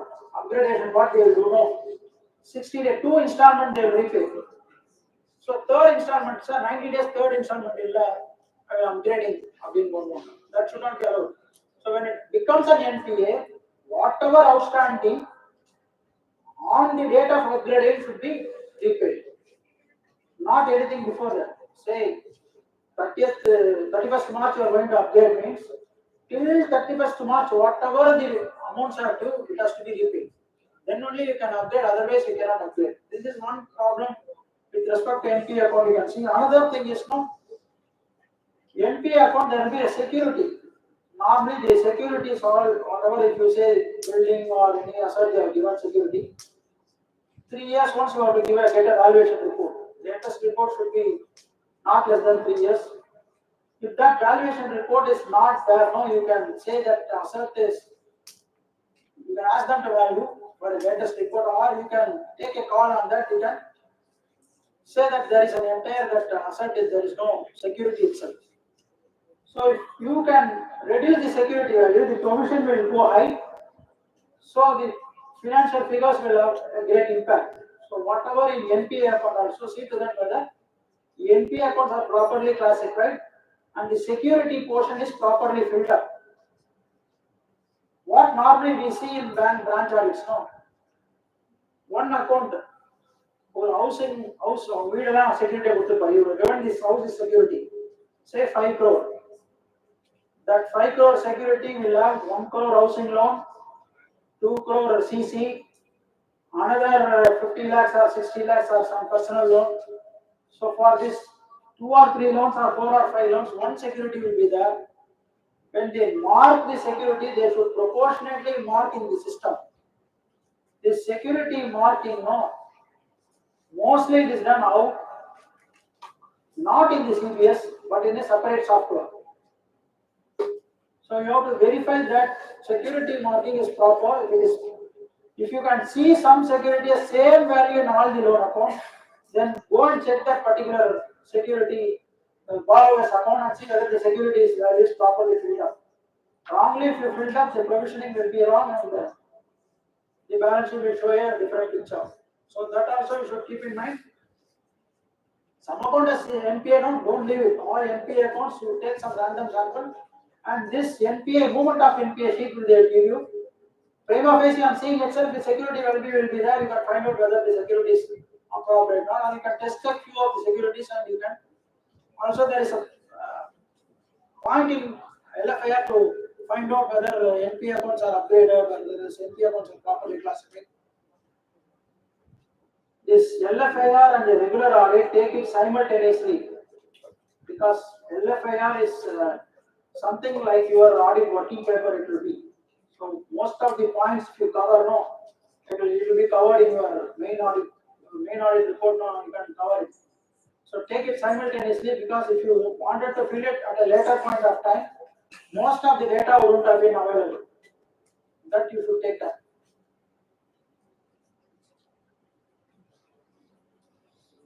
So again, account regularized near balance sheet date. You have discussed, you have to see to that very caution. So if any account is regularized near balance sheet date, go in depth and check all the accounts for the particular borrower. Take that SIP number, Download SIF file. There is a report for SIF based account. Now, if you know Excel very well, now all these accounts, what they will know, loan balancing file, it will have account number. You may have SIF or you may not have SIF. Similarly, the CCOD balance file. In certain banks, SIF will be there or SIF will not be there. And deposits, similarly, SIF will be there or not be there. But there is a report, SIF wise account numbers will be there. It will not have any other things. SIF number, all the account number is there. So if you can collect all those things, you can use XLOOKUP. How many of you know Power Query? Others, can you learn Power Query not for bank audit, for everything? Whatever other things you do in regular formulas, if you know Power Query, it will be a few seconds you can do, and it is only one time you have to work it. Multiple times you cannot work it. All these branch, the CCOD file, loan balancing file, whatever files are text-based file. Conversion to Excel, it will be a difficult task. If you know Power Query, it will be very easy. Nowadays, banks also have a utility to convert it to Excel. Kindly ask the manager if you don't know Power Query or if you find it difficult to convert it. Definitely, they will be able to do in just a few seconds. There is separate modules available. They will say it is not possible. All these things they will say. Try to be friendly with him. Do some chit chat. Definitely, will give you all those things. So, how friendly you are moving with them? Don't hesitate. Don't keep your ego as low as possible. Whatever he say, keep your ego as low as possible because we want more information from him. So, the more the information you are able to extract, you can complete the audit with utmost satisfaction, with utmost perfection because they are the person who knows more information. We are just going to meet them 1 or 2 days. So they will try to deviate us from the audit. Don't get distracted. You come back again to the mainstream, ask them whatever questions, whatever way you put questions, no. Definitely no. After some time, you will start leaking all these things. You will say all these things are already on NPS, but RO said not to make NPA. They have done something. Some things is happening at RO level also. So RO level also they will manipulate things. I will not say 100% everybody does it, but it is possible. But as auditor, you should be very cautious. Again, this erosion of security, I told you, if it is becomes 50%, the security is eroded from the time of sanction. So there will be a sanction, the valuation of security would be say 100 crores. So when you are going for an audit, it would have become 50 crores or 25 crores. Security lapse is 50%. So you can, that is also one point triggering the doubtful. It may go to doubtful. So if it is 90% security erosion, it directly can go to loss asset.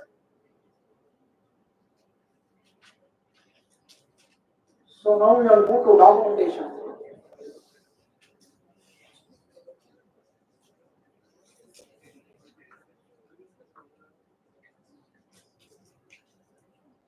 When it comes to documentation, எவ்வளோ பேர் நம்ம tax audit பண்ணாதவங்க யாரா இருக்கீங்க?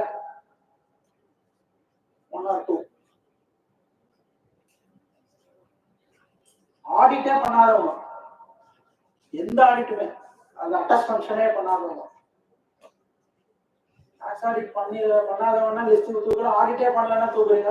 Tax audit audit இல்லையா?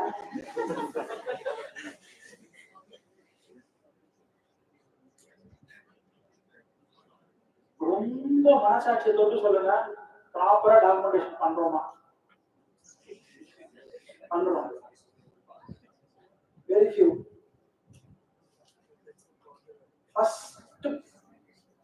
First and foremost thing, documentation. Anything with this starting point in documentation.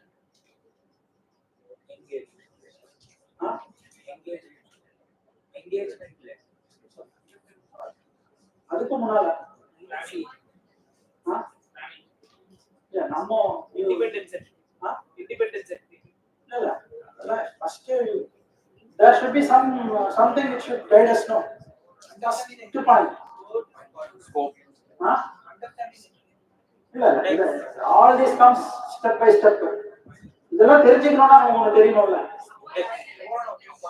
என்ன எது? Which one first gives us? Scope. So you will check the previous year. Huh? You will check the previous year. Documentation first தான் வரணும். NOC. First அங்க இருந்து ஆரம்பிக்கிறோம். புரியா சொல்லியாங்க போகணும். SQC1. அதான் correct answer. First SQC1. SQC என்ன ஆகுது? SQC என்ன ஆகுது? Now where this SQC is moving? SQC1 and SQC2 now it is moving where? From quality control it is going to quality management. Okay. So primary thing, first documentation, first you take SQC1. SQC1 if you follow diligently, your documentation will be 100% perfect and none of the disciplinary things can come to us if we follow diligently the SQC1. What meant by documentation? I have collected something. So in the NP account there, I have collected that account, all account statement. Is it enough?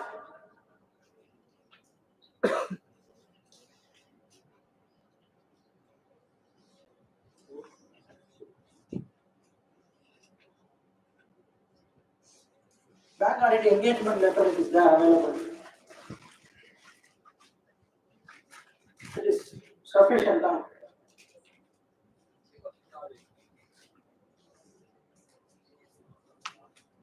What should be there? Documentation of purpose and simple terms. Documentation and what institute says what is documentation, what the international accounting body says what is the documentation.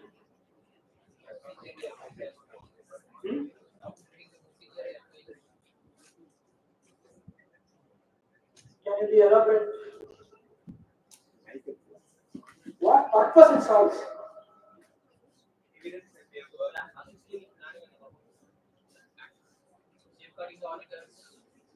All these are benefits.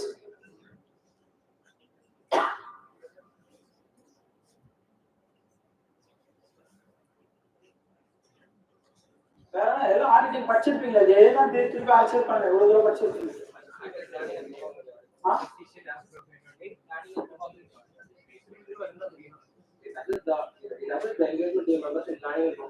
All those things, right? What is the core thing which requires for documentation?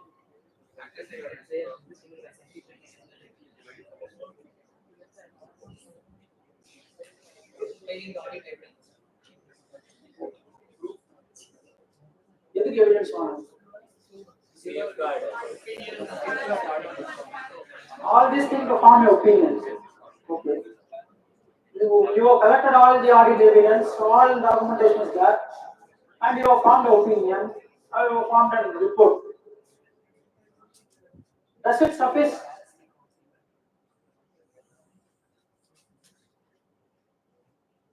அது போதுமா? நான் opinion form பண்றதுக்கு வேண்டிய எல்லா டாக்குமெண்டேஷனும் பண்ணிட்டேன், அது போதுமா?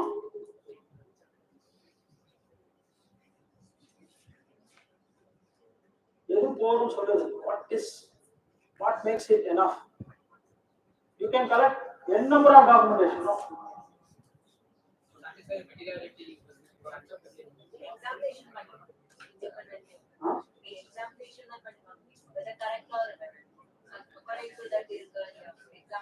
Okay, all those things. If you have followed SQC1 diligently, I have formed an opinion. Referral வந்துச்சு இப்போ, so many people, so many regulators are there. என்ன சொல்றாங்க எல்லாம்? Simple thing. என்னுடைய கேலிபர்ல இருக்கிற இன்னொரு ஆடிட்டர் வந்து அதை பார்த்தாருன்னா அதே ஒப்பீனியன் எடுக்கிறதுக்கு அதுதான் எவிடன்ஸ் கலெக்ட் பண்றதோ டாக்குமெண்டேஷன் கலெக்ட் பண்றதோ. somebody of equal knowledge, some other auditor, no, seeing the documentation should be able to form a similar kind of opinion as what I have found. That will say if the documentation is sufficient or not. So this is more particular when it comes to bank audit, and all people who are going who are conducting branch audit are subject to peer review, which is coming the ensuing years. So whoever done some branch audit, so it is already there. Another 2 years time it is going to come. So if peer review comes now, they will see previous 3 years. So definitely next year, this year, and previous years branch audits if they have done, definitely it is subject to peer review. So whatever the branch audit is going to do now, definitely will go into a peer reviewer's hand. So the peer reviewer is nothing but another auditor who should be able to take the same opinion as what you have done. So that should be the quality and quantity of documentation you should do when it comes to branch audit. So all these things now I don't want to go.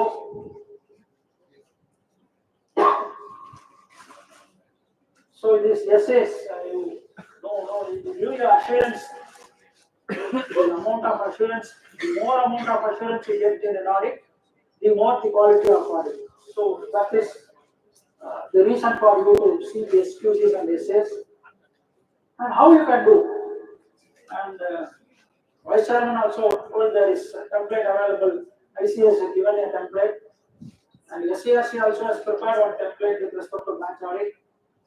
And if you have the CA study circle is supplied. So many people have given some templates. See to that what is appropriate to the size of the branch. Most of you who are going to branch, they will see branches which has more, say, gold loans or more housing loans or more vehicle loans. So for risk perspective, it will be less with respect to other branches or other branches which is being conducted by central statutory auditors. And when you come across any branches where the term loans other than housing loan and education loan, the general business term loans and CCs are huge, try to have a different approach to that particular branch because the risk is very high. If CC accounts are very high, the risk is high. So first of all, when you take the loan balance file and CCOD balance file, make a profiling on different loan, the different products which is the given loan. Take 10 samples, find out those samples. All this profiling you have to do just one day after you are reaching the bank, or if you are able to get that before going to the bank, you are able to get that down. On reaching the bank, that file should be available. If you know Power Query, it will not take more than 10 to 15 minutes to make a profiling. Or if you are able to convert it to Excel, if you know Excel formulas, simple sum of formula, you can do that profiling into 10 to 15 minutes. You need not know the formula itself. If you Google it out, different templates are available. You can use that and you can do that profiling before going to the branch. That will help you in completing the audit the quickest possible. And also you have to substantiate the working paper, how the samples are taken. All those things will be more scientific basis. And when to document this? Audit bank audit letter, and you forget about that. Whenever you do it, then and there itself you take the documentation.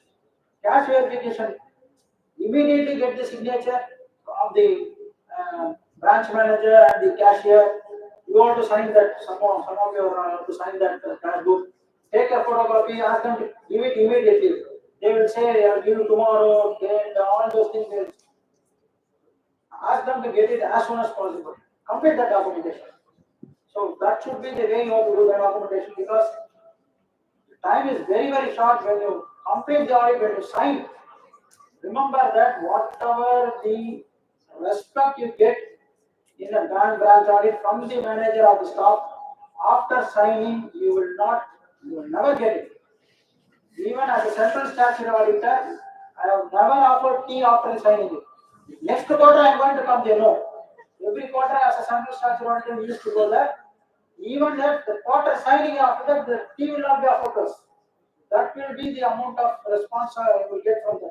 Hospitality wise, it is very poor. If you want to have a real hospitality, you can see in State Bank of India. The State Bank of India people will take care of you till you reach, after completing the audit, till you reach your home, they will take care. That kind of hospitality is depending upon culture of each bank. I am not complaining. This is actually happens. We are not carried about all these things. Our prime aim is to give a clean audit report with the utmost perfection, which is up to the international standard. So don't carry away with all these things. This will happen. They will make you all these kind of things. All these things are trying to divert you from that focus area. These things they do.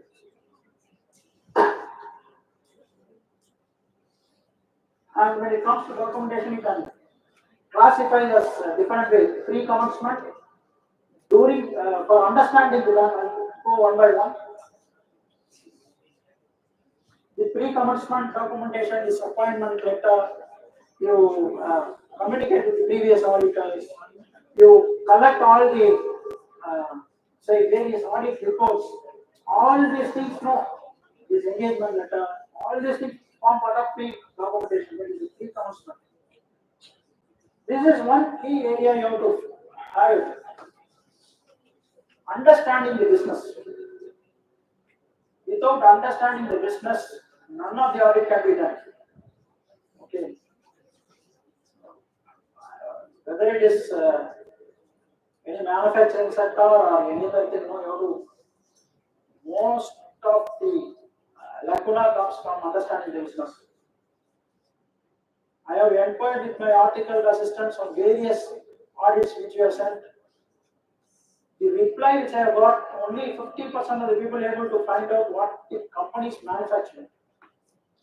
They don't know. They go to the company, they do the audit, perfect, all documentation is there, financials are exactly the way, the reports are perfect, the way it is drafted, the working paper, the English, everything is fine, but they don't know the business. If I ask what the company does, they doesn't know. One of my article when they went to a company and said they are manufacturing machine guns. Because there was a huge hydraulic piston available. Most of the people don't know the difference between a hydraulic piston, what is a pneumatic piston, where it is used, what kind of industry it is. They are supplying to the military only. So said the machine guns are produced. You should not come to a conclusion like that. Business understanding it doesn't know the business, no, the audit will become because the parameters, what the vouching you do, what the raw materials they use, everything will change depending upon the business. So something may be a raw material for a company, something may be a capital goods for some industry. So you should know the business. Banking is something unique. Go and get the annual report of the particular bank, read it once or twice.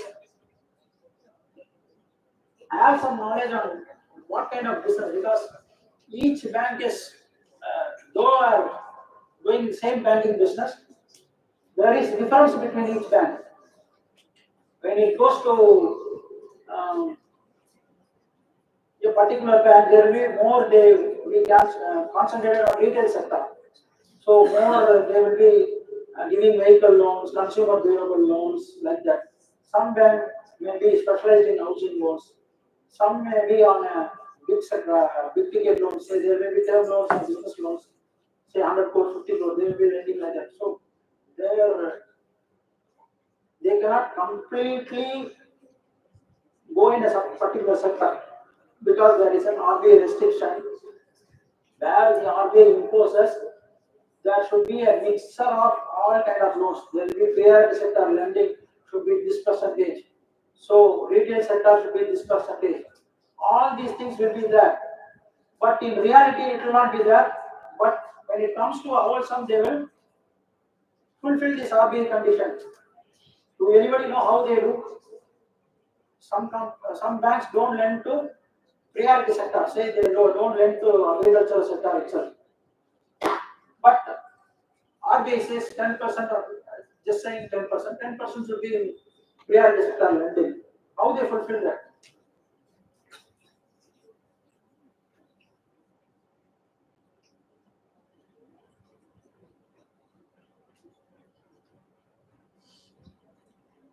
At the head office level, what they do know, they purchase priority sector loans from some other banks or some other financial institutions. Do you know the asset recovery companies, ARCs, NPA account or this SMA account, they sell these accounts, this ARCs. So their balance sheet will become clean. So it will go to the asset recovery company. So Reliance and other things are there. They have asset recovery companies. They will sell to these ARCs. So by that, by selling that NPAs, their balance sheet will not show any NPA. So these kind of adjustments is possible within the framework of Reserve Bank of India's policies and guidelines. So these kind of things they do. So in real life, no. If you go to that bank, there will not be any priority sector lending in the branch level, but they will be fulfilling this RBI guidelines. So when you go to that particular bank of now, you should know what kind of lending pattern they are in. Accordingly, you should have your audit plan and audit programs. Previous year working papers, letters seeking information from branch managers, policy and procedure. All policies, procedures, circulars will be separately filed by the branch manager. So you ask for the circular file, they will give it. Normally they will search as if they have not seen the file for so many days. Daily they used to see, some circulars will be coming, daily they will be filing, but when you ask, they will search for the file, not ask for that file. And also in the report folder, there will be certain banks have a separate circular folder, or in the CBS menu, before the CBS login, no. You have banks or some other CBS software which is there. Before that login, their bank's own login screen will be there. From there only they will navigate to the CBS menu. Or separately they will have their own bank's login page. If you go to that login page, all circulars will be available. So physically it is not available. Definitely all banks have this circulars electronically that you can access.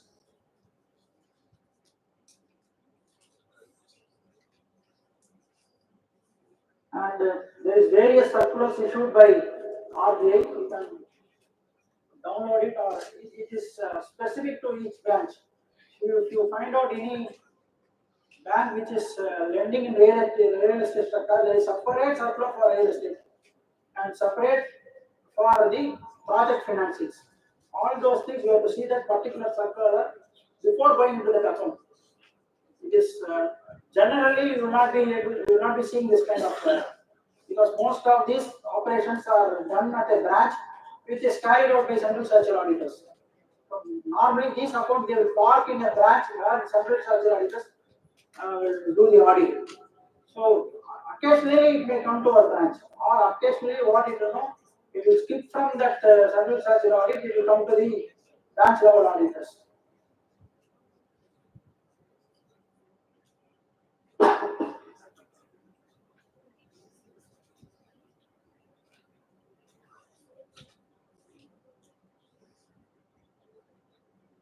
This is documentation with respect to size of operation, no? The size of the branch will also give you some insights. So you have to have any investment. Certain branches hold investment on behalf of head office.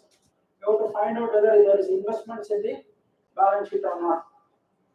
And large advances, of course, 10% or 10 whichever is less. You have to separately give me a separate checklist in LFAR. There is an annexure called for large advances that has a separate checklist which need to be filled by the branch manager. You need not fill The branch manager has to fill, but first identify in the day one itself, ask the branch manager to prepare because it is elaborate checklist. It has an elaborate items to be found. It has to get information from the audited accounts of the borrower. So many things has to be captured. So ask them to prepare in the day one itself. You will say, I will prepare after audit or I will give at the last minute. Ask him to prepare on the first day itself. Get that. That is, if you cover that account, large advances account, plus some sampling, you will be able to cover around 60 to 70%. If gel loan is there, plus these kind of things, if you are able to say 20 or 30 accounts, you are able to cover it, no. Almost 80% of the total advances will be covering. So you can very well complete the audit within 1 or 2 days.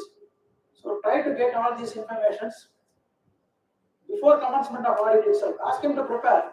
Let him prepare any last minute or the previous minute. So he has to call for information from the borrower. At least for that you need some time. And this is the sanction limit of branch manager. Now you will say orally, ask from the head office what is the sanction limit. There is sanction power is there from each and every scale 3 officer, scale 4. Depending upon the scale it is available. Check that and then document it.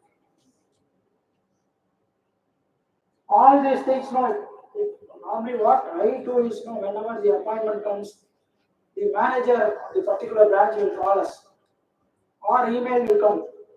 The HO email will come, have the phone number and email ID of the branches.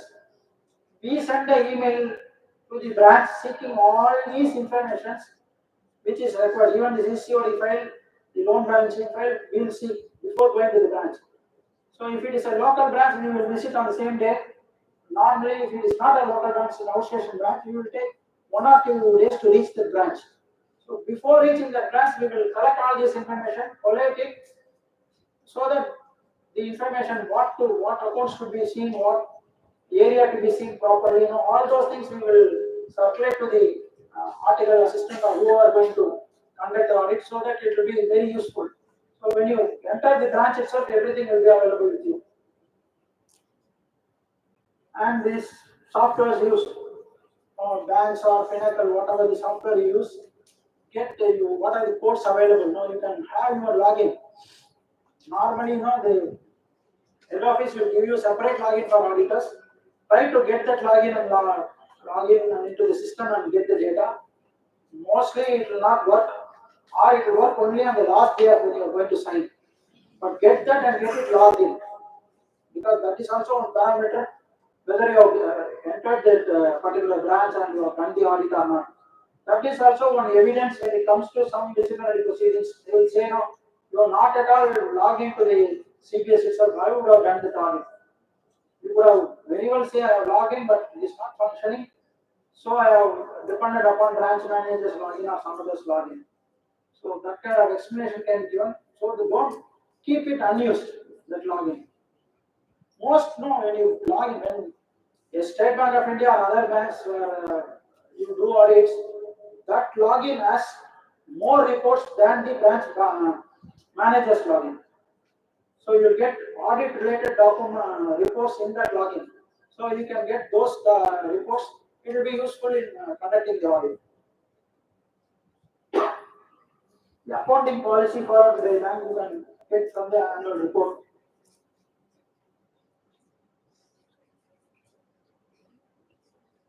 This internal control, again we are reporting on IRAC. You should be very careful to have some checklist for ICFR, so that is also one report we are giving, one certificate we are giving for from previous, I think past 1 year we are giving this ICFR certificate also from branch level. You have to see that the internal control systems are in place or not. Most of the things you can find out that the username and password of the manager is accessible by the sub-staff also. There may be sub-staff who will be accessing the username password of the manager or any other officer, or the sub-staff will be having the keys. Daily, whenever you go to the branch audit, at least 1 day, you try to be before the branch is opened, and one day you be when the branch is closed. Then you can find out how the locks and keys are being handled and whether there is any security lapse in that. It is applicable for you to report in LFAR as far as also for reporting on any internal control issues.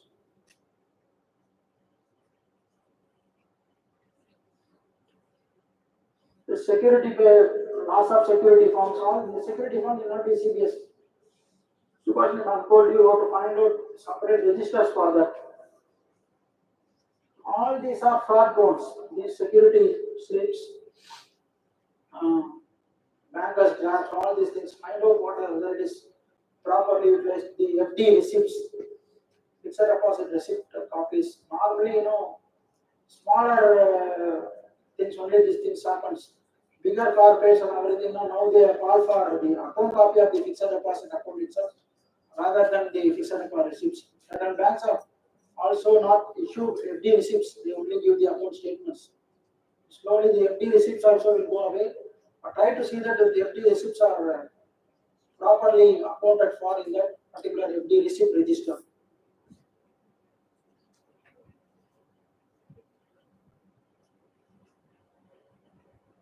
The internal control.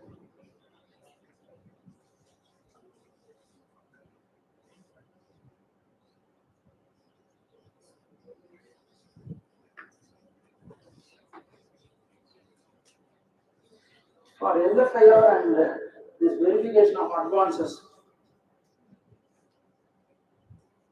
the ICS checklist elaborate. If you try to fill that completely, this documentation is been completed.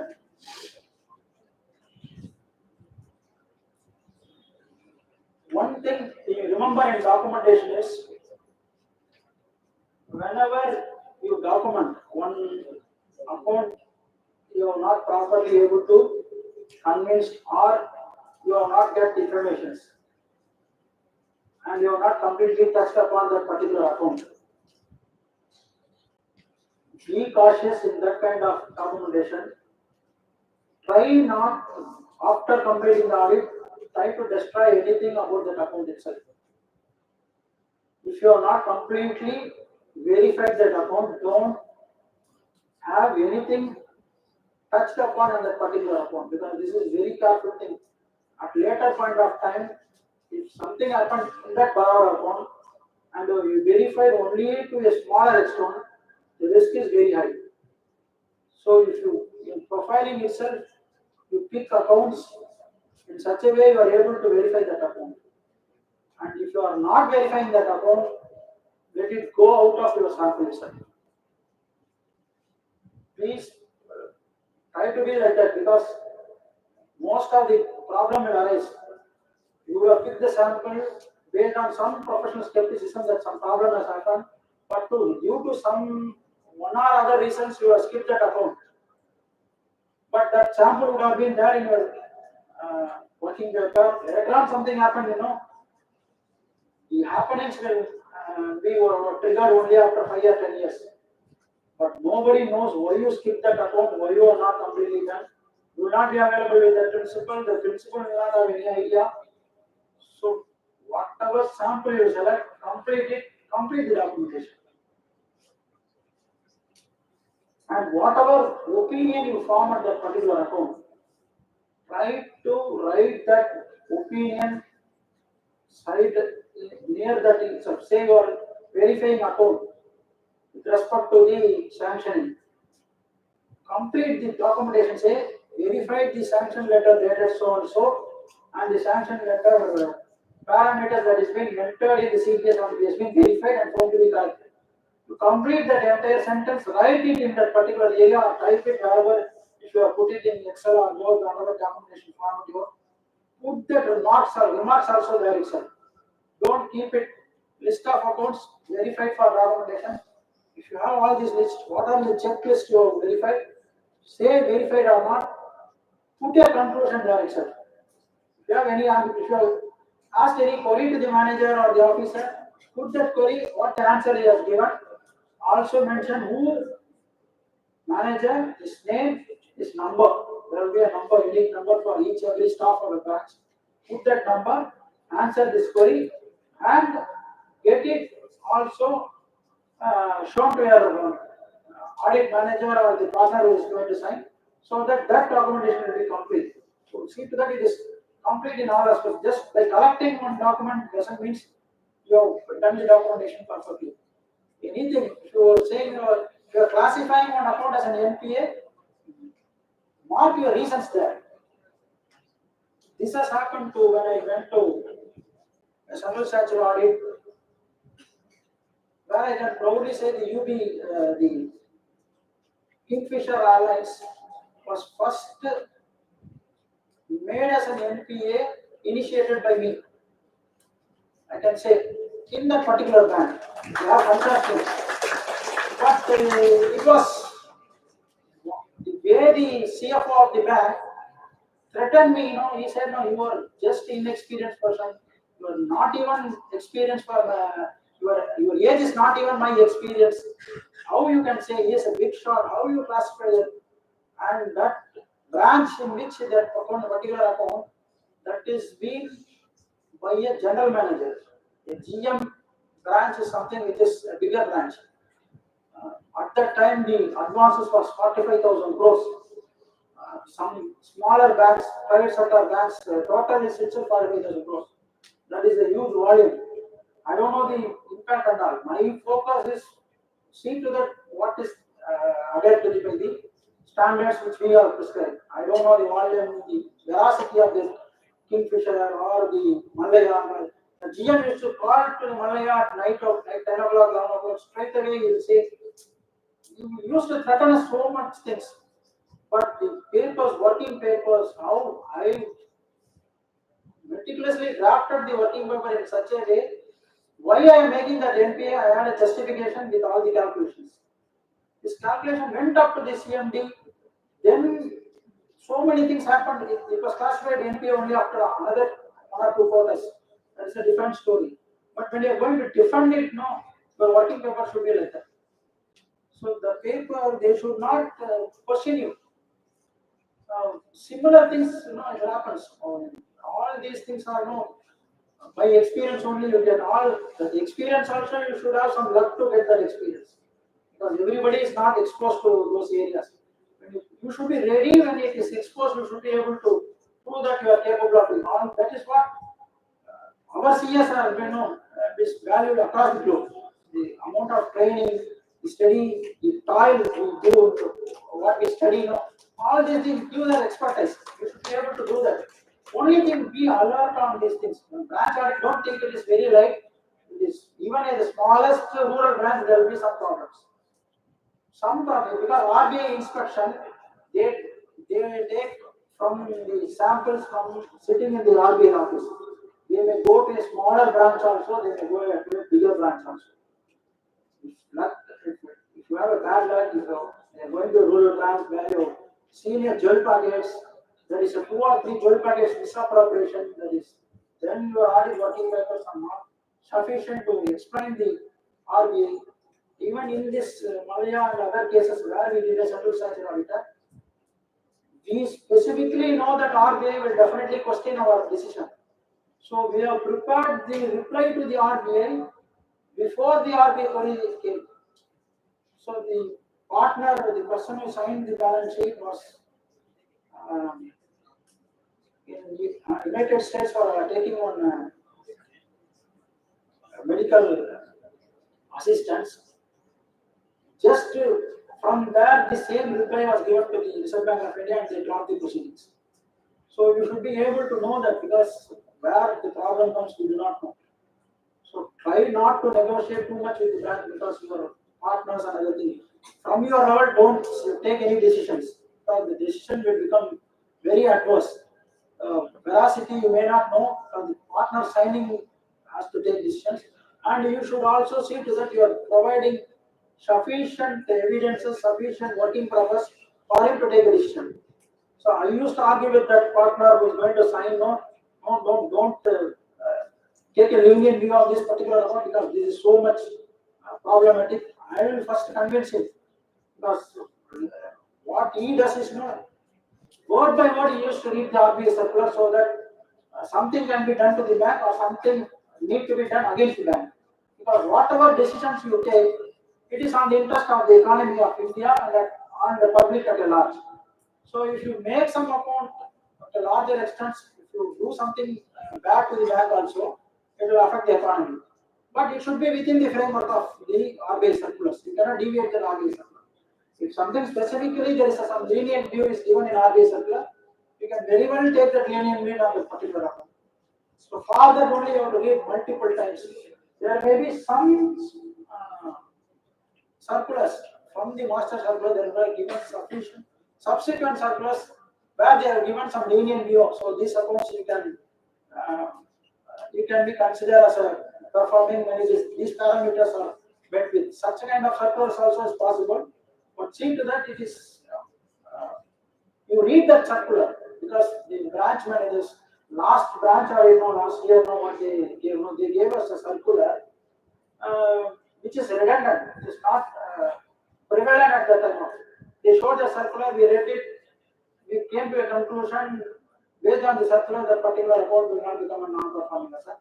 But when we later on went and saw that that circular was overridden by some other later point of time, so you have to be very cautious on these things because the bank people, what the bank people also will do, they will give their internal circular and say that it is an RBI circular. The internal circular is only for them. For policy decisions and other things, you can take it. For classification of NPAs, this RBI circular it is the master thing. You cannot deviate from the RBI circular. Be careful on that. And all this audit program, everything, try to complete it to the start itself to try to document it immediately itself.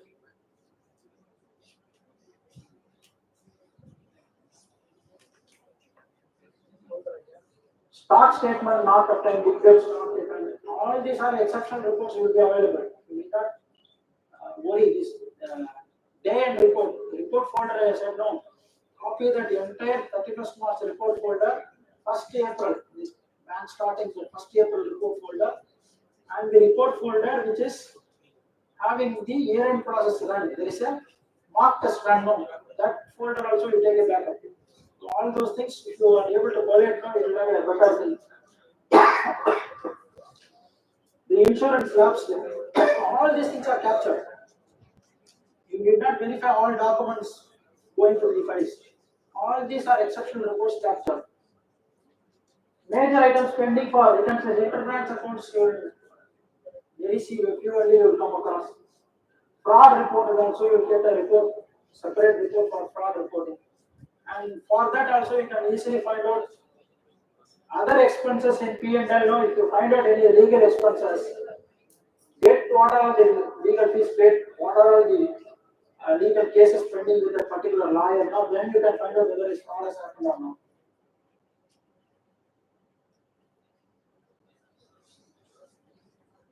Certificates, Subhash told cash retention limit, confirmation from other banks, reconciliations, if they have any other bank account. Normally, when in rural banks, the other banks will have an account with SBI for the currency chest operations. So normally currency chest is operated by State Bank of India. But for currency chest operations, these branches will have. Wherever other areas, there will be a nodal branch which will, say Central Bank of India will have a nodal branch which covers 5 or 10 branches. That will act as a currency chest. That for Central Bank there will be another State Bank of India as a currency chest.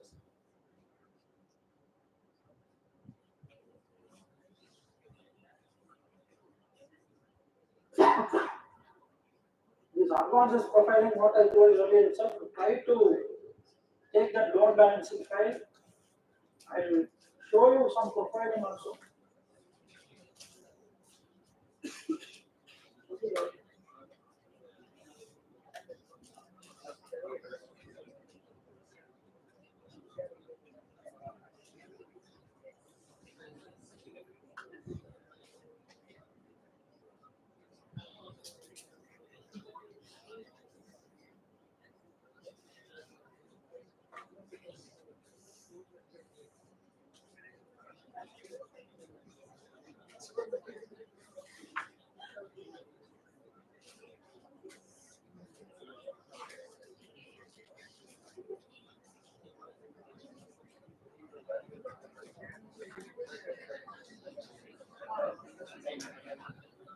This is how you get that text file.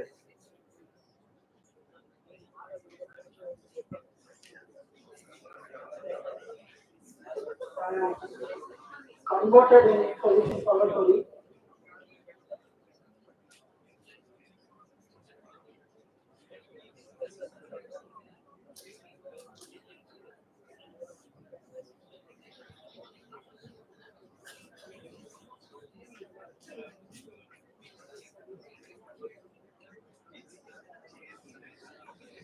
This is what I take a ranking for different categories of loans.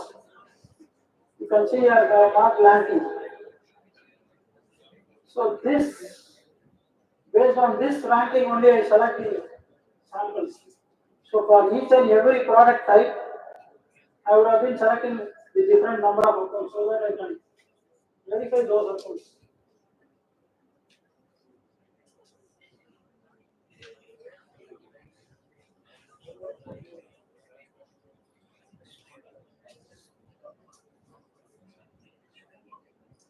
So for all type of ranking, I have selected top 5 accounts. So this you can do using, if you are well versed with Power Query, you can do this with Power Queries for that each and every loan type. First top 5 accounts it will pick up. From this you can select the sample and working on it. Similarly, I'll do it for the CCOD file so that I pick the most appropriate accounts.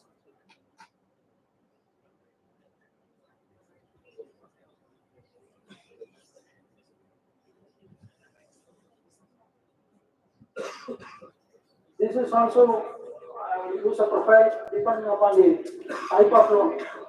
So you can see here jewel loan. 2,546 accounts, 31 crores. So mostly the jewel loan is not there. So if I cover some jewel market verification, the documentation with respect to jewel loans, and a few other parameters I verify no. So almost 70% of my total advances I will cover. So in other things now I can take 1 or 2 few samples, I can complete the audit within few days.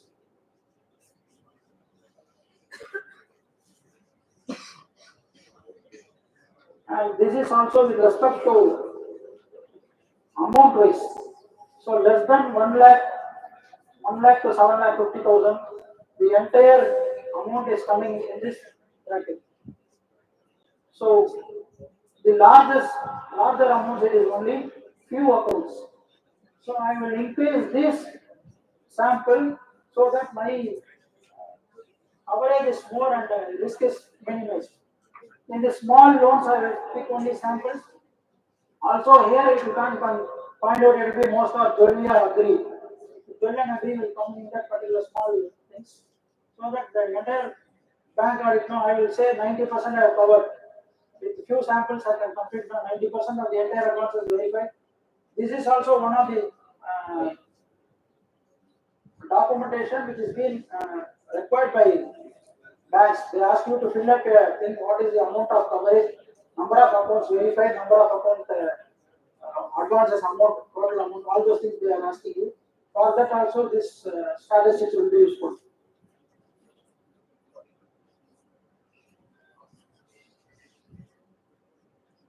This is to find out whether the 10% criteria, whether it is applicable or not. So I will find out whether the 10% minimum, whether it is available, which here it is not listing. So 10% of that or 10% is minimum. It doesn't fix any account. None of the account is getting populated here. So that I'm not verifying that large advances for this particular branch.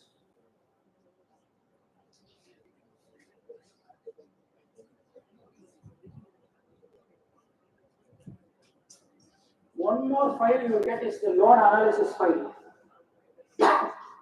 This file, normally State Bank of India, they ask you to sign this file itself. Now in PDF they will. It allow one single line, it will not cover one borrower, one loan account. It will go to different lines because it will be wrapped. Lines will be wrapped. If you are able to get it like this, it will have all the information. All information, securities, installment due, what are the documents you see, the D1, D2 documents which is being signed here, all these parameters will be available. Revised sanction date, sanction limit, original sanction date, sanctioned by, this is code, which is whether grant sanction, region of the sanction, so sanction. From this code you can find out whose sanction it is.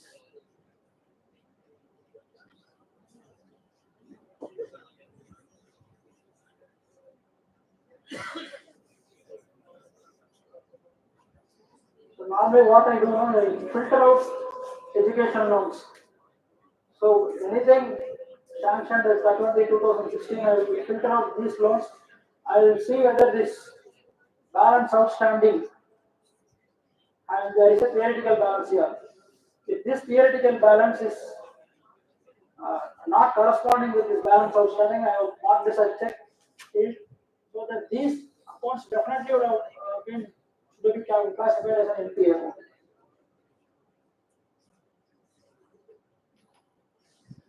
And one more account you will get is the account opened during the year. This also you can find out. You get what is the number of accounts opened during the year, because this is also going to be a sample where you want to find out the documentation for the LFAR, whether sanction is proper, all those LFAR figures.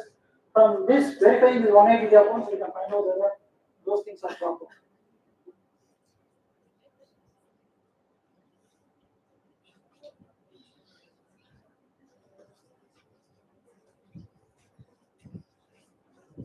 This is what the special mention account will get. You also take this report also. You can find the reason also. Interest not serviced, irregular, agree on overdue. What is the overdue amount? If this is more than 90 days, you can very well find out that account whether classified as NPA or not. You can find it.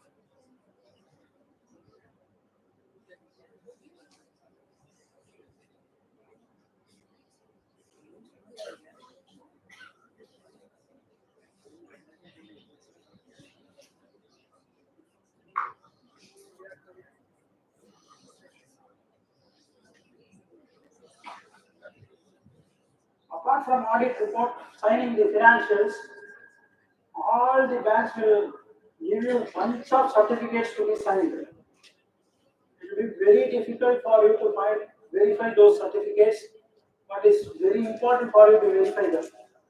So many certificates will be there. At least try to find out what the certificate is. Mostly they are given last minute. Ask them to prepare before itself. One day before signing. Signing will take 1 day. Remember that signing all these statements will take 1 day. Branch manager has to sign 5 copies. Auditor has to sign 5 copies.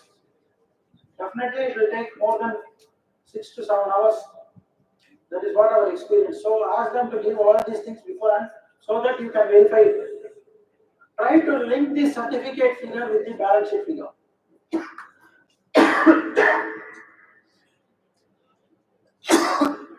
Normally, there will be some deviations or some errors they would have. The certificate would have been generated, copy paste, it will be so many errors will be there. Try to correlate with the balance sheet figure.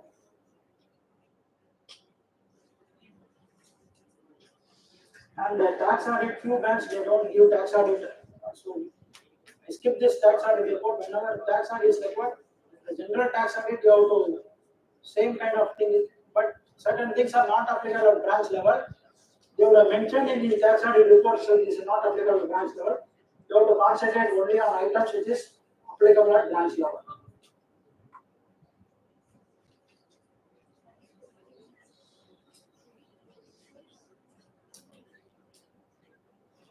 Again, CPS, they will say mostly at the central office level.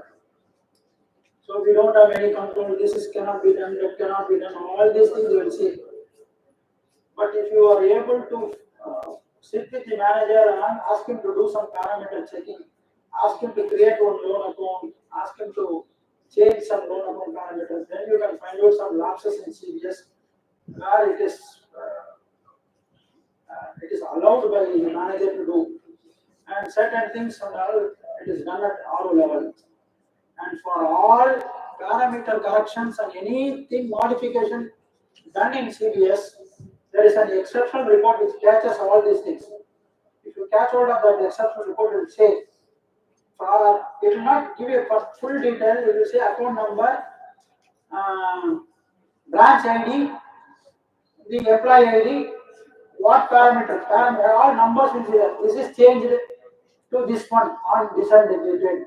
You have to find out from that report what is changed there, what implication it has done, and anything which is affecting your internal control or with respect to any points which is to be reported in LFAR, you can find out in that exceptional report.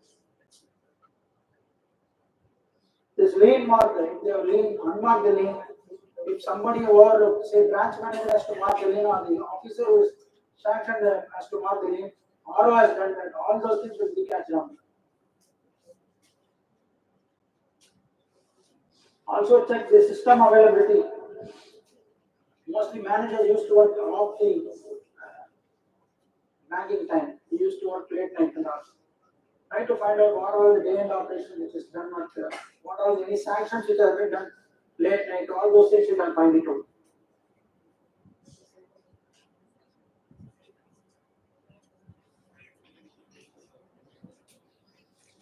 And whatever documentation you have done during the process of the audit, try to compile it along with the signed copies. Compile those reports. If you have it in a digital form, have a paper saying that from these are all the Excel files in this particular folder which has been stored, save that in that particular paper documentation itself, so that someone who is going to verify that they can verify at a later point of time. This is mostly lacking. We don't mention where it is stored. We will carry our own laptop. One will be in one assistant's laptop, another will be in another assistant. Try to compile all those things, put together in one folder, mention the file name and the folder path so that they can be retrieved at later point of time. All these balance sheet schedules, try to verify all these balance sheet schedules. We have come across balance sheets where the balance sheet do not agree. Debits and credits not tallying, assets and liability not tallying. Schedule to the main balance sheet, it is not tallying. All those things we have verified. Don't take it granted that the CPS, what are the balance sheet is produced, will be perfect. There are instances of totaling also. If you have something doubt on totaling also, you can verify. Don't say computer total and verify. Don't take the chances on that. There are you have come across errors on those also.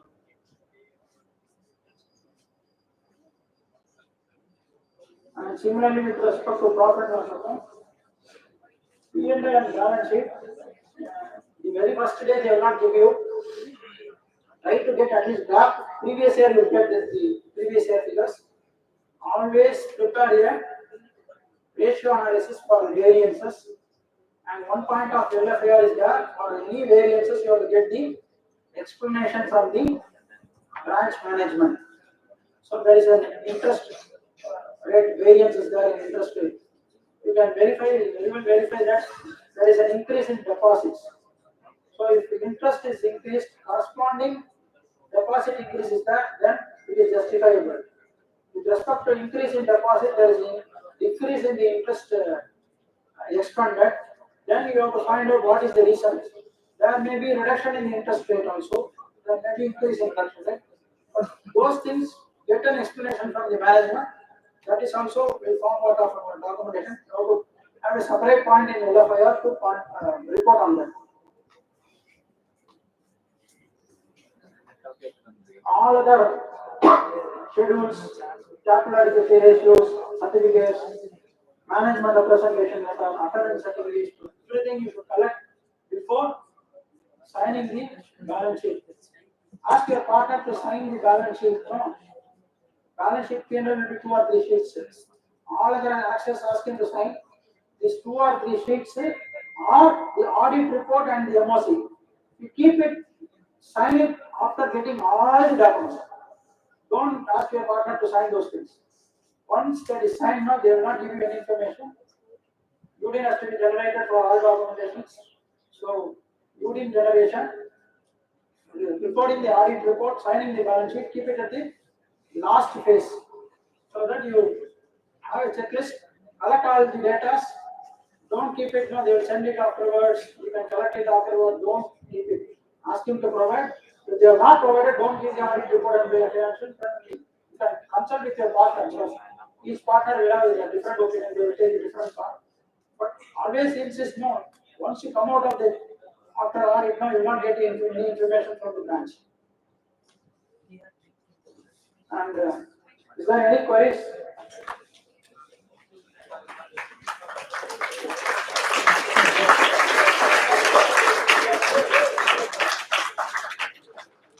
Any queries or questions?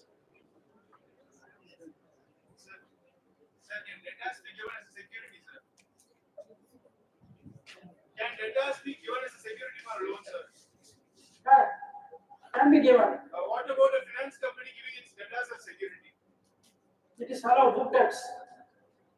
Sir, but the possibility of finance company to collapse is when the debtors are not paying. So how do we deal that case? No, that you cannot say the quality of the security. How can you judge? Because against book debts they can give. Now, I said now this selling of NP accounts to ARC. Similarly, the priority sector accounts also they are purchasing. Also they are selling. So in those kind of things, no, the asset will be in your balance sheet, in your CBS. But that asset will be sold to some other finance company or some other bank. Maybe some other bank also they will sell. You can only verify whether the repayments are there, whether it is the advances are standard or not. All those things only you can verify. You cannot say, you cannot give those as securities. That can be also a security because what we come across one account now where there was a big fraud was no. That financial company, financial institution was into housing loan sector. They used to give housing loan to small street vendors, everyone. That entire assets they will give to this bank. Based on that, the bank will lend them. Okay. As per the terms of the sanction, all those amounts, say 1,000 accounts will, 2,000 accounts will form one branch. All those repayments will come to an escrow account to this bank for that loan repayment. Okay. This loan came to that. This is one loan account, but actually this funding is for different loan accounts. It is not coming to this loan account. We cannot verify from which account this amount is coming, which account is not coming. What we took now, we found out in what original sanction they gave. This is the 1,000 accounts we are giving. Later on, when after 1 year they gave 1,000 accounts, they thought that we will not verify. We found out the number of accounts, the accounts which is given in the later point, doesn't match with the accounts which is being given at the first instance. So that itself it's a fraud. So again we digged into and found out that the repayments are not coming from so many accounts for so many installments. We got the breakup for each and every account. Initially they said not to give, but later on we pushed them to give. But later on we said no, we will classify the entire account as NPA, but we didn't have any sufficient evidence to prove that. This went up to the managing director. They stopped the entire loan at the financial institution itself. They took back the entire loan. They closed the entire books itself.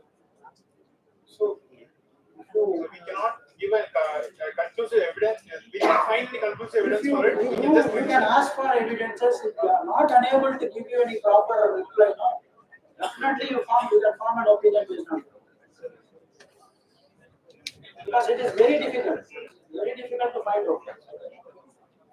Normally, the case was about 100 plus crores of loan was given, but only 5 crore FD was there as security. Other securities are this good debts. It was like this.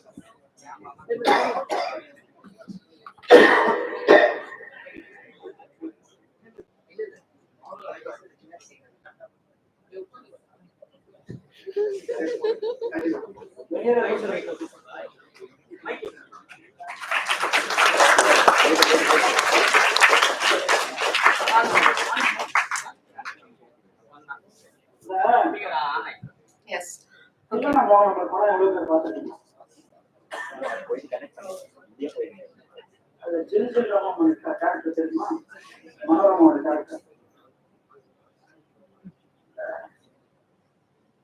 நாதஸ்வரத்தை கொடுத்துட்டு இன்னும் நாதஸ்வரத்தை மட்டும்தான் இது மாதிரி வருமா எனக்கும் வருமா அப்படின்னு கேள்வி கேட்கலாம்.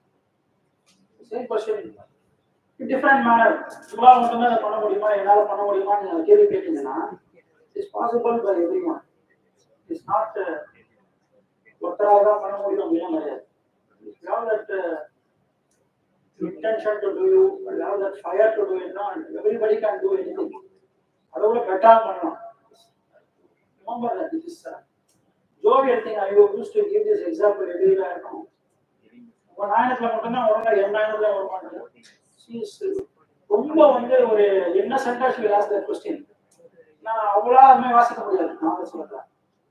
ஸோ அந்த மாதிரி நம்ம how we use that. This Excel is an excellent tool. We are using only just a few percentage.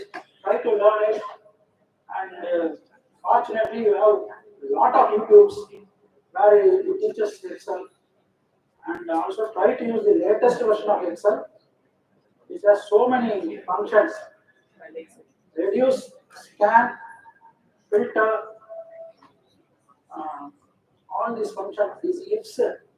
The plural form of IF functions will give you more leverage in using the Excel. It will have simple formulas, and of course now you can build your own formula using lambda and depth. If you all these things now, it will take half an hour or 1 hour to learn. If you understand principally if you understand how it works, then when it required you can again Google it out, or you can verify the YouTube videos and you can draw your own formulas. So that will be very useful when you go for bank audit or whatever audit, it will be very useful. Okay, thank you for the information. You can drop into my WhatsApp any queries regarding bank audit or any other audit related, or you can refer to any other. Thank you. Thank you so much, sir. Guys, please be seated for a while. Thank you so much, sir, for your wise words. We all are enlightened relating to IRAC norms. Yes, sir.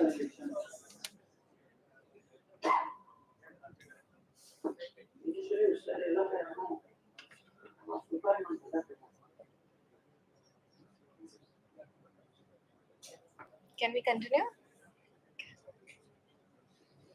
On behalf of SIRC and SICASA, we have certain announcements to make.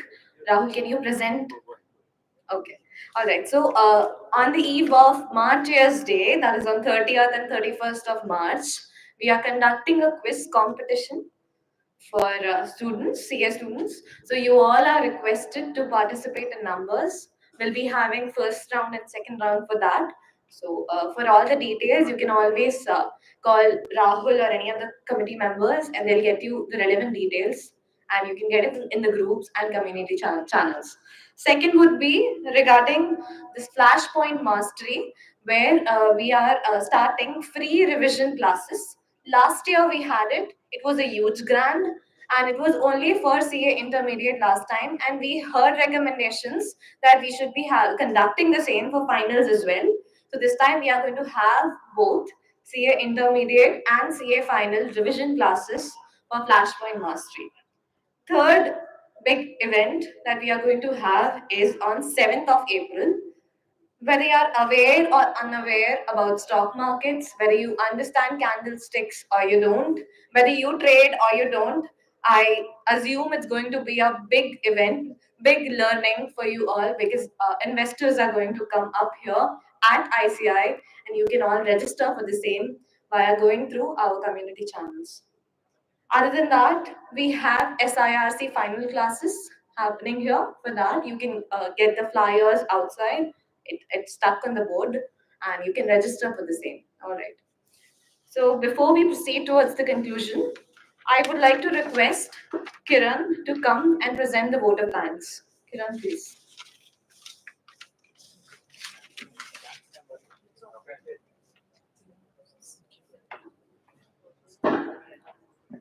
Hello once again, and thank you so much, sir, for delivering such a wonderful seminar, and thank you so much, all guys, for coming on this Sunday and attending these brainstorming sessions. And I would like to thank few members, and firstly, I would like to thank SARC and all the supporting staffs for supporting and making us conducting this seminar. Along with that, I would like to thank our Vice Chairperson of SIRC, C. Revati Raghunathan ma'am, C. Sunil Kumar sir, Chairman Sikasa, C. Vijay Lakshmi ma'am, Dean SIRC Coaching Classes, Mrs. Jansi Rani ma'am, Sikasa Coordinator, Kalai Selvi ma'am and Shivani ma'am for Sikasa staffs, and all of the volunteers and our audiences, along with the technical team, Mr. Dhanasekar, thank you so much. And all our volunteers, namely Vinay, Hemant, Kushbu, Rahul, Shrikant, Pranavika, and myself, Kiran Rajkumar. Thank you so much, and once again, we'll all meet you in the next session. Nandri Vanakkam.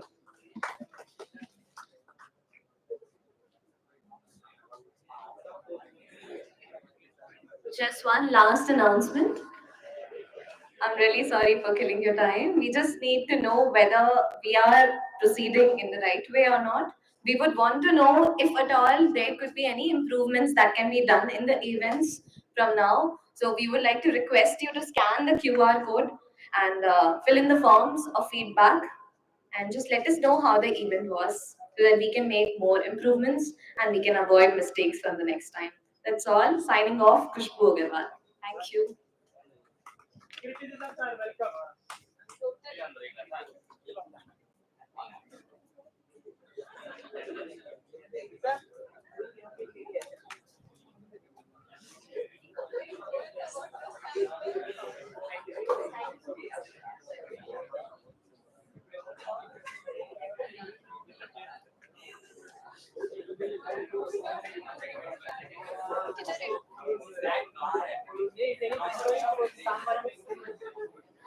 Snacks are all outside, exactly at the place where you had your high tea. So please go and enjoy the high tea.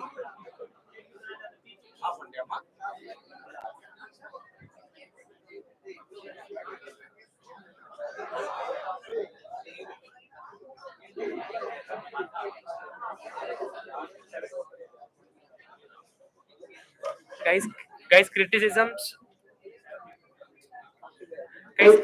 are completely welcomed. Okay, don't hesitate and try to fill the feedback forms for our betterment, so that we could complete in a better manner for the next seminars. Okay, thank you.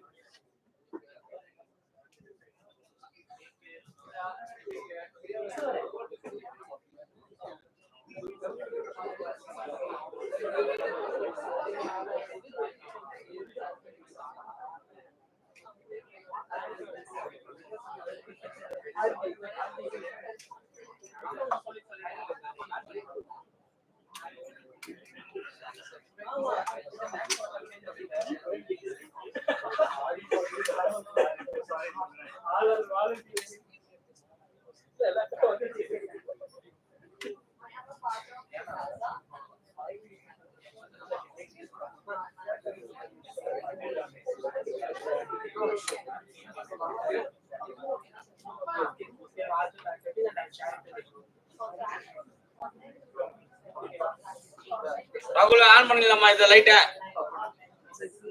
ராகுல்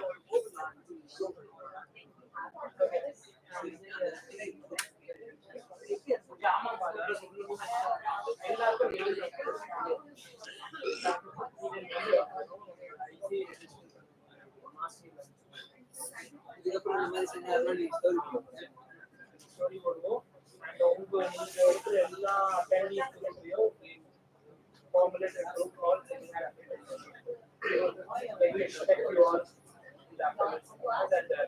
April 7th வந்து proper investment seminar. எங்கம்மா ஆளாவே காணாடி.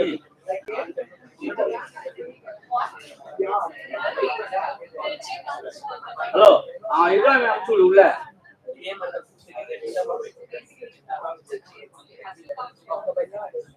Ibrahim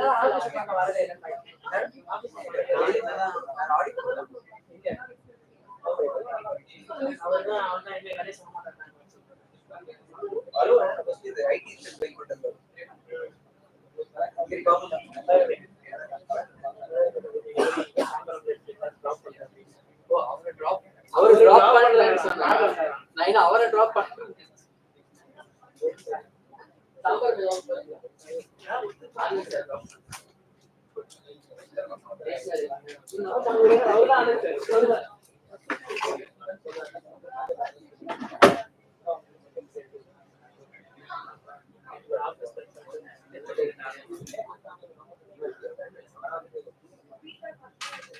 live feedback கேட்கலாம்.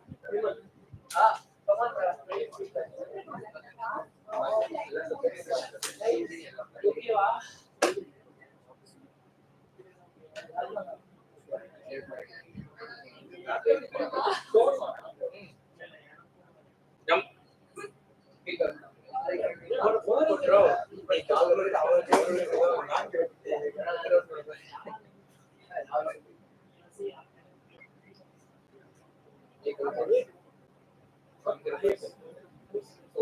நீங்க வாங்கப்பா பிரம்மல AC off பண்ணுங்க. வாங்க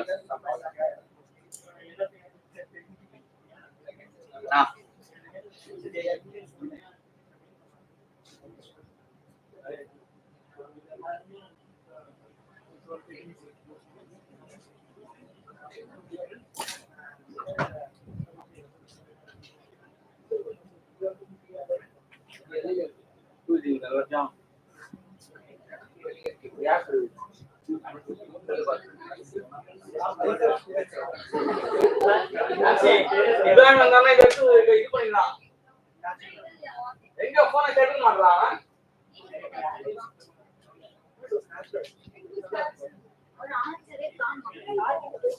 ஆமா இங்க இருந்து இப்பதான் போனேன்.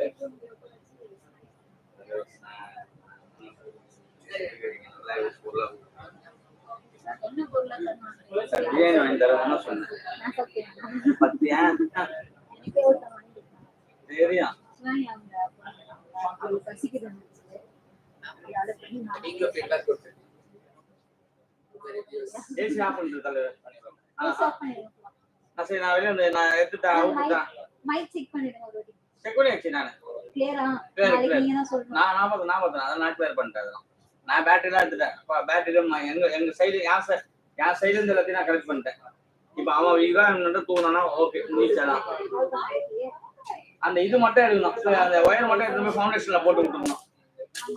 அவர்கிட்ட சொல்லிட்டு இந்த ஒயர் மட்டும் இருக்குது, அது மட்டும் ஃபவுண்டேஷன்ல போட்டா முடிச்சு எல்லாமே. உங்களுக்கு இந்த ஒண்ணு மட்டும் தான். ஆமா ஆனந்த் சார் ஒண்டி தான். அது ஒண்ணு.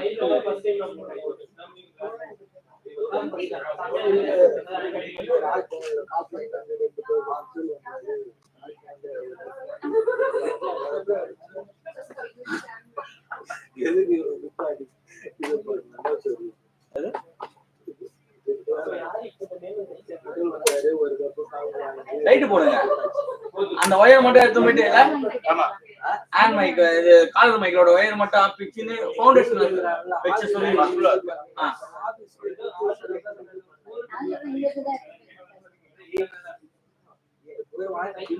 கூட சொல்லு டைமிங்கோட இருக்குது. ஏன்னா இங்க டீ கடை க்ளோஸ் ஆயிடுச்சு. அதனால டீ கடை இது ஆயிடுச்சு.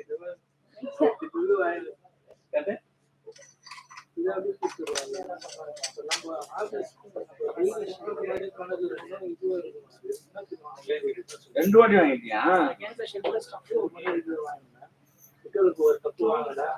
கொஞ்ச நேரம் கழிச்சு விஜயகுமார் வந்தாரு 4 மணிக்கு. இப்போ வந்தா அவருக்கு ஒரு வாட்டி இதே கிடையாது. சொல்லு அதெல்லாம் ஒண்ணு கடை முடிச்சாரு சொல்லு அவ்வளவுதான். இது வந்து ஃபவுண்டேஷன் போயிடணும். அவ்வளவுதான். மத்த எல்லாம் வந்துச்சு.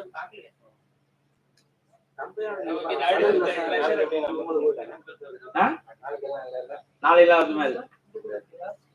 கப்பு வாங்கினேன் நானும் போய் சாப்பிட்டு அவங்களுக்கு ஒரு டீ தான் 2 வாட்டி கொடுத்துருக்கேன். நான் சாப்பிட்டு 2 வாட்டி கொடுத்தேன். வேற வழி இல்லை. நான் சொல்லிட்டேன் அவருக்கு சார் டீ கடை தப்பு இல்லை. நெக்ஸ்ட் ஆப்ஷன் அங்கதானே டீ கடைக்கான அங்கதானே போய் வாங்கணும்.